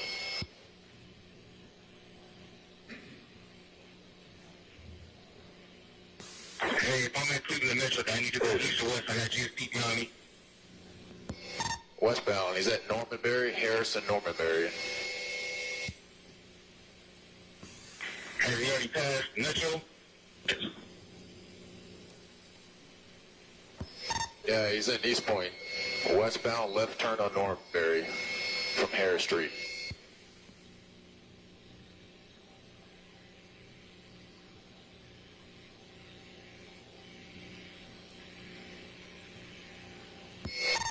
All right, left turn southbound on North Martin Street. If anybody can 6-2 over to MA3, East Point's running a joint detail. They got a bunch of units out.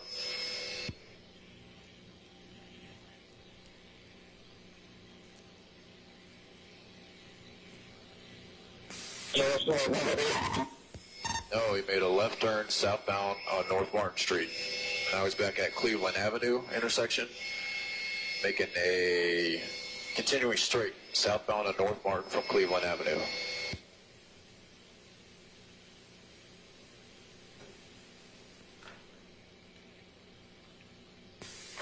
And 2503 there. We'll take the radio.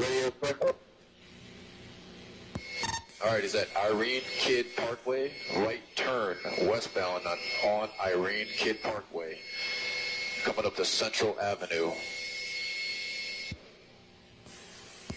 Irene Kidd Parkway turns into Washington Road, so he's continuing westbound on Washington Road from Central Avenue.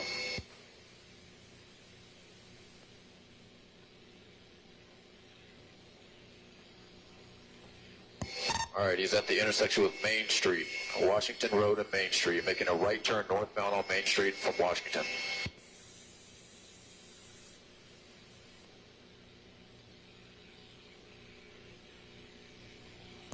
All All right, he's making a left turn onto Dorsey Avenue, westbound on Dorsey Ave from Main Street. All right, he's coming up to East Point Street. All right, right turn the wrong way, northbound on East Point Street. So he's against traffic, coming up to Thompson Avenue. All right, he's making a left turn westbound on Thompson Avenue from East Point Street.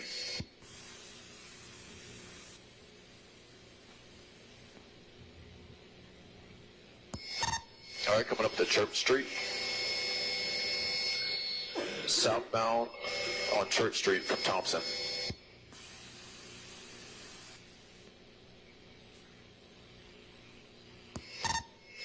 Made a right turn westbound on Dorsey Ave from Church Street.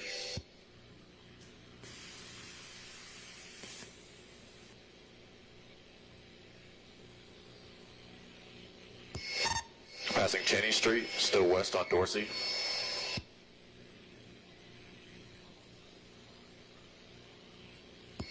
At the dead end was Sims, left turn southbound on Sims Street from Dorsey.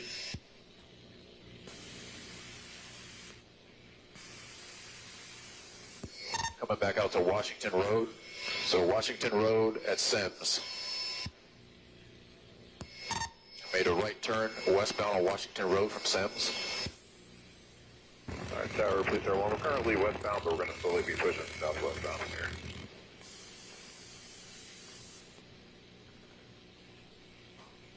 Everyone, roger. It is slow moving. We don't have anything to find it yet.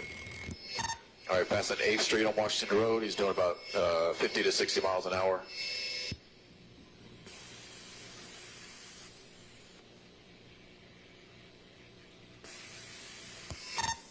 All right, coming up to Ben Hills, making a right turn westbound on Ben Hill.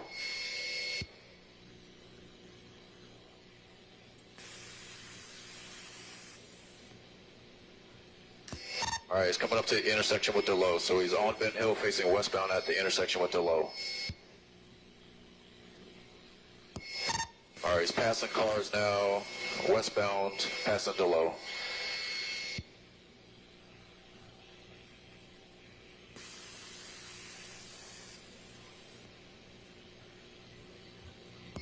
All right, Ben Hill Road bends northbound, so he's north on Ben Hill Road.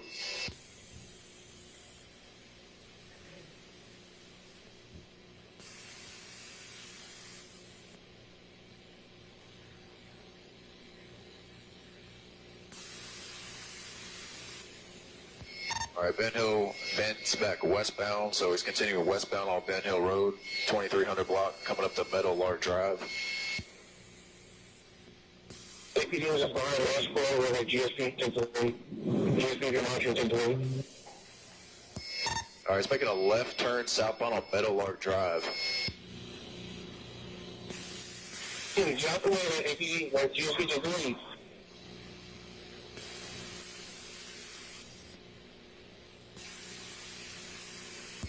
All right, this is a neighborhood he turned into.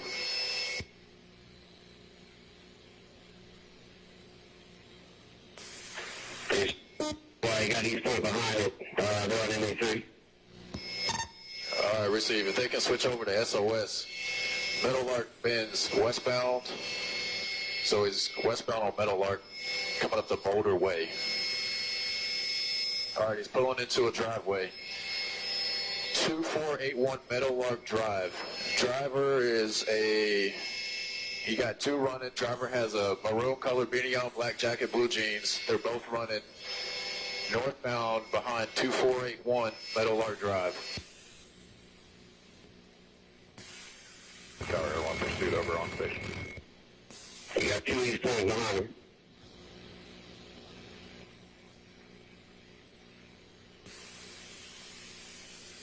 Everyone out there will be looking. All right, so I'm going to get behind 2471 Meadowlark.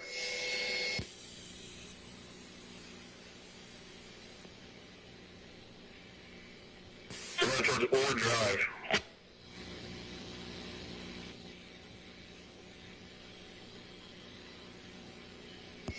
All right, so I'm going to get onto Ore Drive, will be the north side of perimeter.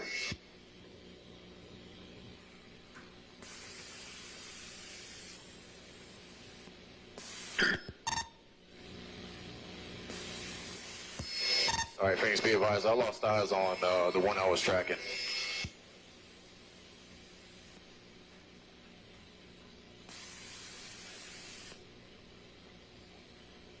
Okay, they advised on MA3, they got several at gunpoint behind their house. They want some help.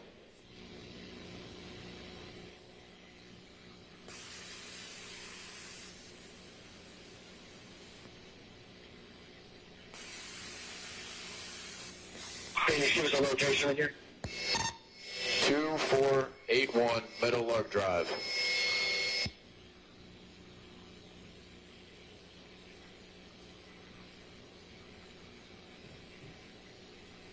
It's a White House.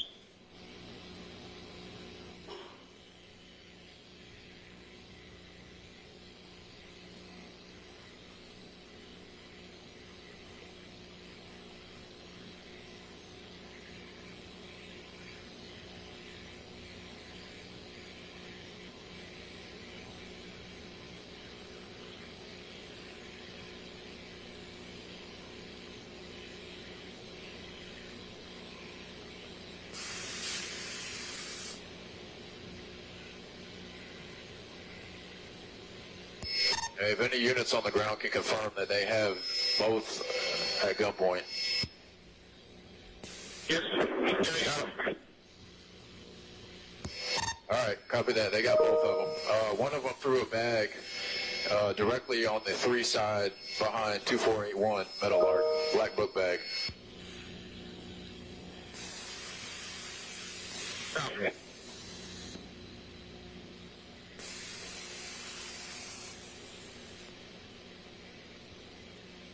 Okay, we got everybody secured.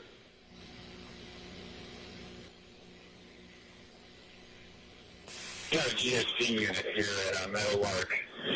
I'm not sure the numbers here with firearms city call.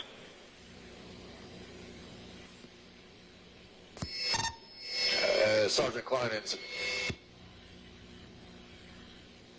Hey, come on, go ahead. Are you down there on scene with GSP? Did they recover the book bag? Lieutenant Wolfo. I think we got your guy.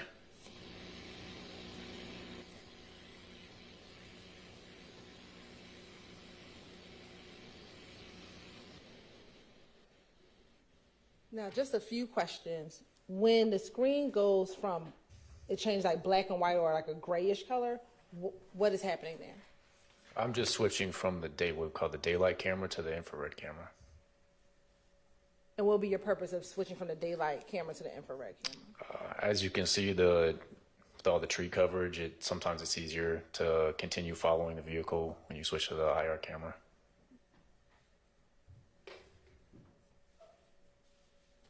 Now, when you first saw the two individuals get out of the car, you described one of them having a beanie on his head. Yes. When they were walking back towards the street, did you see either of them with a beanie on their head? I don't recall.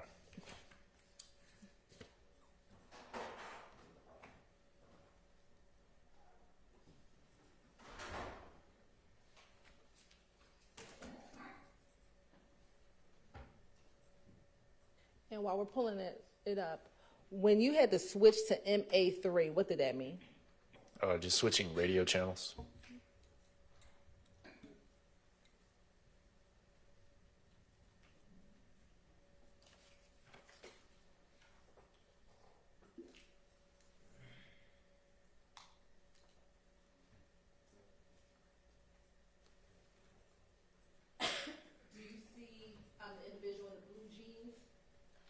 Yes. Do you see him with a beanie on his head? With that same pink beanie that you saw earlier? Doesn't look like it. Okay.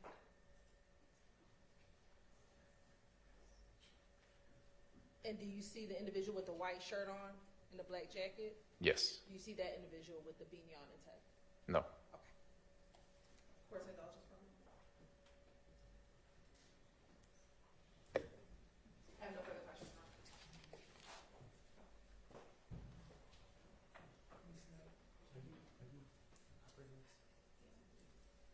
Mr. Abate, could you please just cue it to 1404? Good afternoon, Sergeant Newman. My name is Max Shard. I represent Shannon Stillwell, okay? There's a lot of voices on that video, so correct me if I'm wrong. I believe your voice can be heard saying that you saw someone throw something in the bushes or throw a bag in the bushes. Correct. All right. Your Honor, I'll ask permission to publish what was just shown, just beginning at 14:04. Yes, please.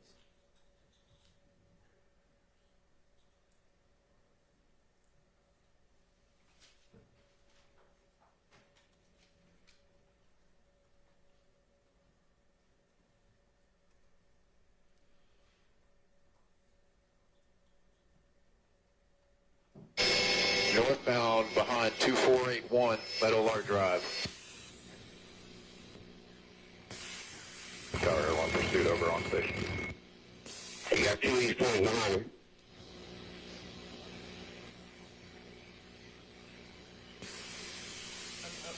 Is this after they pulled in? Yes. Okay, I'm sorry, Mr. Abate. Could you just, as they're pulling? My apologies. Coming up the Boulder Way. All right, he's pulling into a driveway. 2481 Meadowlark Drive. Okay. At this point, and you have the vantage point, you're the eye in the sky at this point, correct? Yes. And even though you're in a helicopter, which would be scary to me, you're able to look down on the ground and see what's going on as you're in a helicopter, correct? Yes. Okay. So you just saw the man in the pink beanie get out the driver's side, correct? Yes. Get out the white Audi with tinted windows. Correct. All right. And then you see another gentleman get out the passenger side. Yes. Okay. Mr. Abate, could you just play? Driver is he got 2 running. Driver has a maroon colored. It's okay. It's not your fault. You were able to see who had the book bag, correct? Yes. Was it the driver or the passenger? Passenger. Okay. And it's the passenger that you saw discard the book bag into the bushes, correct? Yes. All right. And, that's all I have. Thank you. Anything? Any redirect? No redirect. All right, thank you for your time. You are excused. Call your next witness.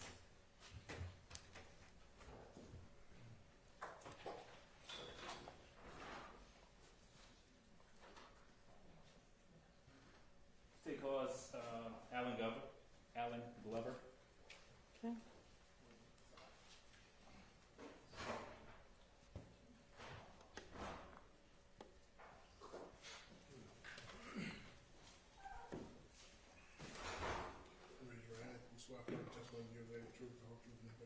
I do.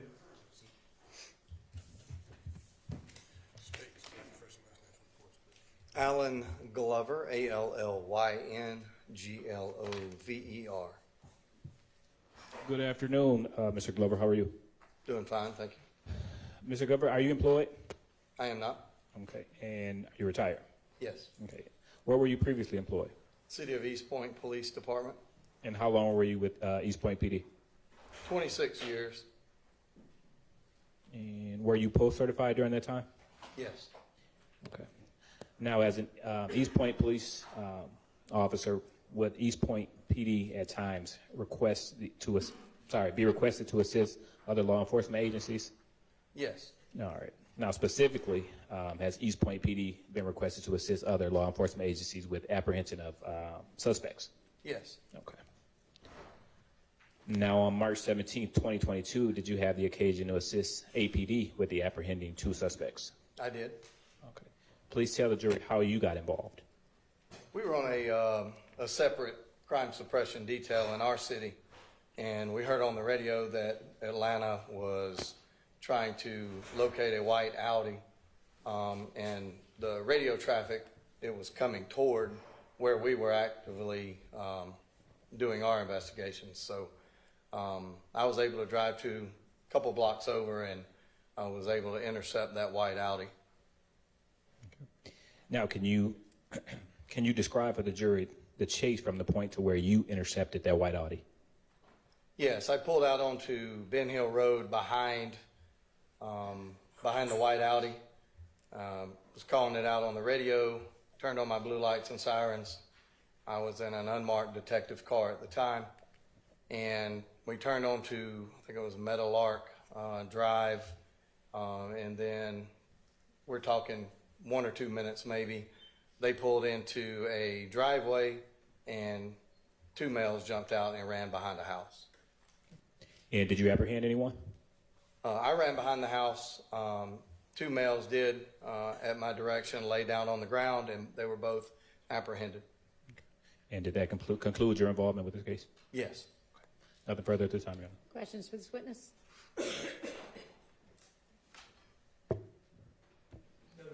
All right, thank you for your time. You're excused. Call your next witness. State calls GSP Trooper Campbell, Mark Campbell.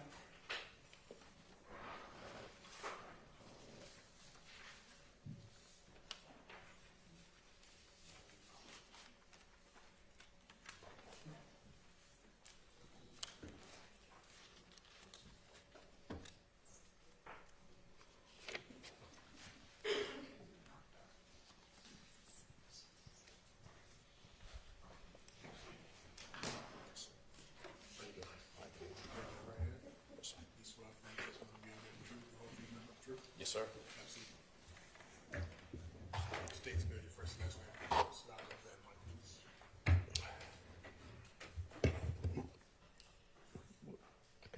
State spell your first and last name.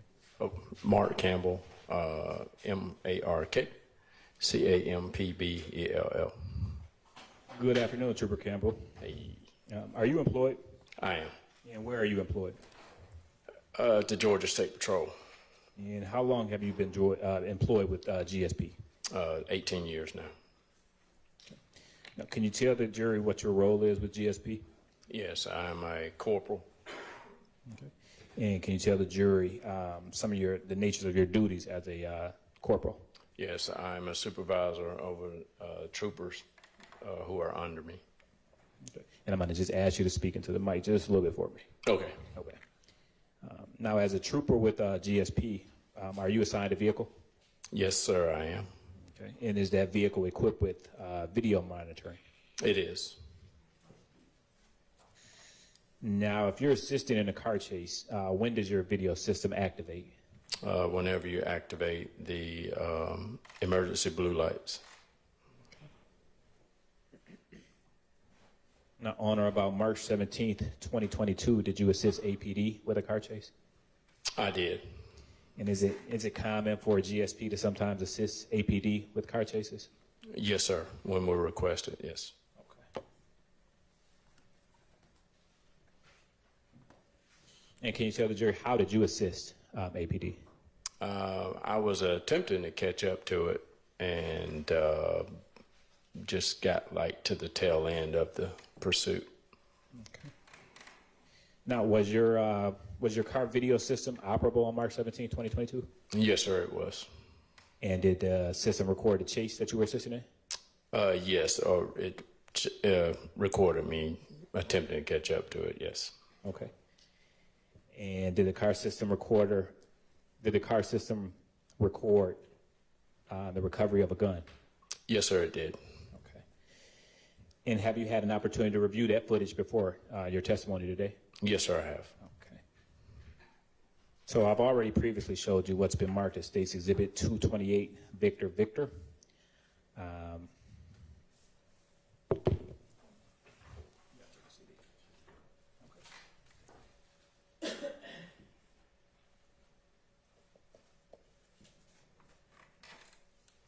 Permission to approach, Your Honor? You may. Do you recognize that? Yes, sir, I do. And what is it? It's the DVD that I initialed and dated. And is it a fair and accurate depiction of your body cam on March 17th? Your dash cam on March 17th, 2022? Yes, sir. At this time, State's moves to admit 228 Victor Victor. 228 or 328? 228 Victor Okay. Victor. That's admitted. And permission to publish, Your Honor? You may. Okay. And Ms. Knight, we're going to start the video at 2 minutes and 15 seconds.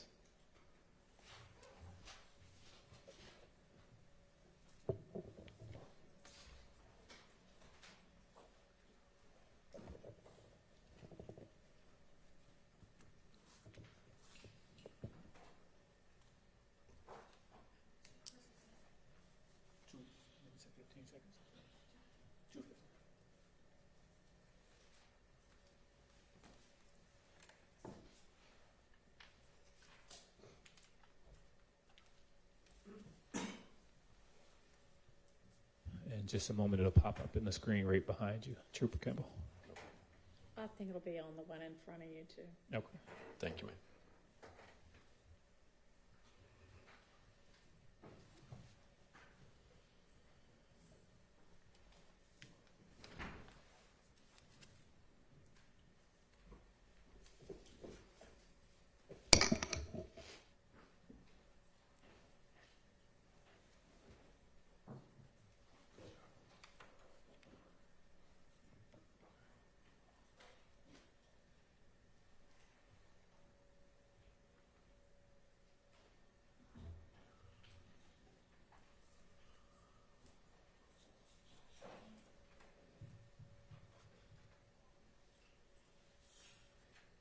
And while we're waiting for the video to come up, Trooper Campbell, can you just kind of briefly walk the jury through the chase?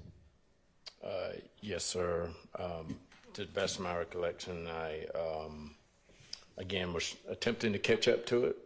And I pretty much got to the point to where I turned onto Meadowlark Drive. And that's when, as I made a left turn onto Meadowlark, I observed a black pistol laying in the middle of the road, or off to the side of the road, kind of in the middle. And I drove past it, and I started radioing that I observed it in the roadway. And I saw the next street, which I believe was Meadowlark Lane. And I pulled into it, did a 3-point turn, and went back and to secure the weapon and put it in a bag to give to the officer there, the initiating officer there on the scene. Okay. And you made a left onto Meadowlark Drive from Ben Hill, correct? That's correct. Okay. The video is coming up just shortly.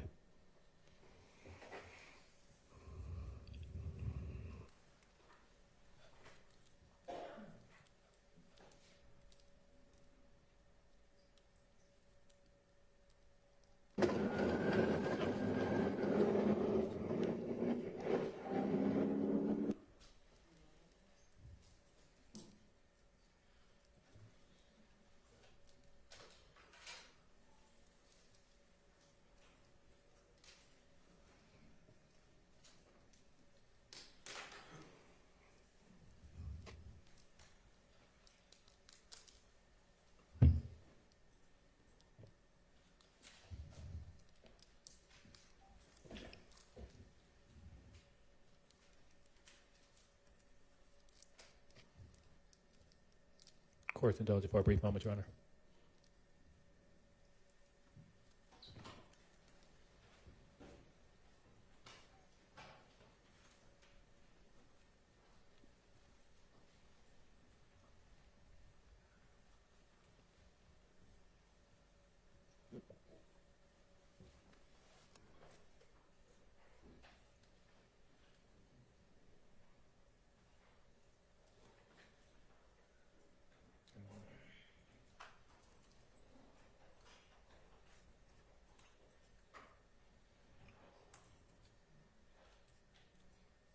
And if we can pause it right here. At 2:32, we're paused. Trooper Campbell, is this the intersection of Meadowlark Drive and Meadowlark Lane where you're doing that 3-point turn? Yes, sir, it is. Okay, so at this point, you've already saw the gun? Yes, sir, I've already observed it.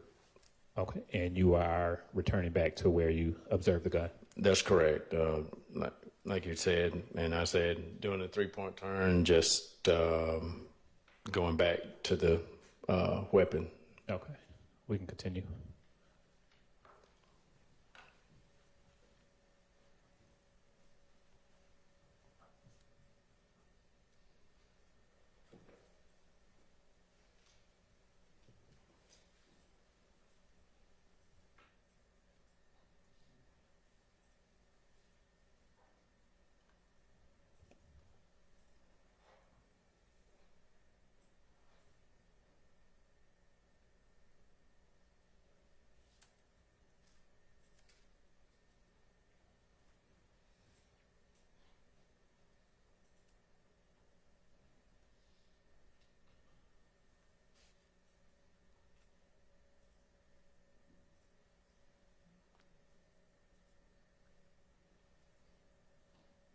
And if we can pause right here.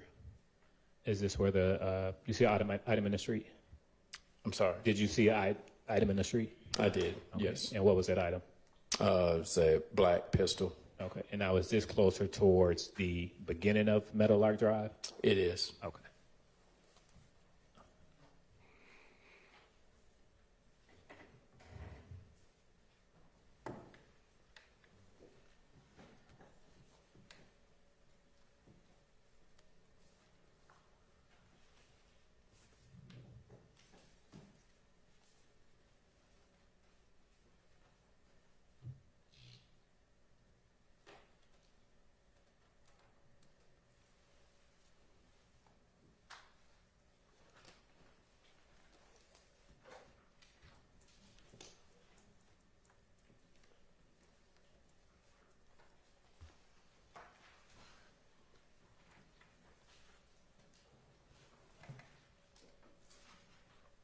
You can put play.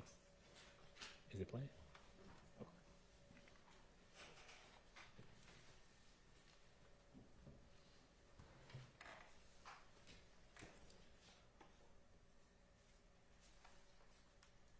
And Trooper Campbell, is this you recovering the item? Yes, sir, it is. Okay.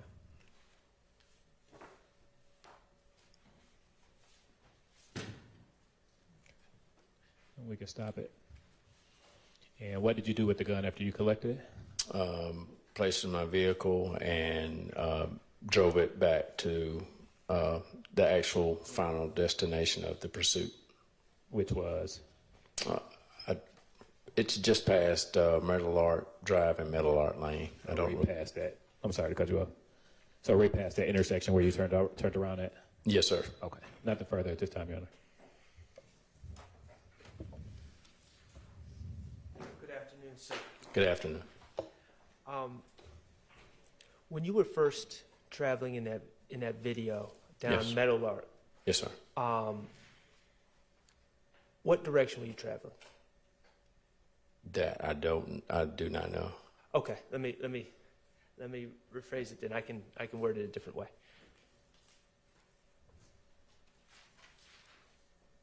When you doubled back and located the gun was in the video, correct?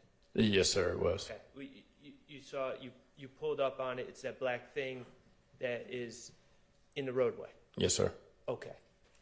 Going by the way, not after you doubled back and turned around, I'm talking about the original direction you were going. Was that gun on the right side of the road or the left side of the road? Going by the original way you were going? It was more so towards the right. Okay. So if a car was going in that direction, the way you were going initially when you were catching up to the chase or whatever we want to call it, Yes, sir. that gun was on the passenger side of the road. Yes, sir. Okay. And did you see anyone throw the gun or anything like that? No, sir, I didn't. Okay. No, sir. Okay. All right. Thank you. No further questions.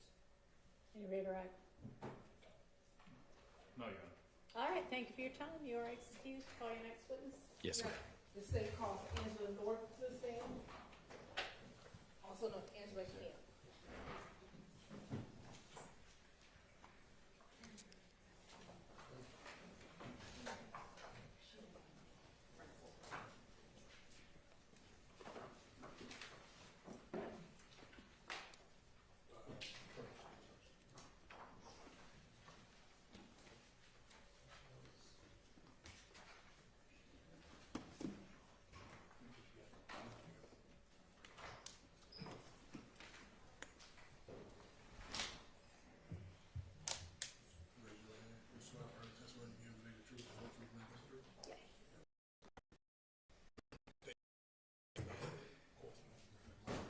Angela Camp, ANGELA CAMP. At the time I worked this case, I was Angela North, NORTH. Good afternoon. How are you currently employed? I am currently a high school math teacher. And how long have you been serving as a high school math teacher? This is my second year. Prior to serving as a high school math teacher, what, if anything, did you do for work? I was a firearms and tool marks examiner for the Georgia Bureau of Investigation.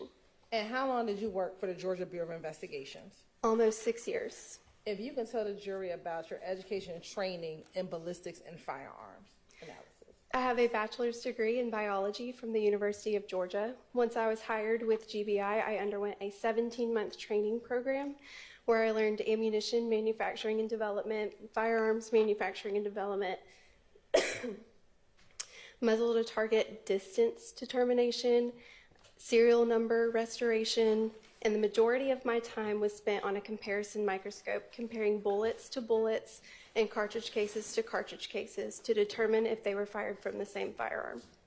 In addition to that, I have completed multiple certified armorers courses, and I have also served as a supervisor for new scientists.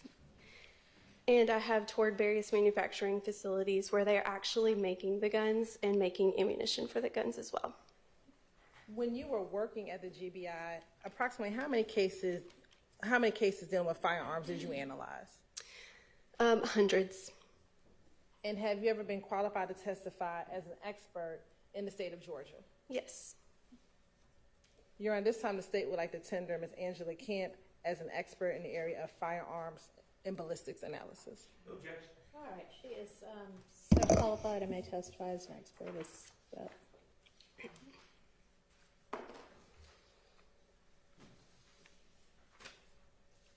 When you were serving as a firearms examiner with the GBI, what were some of your job duties and responsibilities? So it varied depending on what the case entailed. Typically, I would look at bullets from autopsies or cartridge cases found on the scene, and I can explain a little more in detail what cartridge cases are. And I would analyze them to determine what type of firearm they were fired from, and if there were multiple, I could look and see were they all fired from the same firearm, were they not, and so on.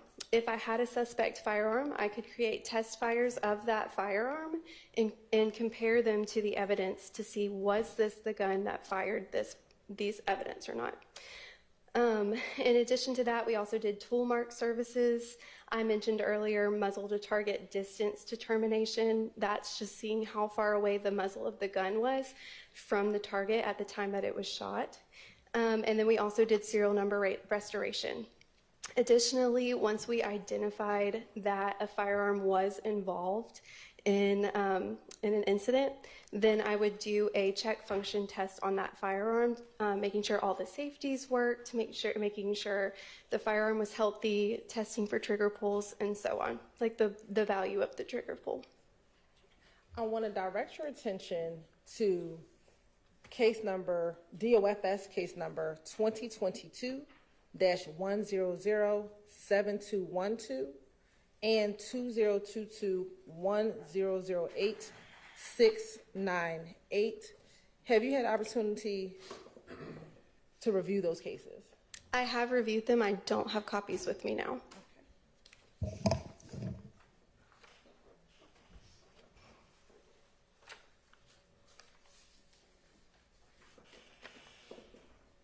Permission to approach, Your Honor? You may.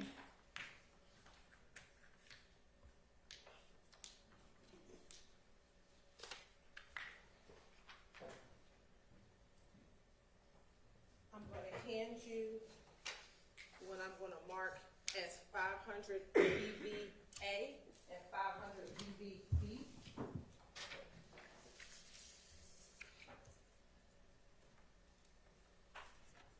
First, do you recognize those two items? Yes, I do. And how do you recognize those two items?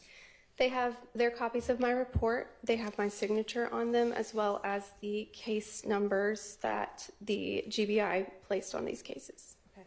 And does this appear to be a fair and accurate depiction of your reports for those two case numbers, DOFS case number 2022-1007212 and 2022-108698?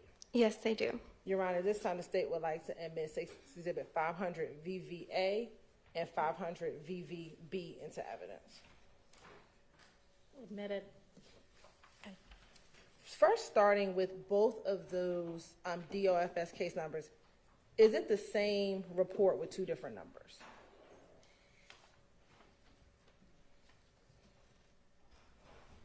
Yes, it is. Okay. And sitting here today, do you know why there will be two reports with two different numbers, the same report with two different numbers? Sometimes when evidence gets submitted, they're not related initially, and so GBI will give the evidence its own case number, and then once it's related later, the evidence will be intercompared, and each one will just have its own case number, but they will be compared to each other. All right. And we will operate then off of 500 VVA, which is 2022-1007212. First, what agency submitted evidence to be tested? The Atlanta Police Department and the Fulton County Medical Examiner. And what is the agency reference number for this case? For the Atlanta Police Department, it is 220-731-882. And who was the victim in the case? Shimel Drinks. And what did you receive to be tested? I received a .40 caliber bullet, and I received another .40 caliber bullet. Okay. Permission to approach? You may. I'm showing you what's been marked as State's Exhibit 390 VV and 389 VV. Tell me if you recognize those items.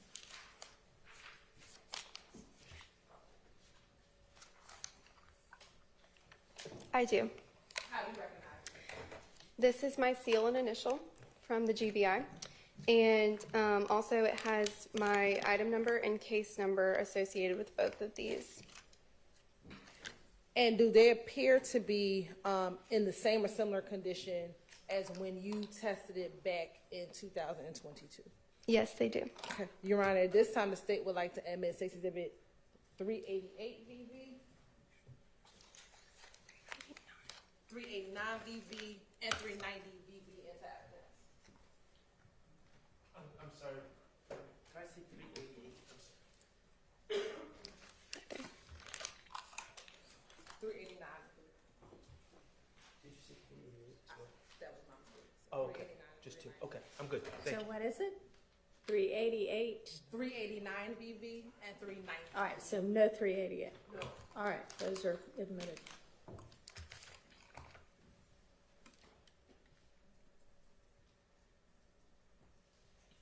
And what type of testing were you able to do with those two items?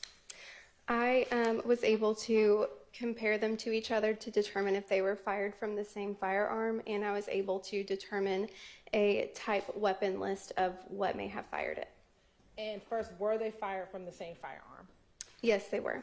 And what type of firearm was it consistent from being fired from? Glock .40 caliber pistols. And after doing your report, did that conclude your involvement as it relates to this DOFS case number 2022-1007212? Yes. All right. Did you also do additional testing in this case for DOFS case number 2023-1001777? Yes, I did. And did it also have the same case number? It's also a report with the same case number of the 2022-1007212, a similar report as the 2023 case number? I believe so. Okay. Do you need to look at a copy of? That would be helpful.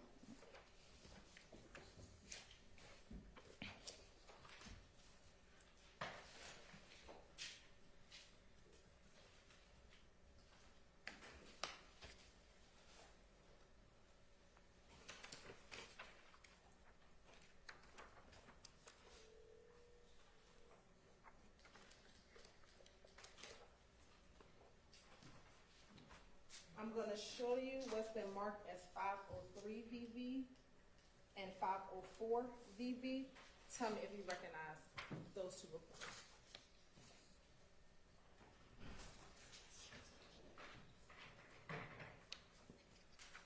Yes, I do.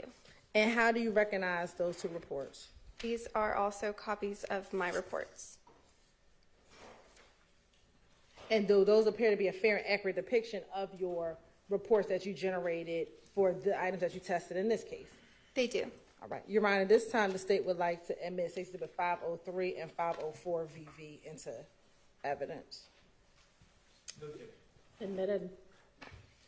And again, looking at 503 and 504 VV, do they appear to contain the similar information in both reports? Yes. All right.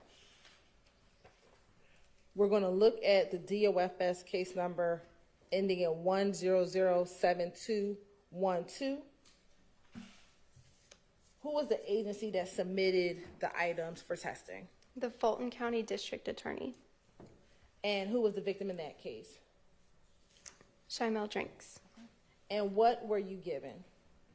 I received an FN 5.7 pistol, some cartridges, which is unfired ammunition, and 11 cartridge cases, which are fired ammunition. All right. Permission to approach? You may. First, I want to show you what's been marked as State's Exhibit 221 BV. Tell me if you recognize 221 BV.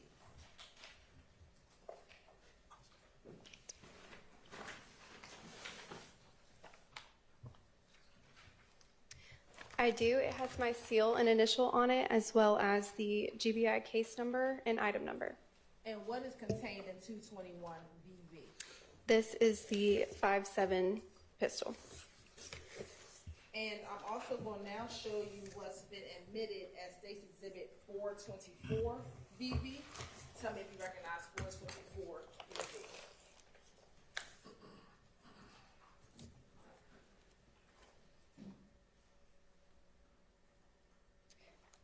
I do. It has my seal and initial again as well. And looking inside of 424 VV, tell me if you recognize any of the items inside of 424 VV.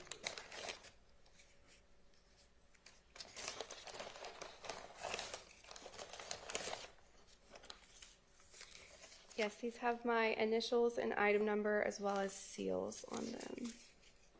And what are those items? These are the 11 5.7 cartridge cases. Okay.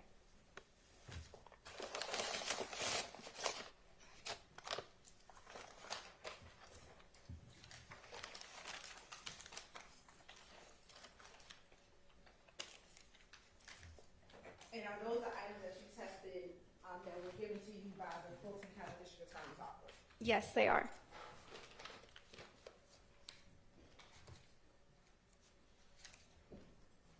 And Your Honor, this time the state would like to admit State's Exhibit 221 VV into evidence. Admitted. No objection. Thank you. It's admitted without objection.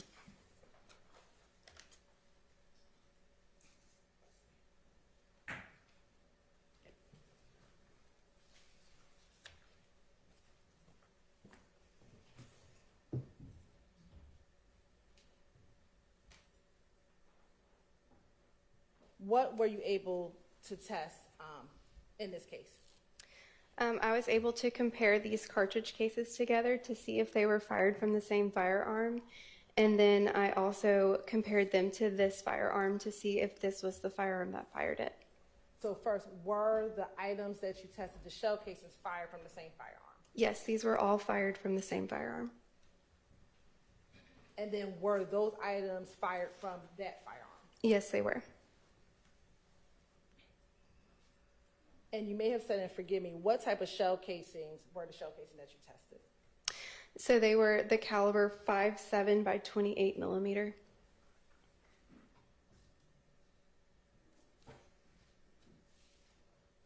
after determining that FN firearm fired those shell casings and creating a report, did that conclude your involvement in this case?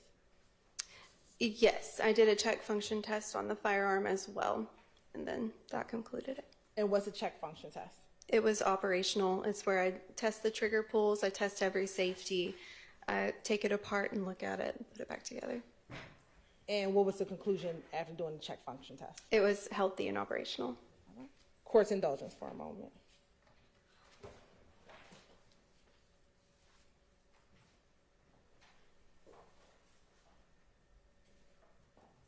No further questions.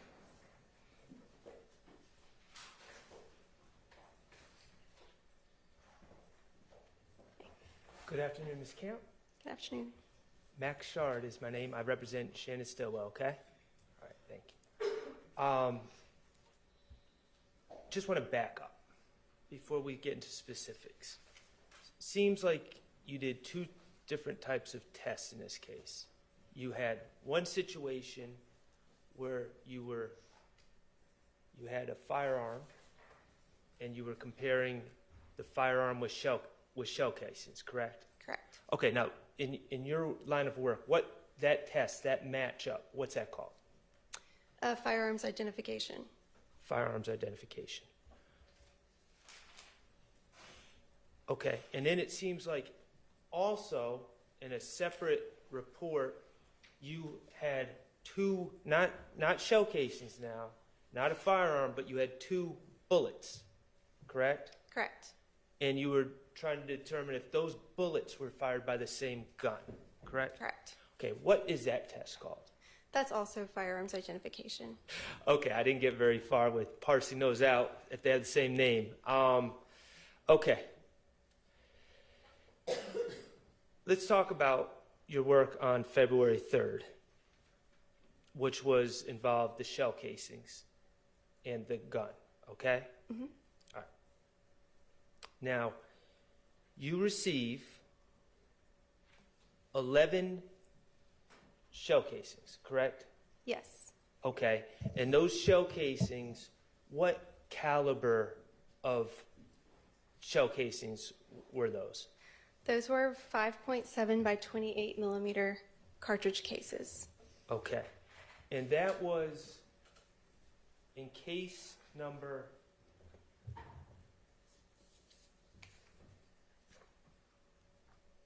Would you like me to read it? Do you have what I'm trying to figure out is, do you have a cross-reference number so we could compare this to actual incidents to know where those shell casings came from? No, I do not. As far as on the scene where they were collected, Yes. I do not. You received them from APD?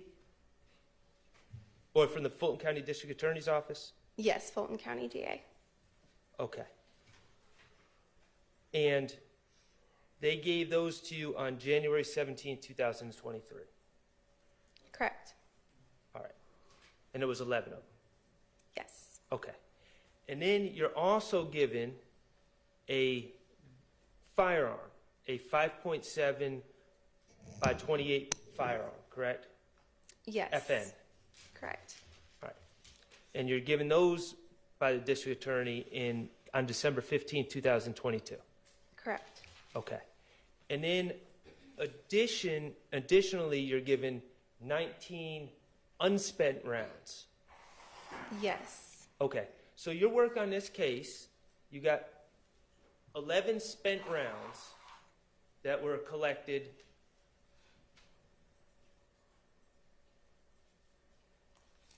Your Honor, I think we have a stipulation.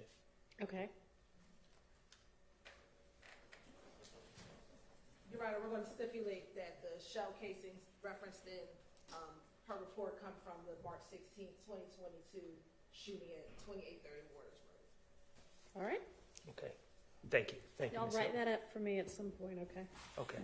So based on that stipulation, you have 11 shell casings collected from 2830 Waters Road incident on March 16, okay? You're saying, okay, wasn't part of that stipulation, okay. I don't know where they came from, where they Fair were enough. collected. Okay. But they also provide you with the unfired cartridges, and you use those unfired cartridges that came with the gun to test fire the gun, correct? Yes, I used 3 cartridges from the 19 that were unfired to test fire the firearm. And then because you test fired using that FN 5.7 handgun, you now have the markings from that firearm, and you can compare them to the shell casings collected from 2830 Waters Road on March 16th of 2022. What I can testify to Okay. is that I did create those test fires, so I had the data from the gun, and I compared them to the 11 cartridge cases submitted to me. But I wasn't there when they were collected, so just to clarify that part. Understood.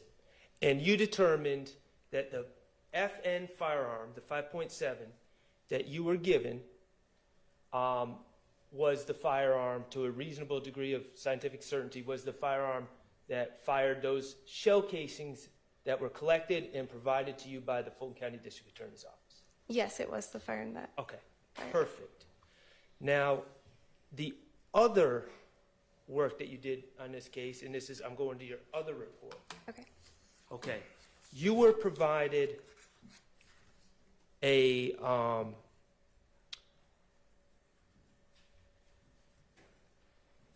referring to 389 VV and 390 VV. Do you have them up there with you? I believe so. The 40 caliber report? Yes. No, the exhibits. May I approach? You may. Sorry. Oh, it's fine. 390 and 389. This is 389 and 390 VV. Yes. Okay. In this report, when you had 2 bullets and you were trying to determine if they were fired by the same gun, right? Correct. Okay. Even though this was provided by the ME's office, correct? Fulton County ME's office? Yes. Okay. And the ME is the people that perform autopsies. Right, the medical examiners. Okay. Do you have any notes or knowledge of are there 1 or 2 projectiles in this package? There's only one. The other one contained fibrous material. Okay, so you got a projectile and fibrous material in here. And do you know where these came from, other than the ME's office? I know they're from which victim it's from. What's that? Chamel Drinks. Chamel Drinks, okay. And then here is another projectile with victim Chamel Drinks. Correct? Yes. On the same report. That was the victim listed on the report. Okay. And so what you were tasked with, you were given something from the ME's office, a projectile from the ME's, collected by the ME's office and given to you, and then a projectile provided by the Atlanta Police Department. Yes. Correct? Okay. And you were tasked with determining if those 2 projectiles were fired with the same gun. Correct. Okay. And now those 2 projectiles, and when I say projectiles, we're talking about no longer in its casing, they've been fired, they're not in the shell cases anymore, and they may or may not have hit someone. Is that fair to say? Right, it's the part that has traveled down the barrel of the firearm. Okay.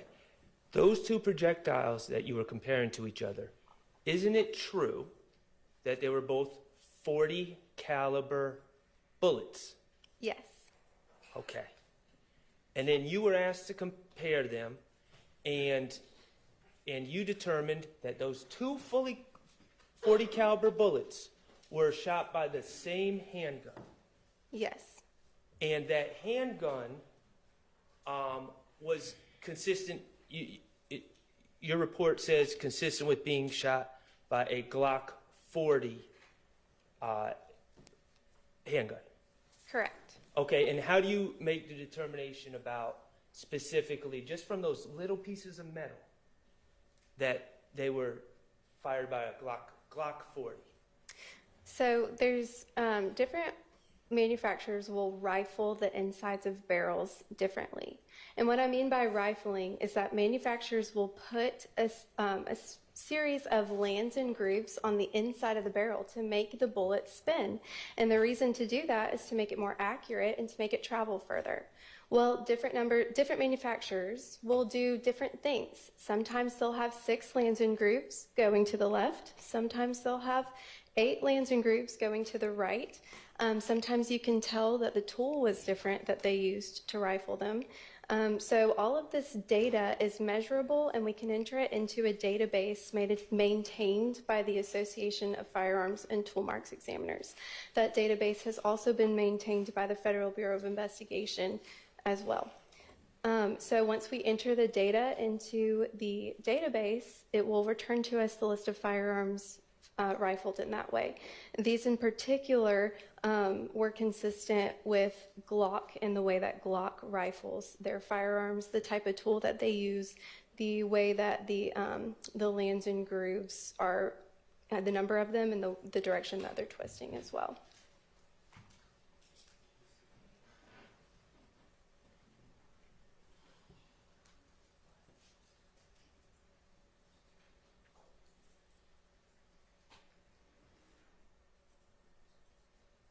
Your Honor, I think we have another stipulation, All in right. fact, to try to ease this along.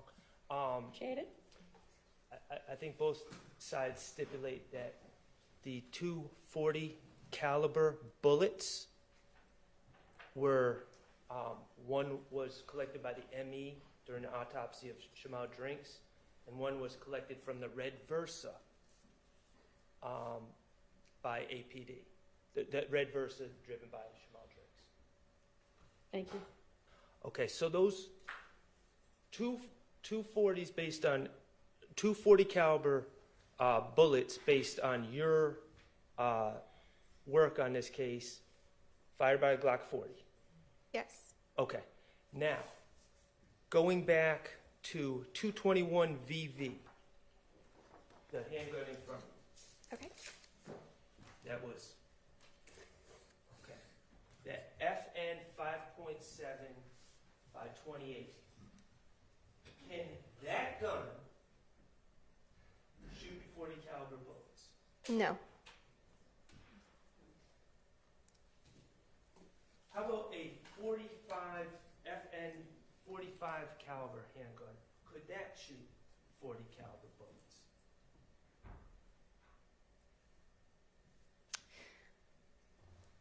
The diameter is larger, however, the head spacing would likely not work correctly. And it would also leave different lanes and grooves. Yes. than a Glock 40 It would caliber leave handgun. different lands and grooves than a Glock 40 caliber handgun. Thank you so much. Anything, Mr. Weinstein? No.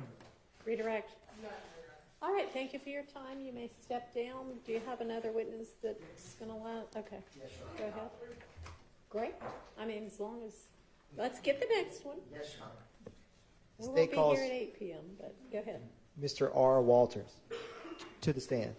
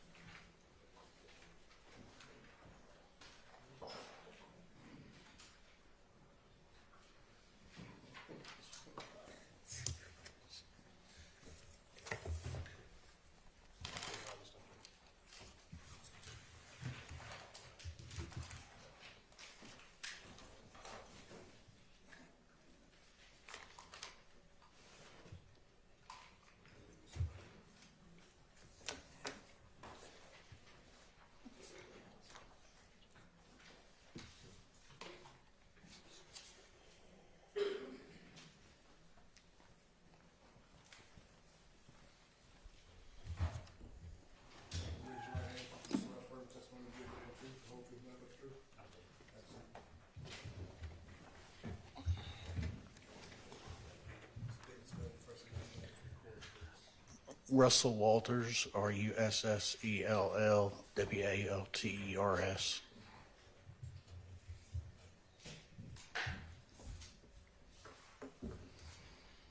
doing, sir? Fine, yourself? Doing well, sir. Thank you. Can you tell the jury where you used to, or let me ask you this, are you retired now? Yes, I am. Where did you used to work? The city of East Point. What did you do in the city of East Point? I was the 911 manager. And how long were you the 911 manager? 10 years. And was that documenting or reviewing CAD reports and 911 calls? Yes, sir. And are CAD reports and 911 calls kept in the regular course of business at East Point? Yes, sir. And is this East Point Police Department 911 calls or CAD reports? Yes, sir. And as part of your duties, would you review those for being kept in the common business practices of East Point PD? Correct. And before testifying here today, did you have the opportunity to review or listen to a 911 audio and an associated CAD report connected with a March 17, 2022 incident? I did. Now, I am going to approach you with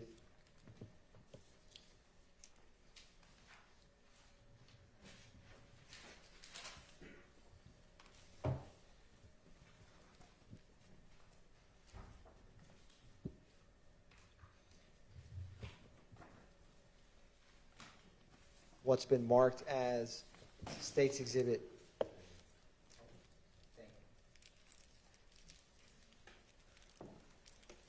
339 Victor Victor and 339 Victor Victor Alpha. And with the disc, sir, were you able to initial that after reviewing it? Yes, sir. Yes, sir, I was. And is that the disc that you reviewed? Yes, sir. And is that the CAD report you reviewed? Yes, sir. Your Honor, at this time, the state moves to tender into evidence 339 Victor Victor and 339 Victor Victor Alpha. Those are admitted. Thank you, Your Honor. Now, starting with and I'm going to publish the CAD report, which is 339 VVA. Yes, sir. What is the date, March 17th, 2022? Yes, sir, it is. Can you explain for the jury with this CAD report, where's the location? It'll be right here, 25 or 2954 Middle Drive. And who was the caller? Is it Michael Sias? And does it Sorry say? if I said that wrong. No, that's all right. And what about the nature of the call or the purpose? It should be coming up in just 1 minute. It was an informational report by Signal 39, which is, excuse me, I have to find it myself now. It's back up now. That helps. Okay. It's right here, informational report, officer. And you said Signal 69. Is that a firearm? 39? Yes, sir. 69 is a firearm. And I'm going to scroll down some. What time did this call come in? I'm sorry, it's sort of hard to. That's all right, sir. And the call was received at 1636, 436. And it was a 911 call? Yes, sir, it was. And when you look at the note sections in the middle of page 1, we're going to get there. What does the notes indicate?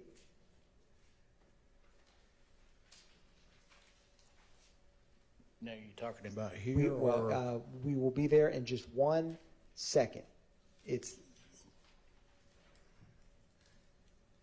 know where you're talking about. There we go. Right there. Yes, sir. Okay, it's in reference to a found firearm in the grass. And that's the Signal 69? Yes, sir.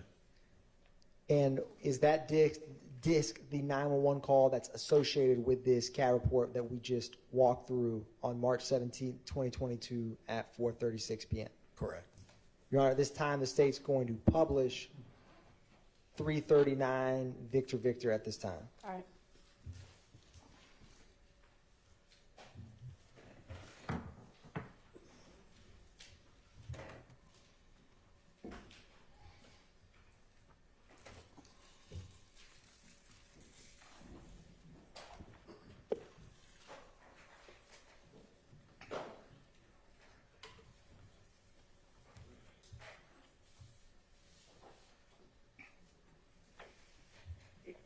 Fire 94. Yes, hello. This is, I'm a resident in East Point, and I found a gun just sitting out on the street. So where'd you find it at? Meadow Lark Drive. Where It's you sitting at? by, I'm standing in my driveway looking down where the gun is at. Okay, what's the address? Give me the address on Clark Street. 2954 Meadow Lark Drive. Hold on.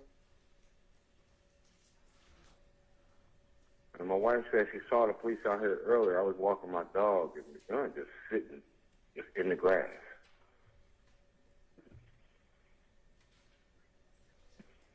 Hold on.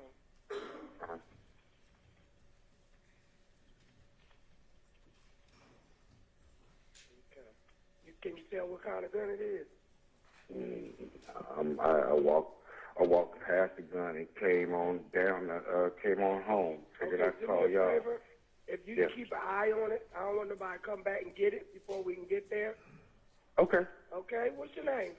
My name is Michael Syas, Syass. All right, we got them coming. All right, I'll be standing out here just watching. Thank you, sir. No problem. East Point Police and Fire 94.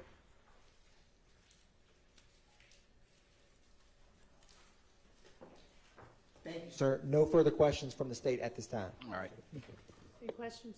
No, Your Honor. All right, thank you for your time. You're excused for your next witness.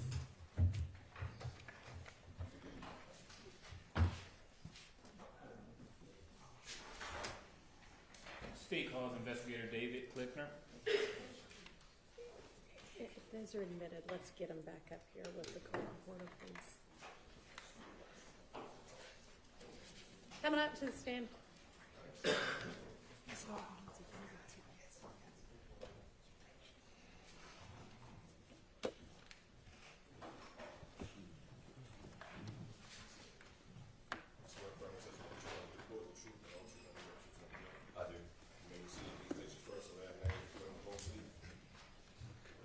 First name is David, last name is Klickner. That's David Clickner.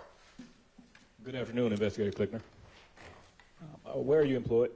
At the City of East Point Police Department here in East Point, Georgia. Okay. And how long have you been employed with East Point PD? Approximately 12 years. What unit are you assigned to? I'm currently in the Field Operations Division. On or about March 17, 2022, what unit were you assigned to? I was in the Special Operations Unit. Now, can you tell the jury your role and responsibilities while assigned to the Special Operations Unit? It's primarily drug investigations, but based on the needs of the department, we do a little bit of everything. Okay, and were you post-certified during that time? Yes. Now, on or about March 17, 2022, did you respond to a 2954 Meadow Lark Drive in East Point? I did. Okay. Please tell the jury the nature of that call. It's in reference to a resident that found a handgun on the side of the road.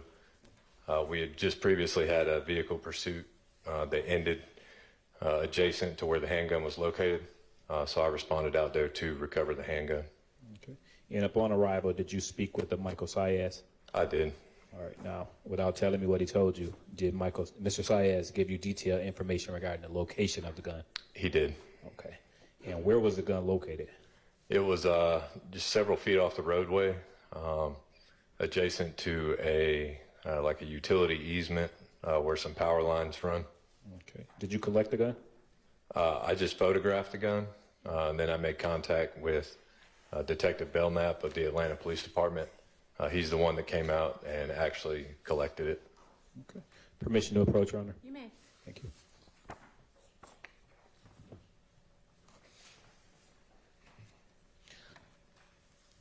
Investigator Klickner, I am now showing you, you can turn those over, what's been marked as State's Exhibit 404, Victor Victor, through 407, Victor Victor.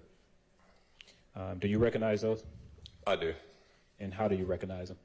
These are the photographs that I took of the gun, where it was positioned. Okay. And is it a fair and accurate depiction of the gun laying in the location you found it that day? It is. All right. Your Honor, at this time, the State moves to admit 404 Victor Victor through 407 Victor Victor. No you. Those are admitted. Okay. Permission to publish. Now going to publish 404, Victor Victor.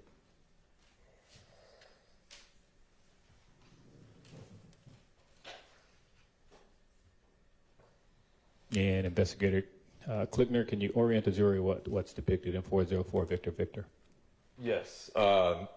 Next to that utility pole, just left of it, several feet into the grass, is where the gun is laying. It's the handgun itself, and then it's a magazine laying next to it. Okay. Now publish in 405, Victor Victor.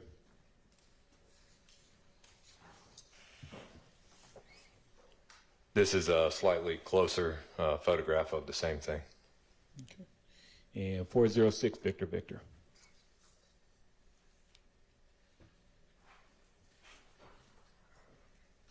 And again, this is a close-up photograph of the firearm. Okay. And 407, Victor Victor.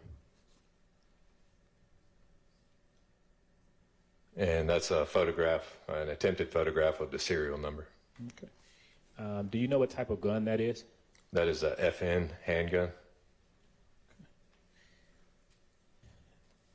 And Detective Klickner, did you prepare a report in this case?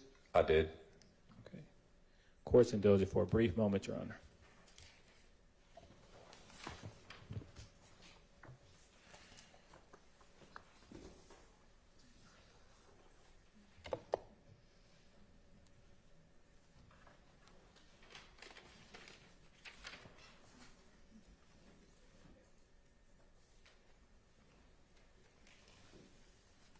Nothing further at this time, Your Honor. Hello, sir. Hey, afternoon. Good afternoon. My name is Max Shard. I represent Shannon Stillwell. You identified the gun that you collected on Meadowlark Lane on the side of the road as a FN handgun, right? Yes.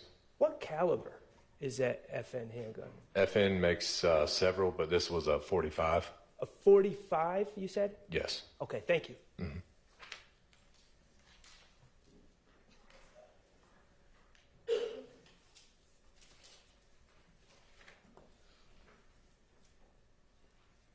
Oh, no, I'm sorry.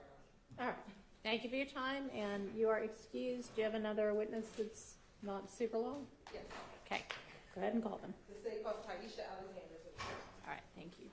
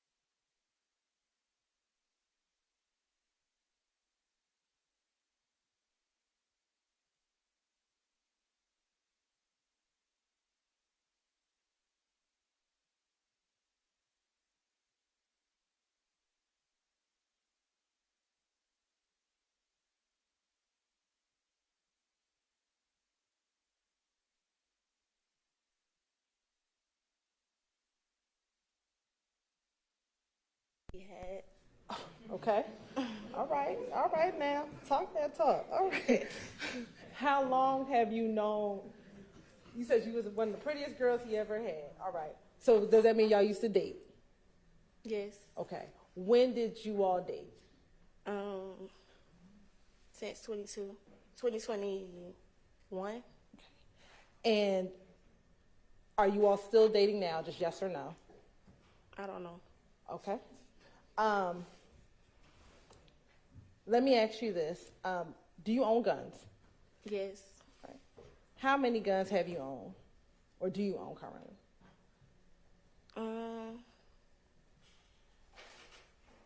Probably like 7, 6, I think. Specifically, I want to ask you, have you ever owned an FN-57 pistol? Yes.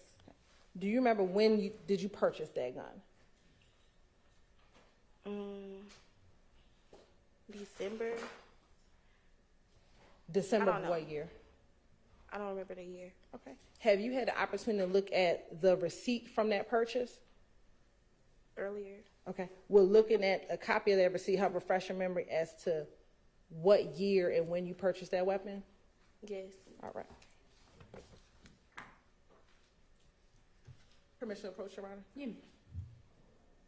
I'm going to show you what's been marked as State's Exhibit 425VV. Tell me, do you recognize 425VV? Yes. Okay. And let me ask, does that look like the receipt from when you purchased an FN-57? Yes.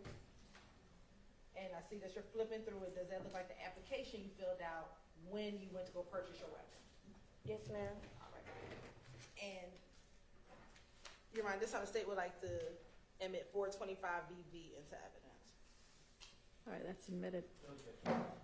Looking at 425VV, what is the date of purchase? December 23rd, 2021.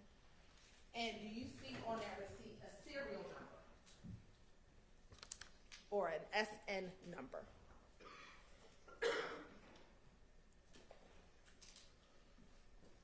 No. I don't know. Oh, yeah, I see it. What is the serial number listed on the receipt? 386-409-184. All right.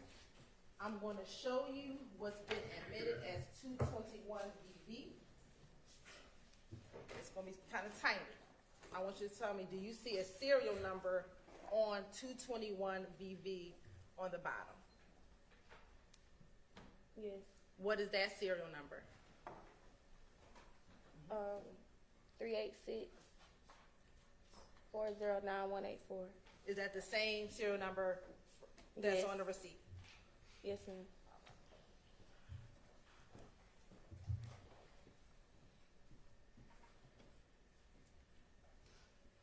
What color is that gun? I think it's all black.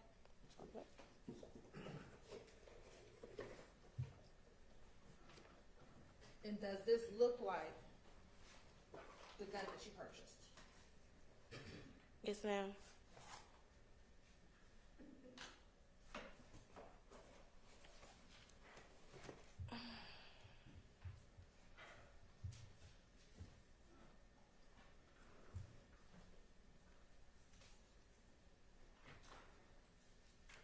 Have you, and back in March of 2022, did you allow Shannon to use that gun?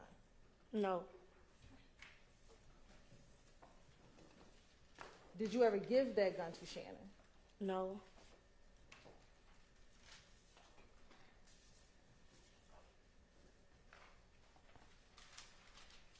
Were you aware that he had possession of that gun?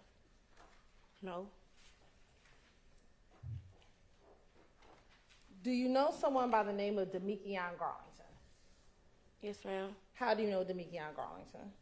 He dated my friend. Do you know if he is a friend of Mr. Jackson? Yes, ma'am. Or Mr. Stillwell? Have you ever spoken to Deamonte Garlington on his cellular phone? Yes.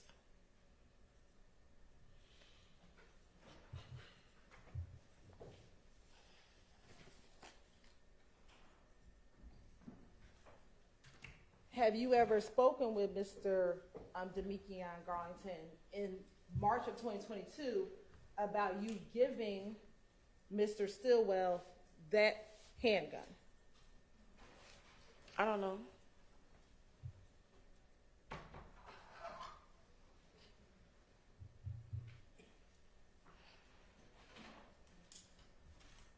I'm sorry, I didn't understand the answer. She said, I don't know. I don't know. You don't know if you've ever spoken with him? I spoke to him, but I don't know if I spoke to him about a gun.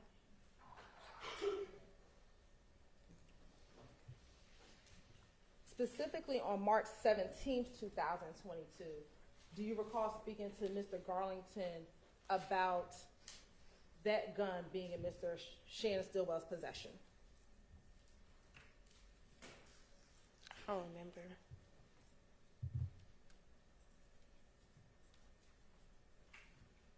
Do you remember ever speaking to Mr. Garlington about the fact that Mr. Stillwell had been arrested on March 17th, 2022? After Yes he or got no? it? Oh, I don't know. No. Or you don't remember? I don't remember.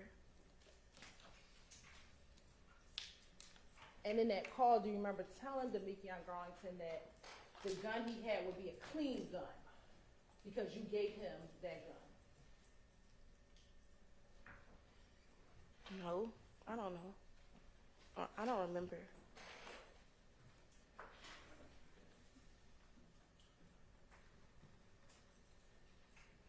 I want to take you to March 14th, 2022. Did you ever go to an Alamo rental car facility at the airport with Shannon to rent a vehicle? Yes. And who was the renter of the vehicle? It was me, but we had to switch it because I don't have a credit card, so Shannon. So did Shannon rent the vehicle? Yes. All right. I'm going to show you what's already been admitted as State's Exhibit 188 VV and 189 VV.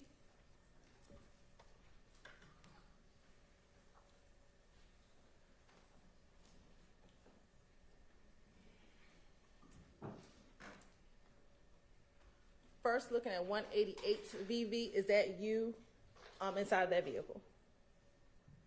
It looked like me. And what type of car did y'all rent in March of 2022? I don't know. Do you remember renting a white Audi vehicle? I didn't rent it.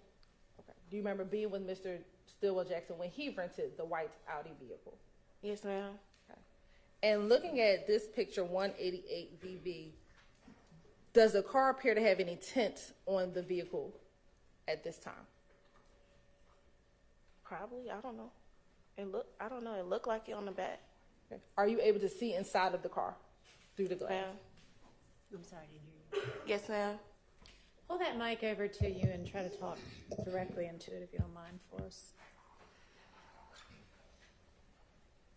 And is that Mr. Stillwell Jackson sitting next to you in the passenger seat? Yes, ma'am.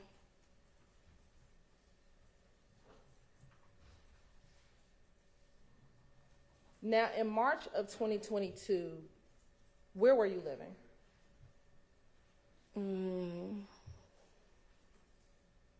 Still. And specifically around March 14, 2022, were you and Mr. Jackson staying in any hotels in the Douglasville area of Georgia? Yes, ma'am. Do you remember when you began staying in hotels in the Douglasville area? I don't remember the day. How long were you staying in hotels? We was staying in a hotel since March 9th. March 9th. Why were you staying in hotels since March 9th of 2022? Because these girls tried to rob me.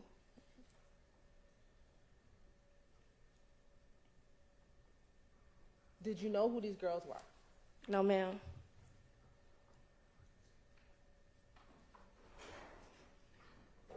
Do you know if these girls were affiliated with any gangs? I don't know.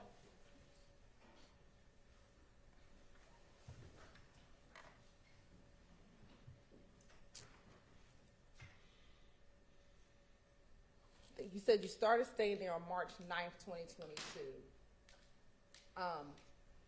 Do you remember if you stayed at the hotels a week, 2 weeks, 3 weeks? Do you remember at all? It was like 3 hotels. It was Oh, you want me to keep going? You stayed at 3 different hotels. Yes, ma'am.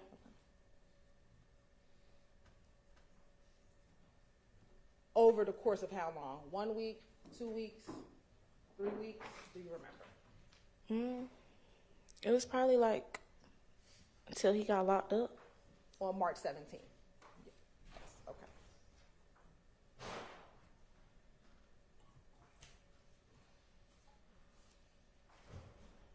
Course indulgence for 1 moment.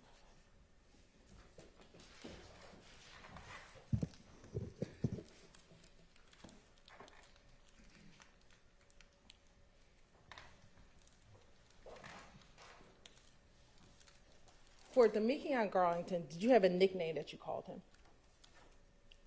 Scarface.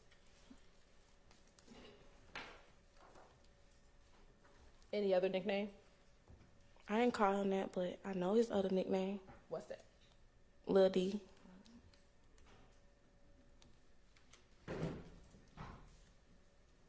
And then Mr. Did you call him Jackson or Stillwell? Both. Okay. Does he have a nickname? Bay. Oh, that's okay. That's your nickname. All right. That's fair. That's fair. Did you ever hear people call him SB? Yes, ma'am. All right.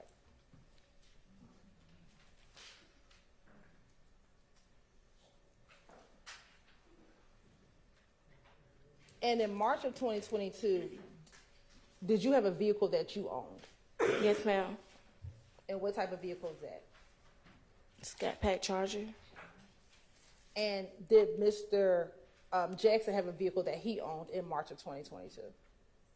We shared the car. And was that you shared that Charger? Yeah. Okay. I have no further questions.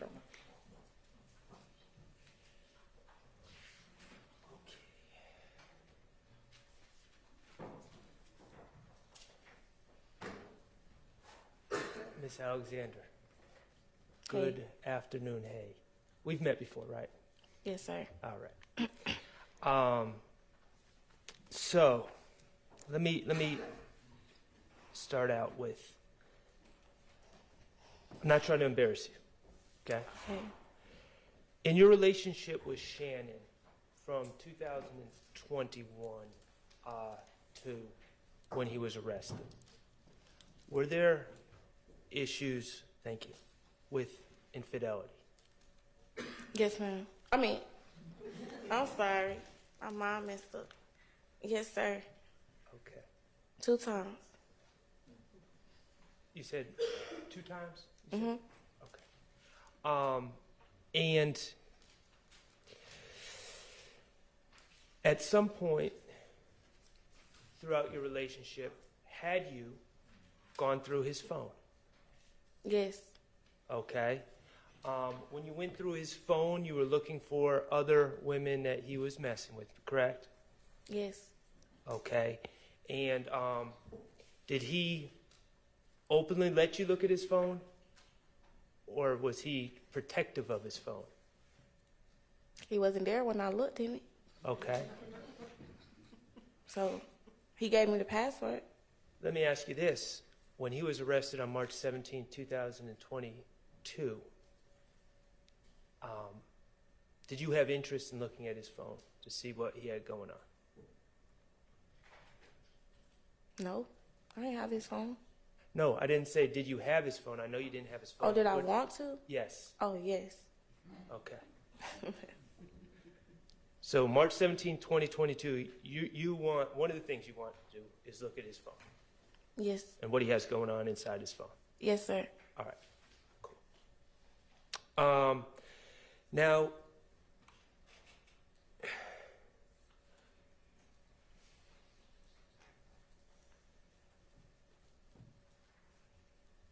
you said something interesting on direct about being robbed. When were you robbed? What day? Yes.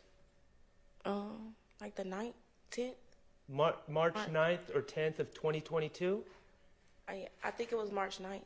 March 9th of 2022? Okay. And Ms. Alexander, at that time, you were working in a cash industry, correct?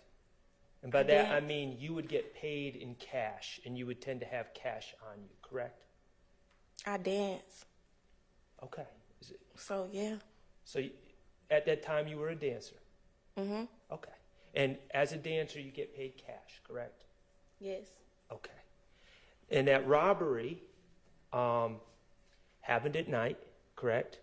Yes, sir. Shannon wasn't with you when you got robbed? No. Okay. And this robbery... I didn't get robbed. They tried to rob me. They tried to rob you. I'm sorry. They did try to rob you. And this attempted robbery, this is all on video, correct? Yes, sir. Okay.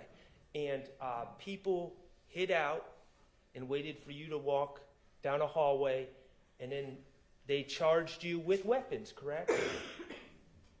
They charged me? They charged at me? Yeah, they charged at you. Yes. Okay. And because you were being robbed, you... Shot them.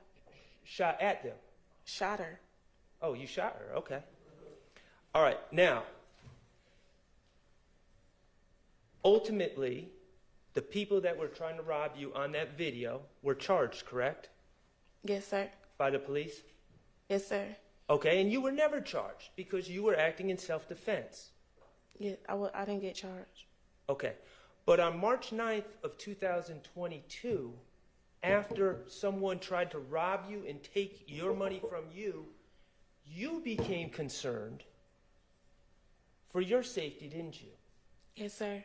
You became concerned that people were looking out for you, correct? Yeah, clearly. You were concerned that people were going to try to, for some reason, get revenge on you, even though all you were doing was defending yourself. Yes, sir. Okay. And beginning on March 9th, 2022, you started having concerns about people being able to know what kind of car you were driving, correct? Yes. And knowing where you lived, correct? Yes. And that was all stemming from the March 9th, 2022 incident, correct? Yes, sir. Okay. So, after the March 9th, 2022 incident, you certainly let Shannon know about what happened, right? Yeah. Okay. And you decided, even though you had a Scat Pack Charger, that's a fancy car, right? Yeah. Even though you, and that Scat Pack Charger had tinted windows, did it not? The worst tint you could get. The darkest tint you could get. Yeah. Okay, but even though you had that Scat Pack Charger with the tinted windows, you decided that you needed to get a rental, correct? Yeah. And you went and got a rental shortly after March 9th, 2022, correct? Yeah, like, I don't know if it was the next day. I can't remember. Okay, and do you remember where you got your rental from? On Thornton Road, but I think it was Enterprise. Okay.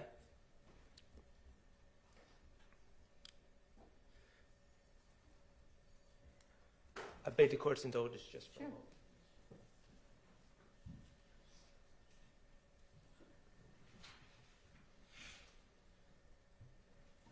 And what kind of car did you get, if you recall? It was like a SUV or something. I don't remember it. I don't know. And that was to switch it up in case someone from the March 9th incident was coming Following. to harm you. Yes, sir.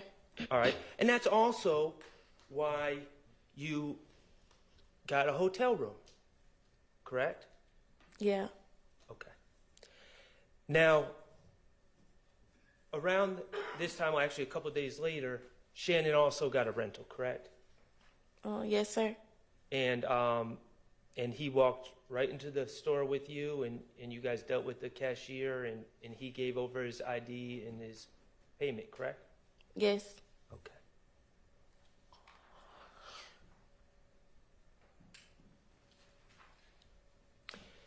Let me ask you about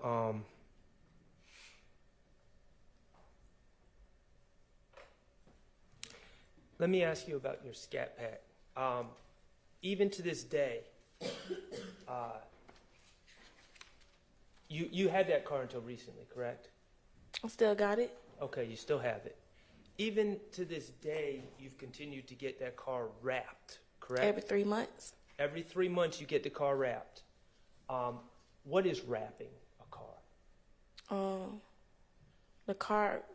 The car color orange, but I keep switching it up. Okay. Keep getting a different color. And why do you keep getting a different color? Cause I don't know who them girls was. Right. So even to this day, you keep switching the colors of your car that you own. Yeah.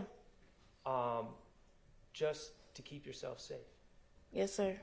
And you got those windows tinted to keep yourself safe. Yeah. Okay. Now, let me ask you about tint. You've gotten tint on cars before? Every car I get. Okay. When you go and get tint, and when they install the tint, do they tell you not to roll down your window for 24 to 48 hours? Yes. Okay. And if you roll down your window within that time, it can cause the tint to be damaged or bubble up, correct? Yes. Okay. So if you were to get tint on, say, March 14th of 2022, that tint, those windows are not to be rolled down in order to protect the tint, correct? Yes. And if they are rolled down, you could see bubbling in the tint, correct? Yes, sir. Okay.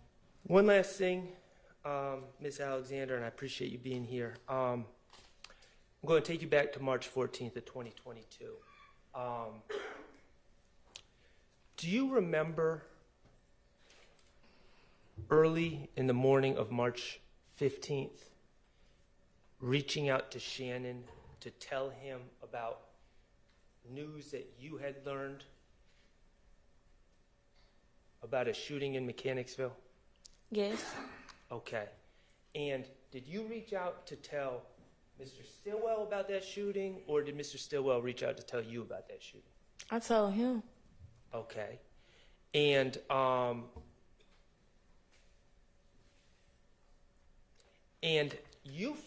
tell me how you found out about that shooting so quickly. On this girl page, she was riding past. Say it one more time. On this girl page, she was riding past. Okay. So it was on Instagram. I understand your answer as a girl that you know was riding past Windsor Street and saw the police out there? Yeah, it was police out there.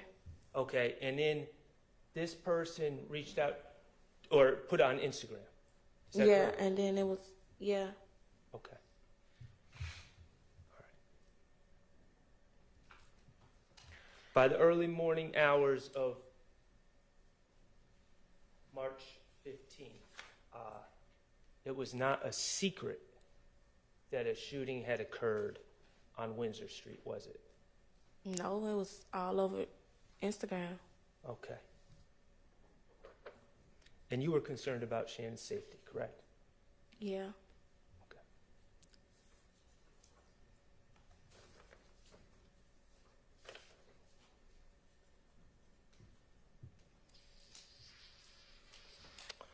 I have no further questions. Thank you.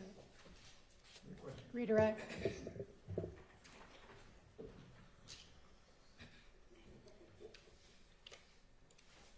You talked about your car, the cars that you get, you tint all of your cars, right? Yes, ma'am. Are those your personal vehicles? Yeah. Okay. Not your rental vehicles? No. You talked about renting a vehicle probably right after March 9th at the Enterprise. Is that fair? What kind of car did you rent at the Enterprise? I don't remember.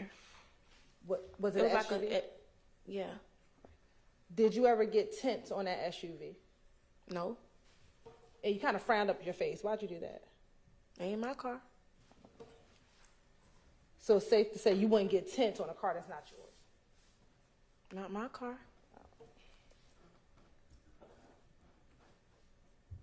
Now, when you went with Shannon to get the Audi, did you ever go with him to get tints on the Audi? No. And you frowned up your face again. Why'd you do that? I just didn't go with him.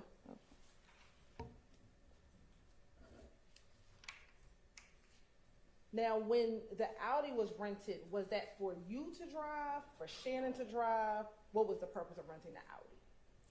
It was really for both of us, because I was returning my car.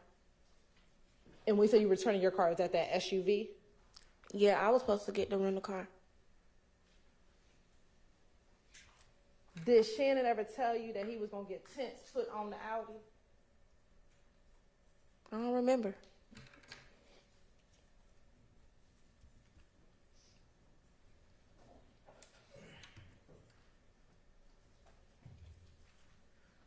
After driving the Audi out of the rental facility, where did you go? To my car. Which car is that? My Charger. Where was the Charger at? At the airport. So did you drive the Charger to the airport, and then you all picked up the Audi from the airport? What? Yeah. I was following him. Okay.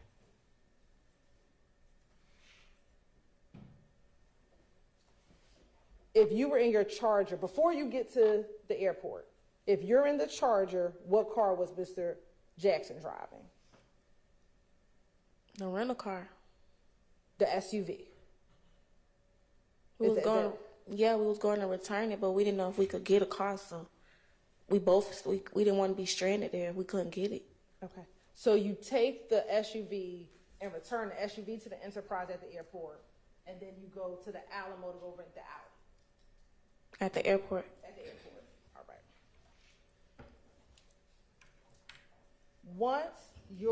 Once you drive out of the airport rental facility in the Audi, and you get back into your Charger, do you ever drive that Audi again?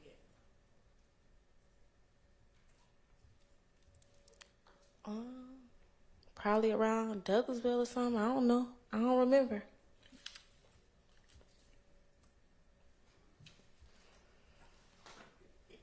The robbery that happened on March 9th, where did that occur? Mechanicsville. In Mechanicsville? Were you staying in Mechanicsville at the time? No. Where were you when the robbery took place? Where were you? In the stairway. Of where? An apartment, a house? Apartment. Whose apartment? My friend.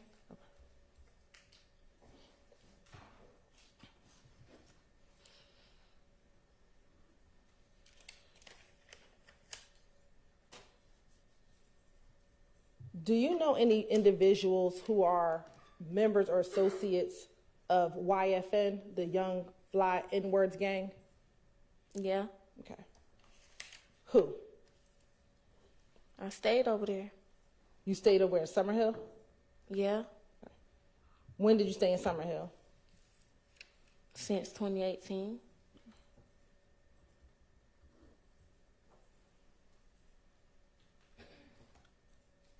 Do you know a person, I might pronounce the name wrong, Teedrick Glass?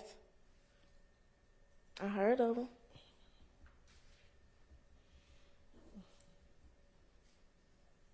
Have you ever met him? Have you ever met him? We had something going on. Okay. Did that mean y'all kind of dated or something like that at one point? All right. Now, Mr. Sharp asked you about notifying Mr. Stillwell about the shooting in Mechanicsville on March 14th, or the early morning hours on March 15th. Do you remember him asking you about that? Yeah. Okay. When you spoke with Mr. Stillwell, did he ever tell you that he was in the Mechanicsville area around 10 o'clock p.m. that night? I don't remember that.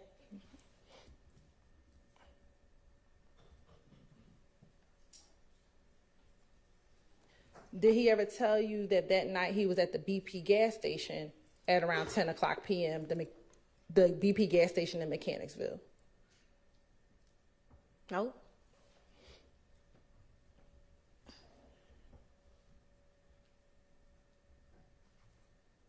When you spoke to Mr. Stillwell that morning, in the early morning hours, do you know where he was?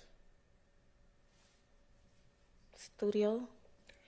Do you know where the studio is? No. Do you know if he was with anyone? No. Let me ask you, do you know if he was with Deamonte Kendrick at all the day on March 14th, 2022? No. Okay. Court's indulgence for a moment.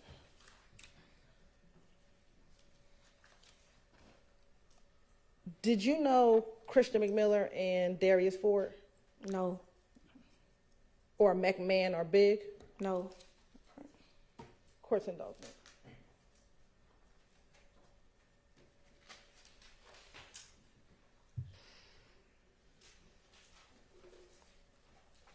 Mr. Shar asked you about when you get tinted windows, you can't roll down the windows. Do you remember him asking you that? Yes. Does that prevent you from opening up the door? No. No. So you can still open up the door even though you have tints on the window? Yeah. Okay. I have no further questions. Recalls. Just a couple questions. Ms. Alexander, you indicated, I think, that Mr. Stillwell was in the studio in the early morning hours of March 15th, 2022, correct? That's like 2, 3 in the morning? Yes. Yeah. Okay. And in your experience dating Mr. Stillwell was trying to start a rap career. Isn't that fair? He was making a song about me. He was making songs about you? Yeah. Okay. I'm sure they were lovely. So how many days a week or nights a week would you say Every day. he was in the studio? Every day. Okay. All right. Thank you. No further questions. All right. Thank you for your time, Ms. Alexander. You are excused. Did y'all say you have one more witness? And if so, is it somebody really short or? Should be about 15, 20 minutes. How do we feel, jury? We want to use the bathroom. Do we then want to break for the day or come back and knock out another witness? Break for the day. All right. I'm with you there. Okay. All right. We'll see y'all at 9 in the morning. Thank you.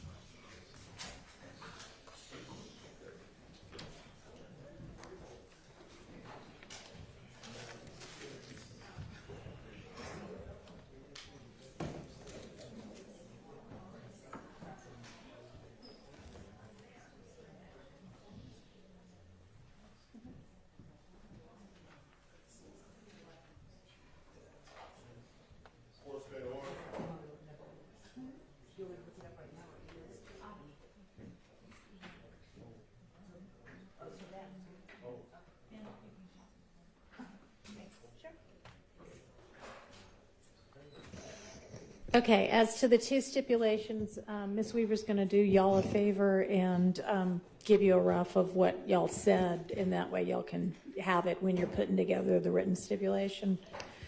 Okay, I know we didn't get around to dealing with the potential limiting instruction and sorting out what all came in the way of guilty pleas, so why don't we all plan to be here at 8:30 in the morning, and we'll try to get through all of that. Is there anything else anybody needs to put on the record before we break for the night? All right. Thanks. See y'all at 8:30.